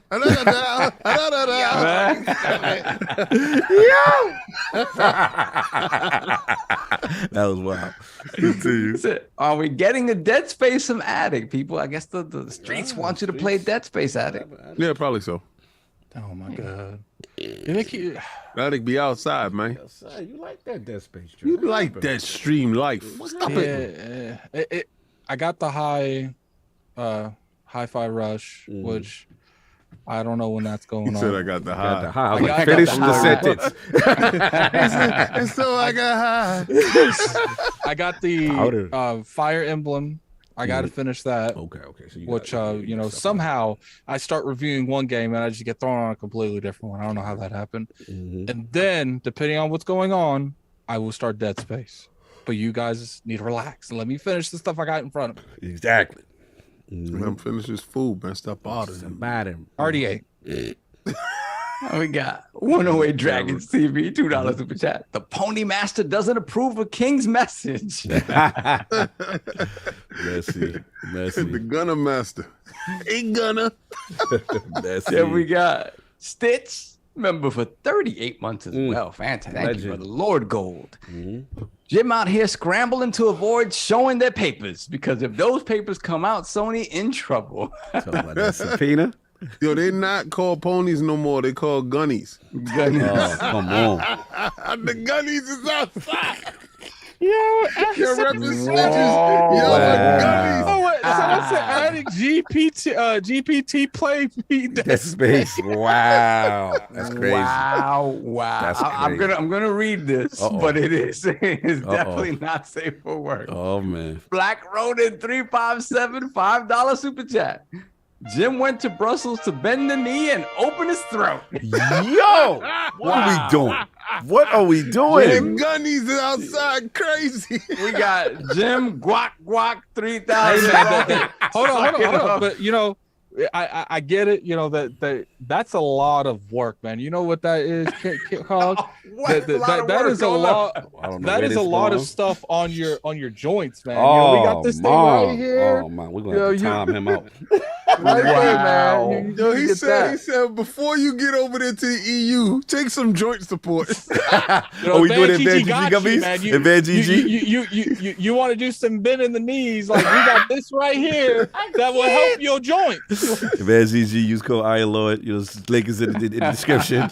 Go check that. Wow. Go check that. If you got any Wow. problems with the Not Iron joints. Lord. Your joint mobility. There, let's go. We care about your health, man. We care about your joints. Lords. Wow. Lords 15. No, Lord Not 15 for the Iron pillow. Lord. Lord 15 for the pillow. Yeah, he Iron said- Lord. No, he was right. He said Iron Lord for the gut. Yeah, because I had somebody come at me. That code ain't working.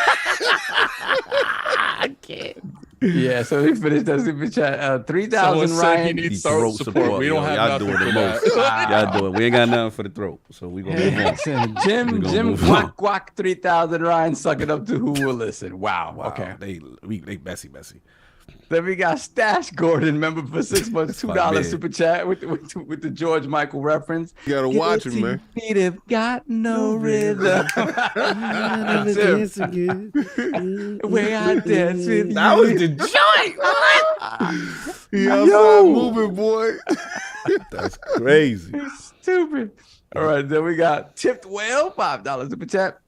Got to go, Lords. The Dementors you sent are here, but awesome show and have a good one. Yeah, we sent the Dementors. Bless out him. today. Salute. Then we have Jonas the Dad, $2 super chat. The dad. Jonas is a dad. Salute. I like He's that. a That's king. his title. That's his The title, dad. the Dad. You know what I'm saying? Like, that's how he played out here.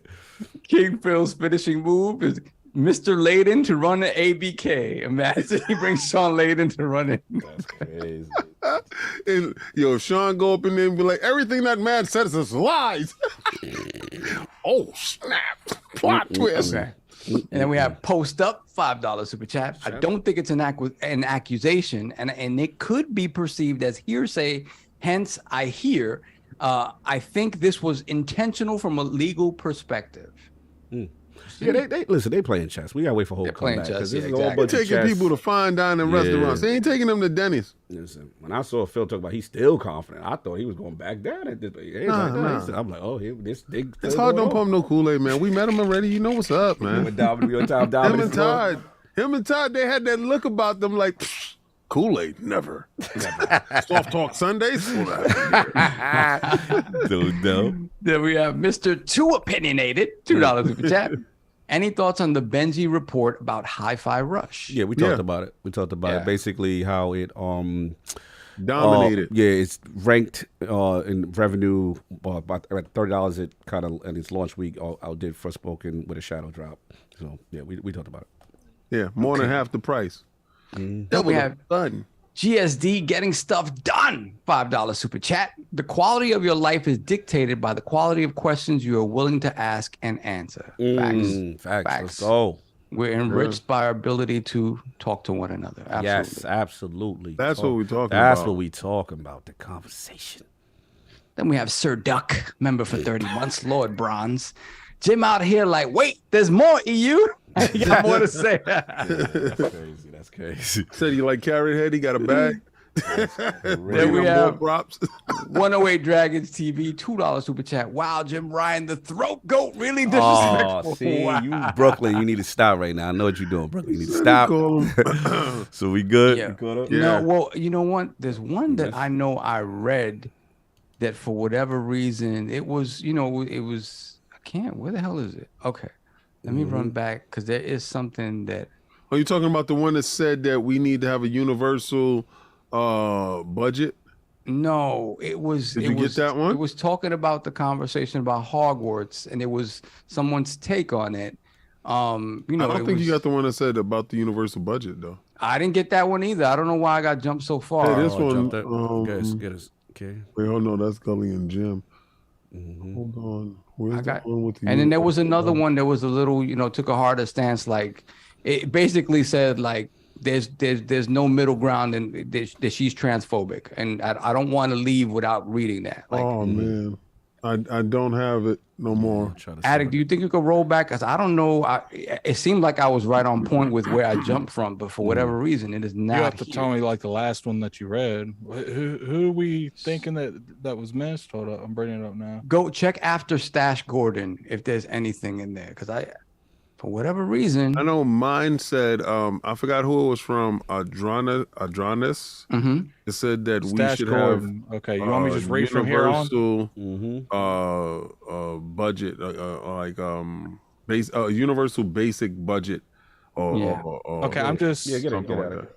I'm just gonna read a couple. 108 Dragon. Did you read $5 super chat? No, First of my brother. We missed before that too. I'm looking at. I'm mad before that though. Okay. Post up. Did you guys get post ups? Super chat. Read it. Let's see. read it because they might have put multiple ones. We got a $10 super chat from Post Up. Great games will always super send. We got that. All right, so we got that. We're almost there. Keep going. $5 super chat from Mango McThickens. How is having a belief in science and biology, which is proven fact? Yeah, you go. I missed that one. I'm sorry. I'm sorry about that. Toxicity on both sides exists. We got a $5 super chat from Rubber Knob.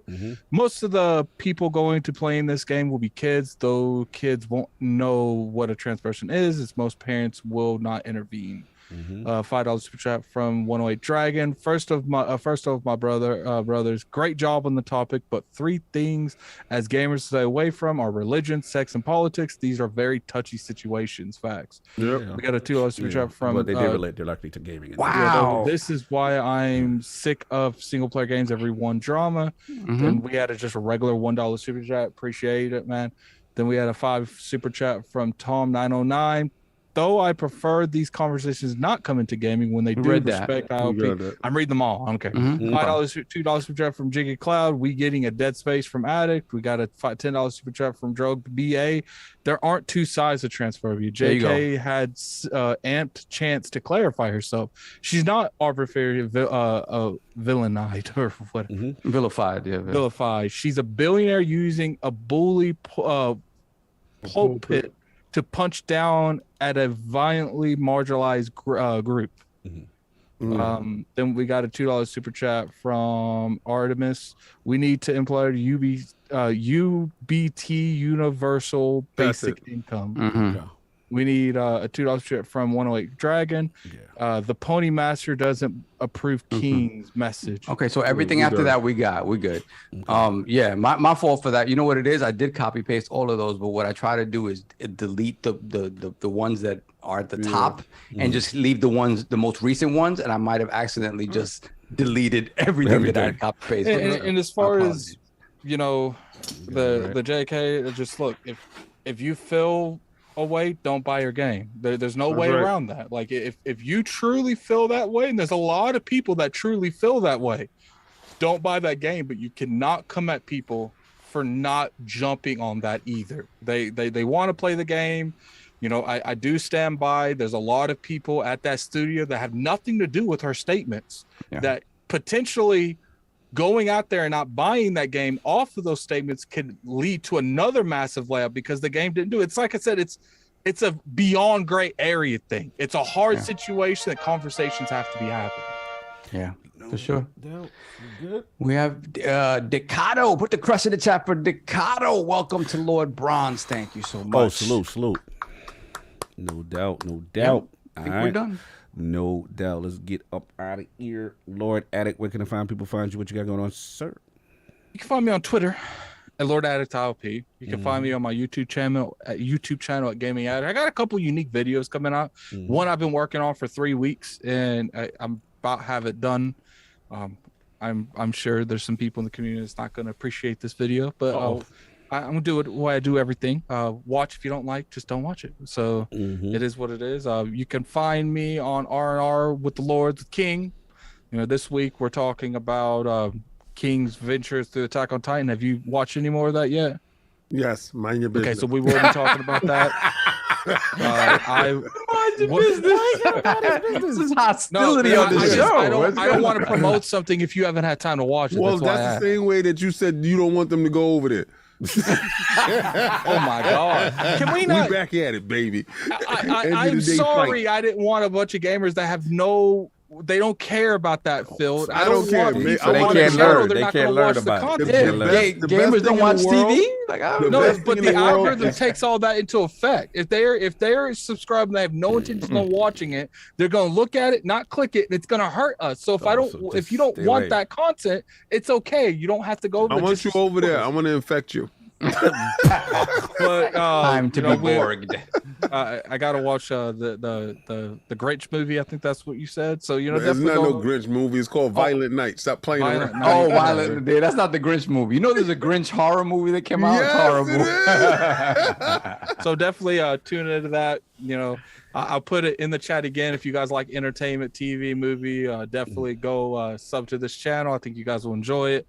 We have some stuff coming out, man. Me and Saul, we're gonna work on some stuff here momentarily. Hopefully, we'll get that taken care of in the next couple weeks to couple months. We'll be going to PAX here soon, and I think March, isn't it? March is PAX. Appreciate all the super chats, all the buying, all that goes into straight back into the company.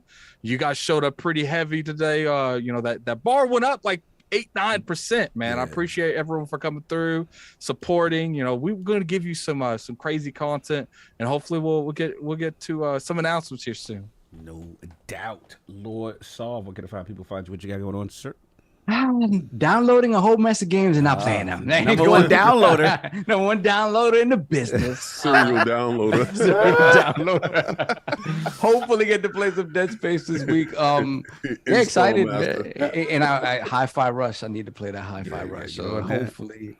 Yeah, man. But shout out to Ty for coming on, man. Yes, that was, again, there's nothing like having someone come on that's passionate about something and speak about it intelligently, and we could bring a little bit of a different flavor to the realm.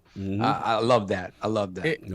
I can guarantee you what we just done, a lot of places aren't going to be able to do that. They aren't going to do. Not even there was no aggressive. It was just grown men having serious conversations about stuff that matters. Agreeing to disagree respectfully, but also getting additional context. Shout out to Hogue. What is it? Reasonable minds can differ.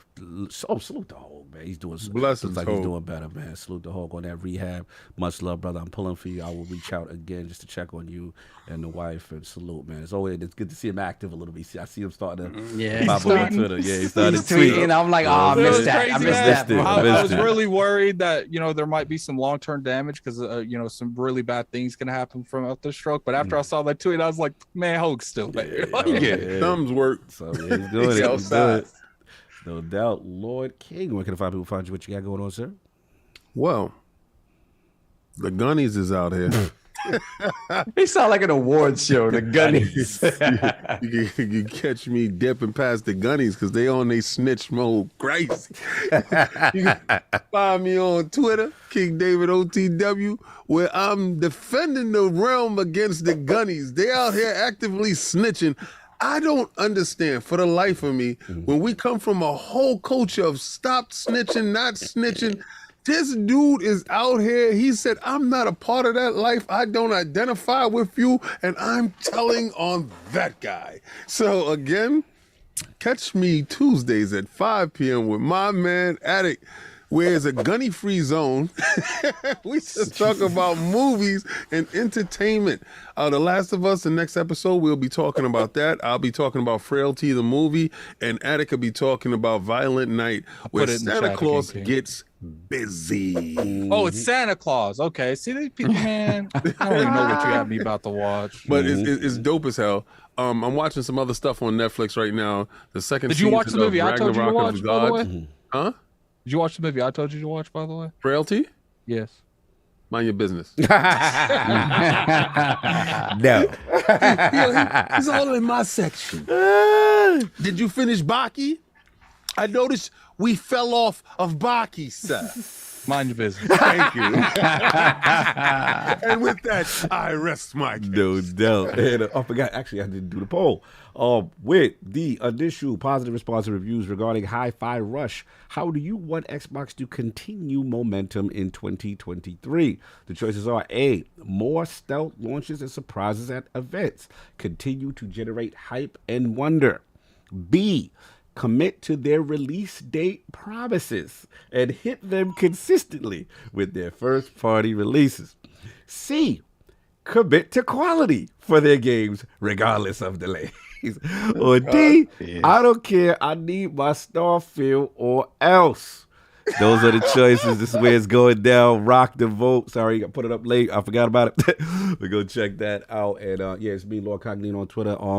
Go check us out. Again, salute to everybody that pulled up and allow us to have that difficult conversation. You know what I'm saying? You know, a lot of people don't do that. And salute to Lord Todd for coming through, giving us some nuance. Salute to Saw. Salute to everybody with the passion on the panel. Salute to everybody. Yo, let people enjoy games, y'all. For real. Like let people live. Let them enjoy what they want to enjoy. I'm playing Days Gone, man. Mind your business. You ain't got the tweet, bro. You ain't got the tweet. You can just be quiet and just play. Just mind your business. Mind your business. You know what I'm saying? Mind your business. That's all I get. I'm probably gonna cry myself to sleep because the Niners look like they finished and Brock Purdy is hurt. And they got some backup in. Hey, backup. Yeah, they're looking spooky. He was popping bottles, cock. I told people to buy. That's why I told people anything can happen. Look like we were 3 quarterbacks now. We've lost. But salute to my boys. If they go down, they went down swinging. And they did it. Cog tried to give you some knowledge. He tried to tell you, hey, young buck, slow down. Slow down. Dudes was popping bottles in this. Cog, I got you at first row in the Super Bowl. I just brought first class tickets over there. They say Purdy back in? If Purdy back in, I might got a check. Oh, Vote Creek gave me home. All right. Let me get him out of here. Anyway, that's what I got. Oh, real quick, we got one more. Ty Casares, $3. Hurry up. Chat. Good show, Lords. Have a great Sunday. No need to read. Of course, there's a reason to read. Of course, there's a reason to read. Thank you, brother. Appreciate it. Everything that was the last one? Oh, no, it just got worse. Oh, stop. See, he acting up. Anyway, and we out. Yo, it just got worse, bro. But I don't even want to hear. I'll find out. 7:28. The pain will be found out later. Join the Jets. They said Purdy back in. Johnson might have a concussion. Wow, that's crazy. He's not the better team. We ain't join the Jets. Anyway, no, we ain't joining the Let's Jets. go. No. Come to us. Anyway, no, you stay over there and you worry about your man Zach Wilson. Give me a hug. We will catch you. Catch y'all there. Enjoy y'all Sunday. Come on, give me a hug. Bring it in. Bring it in.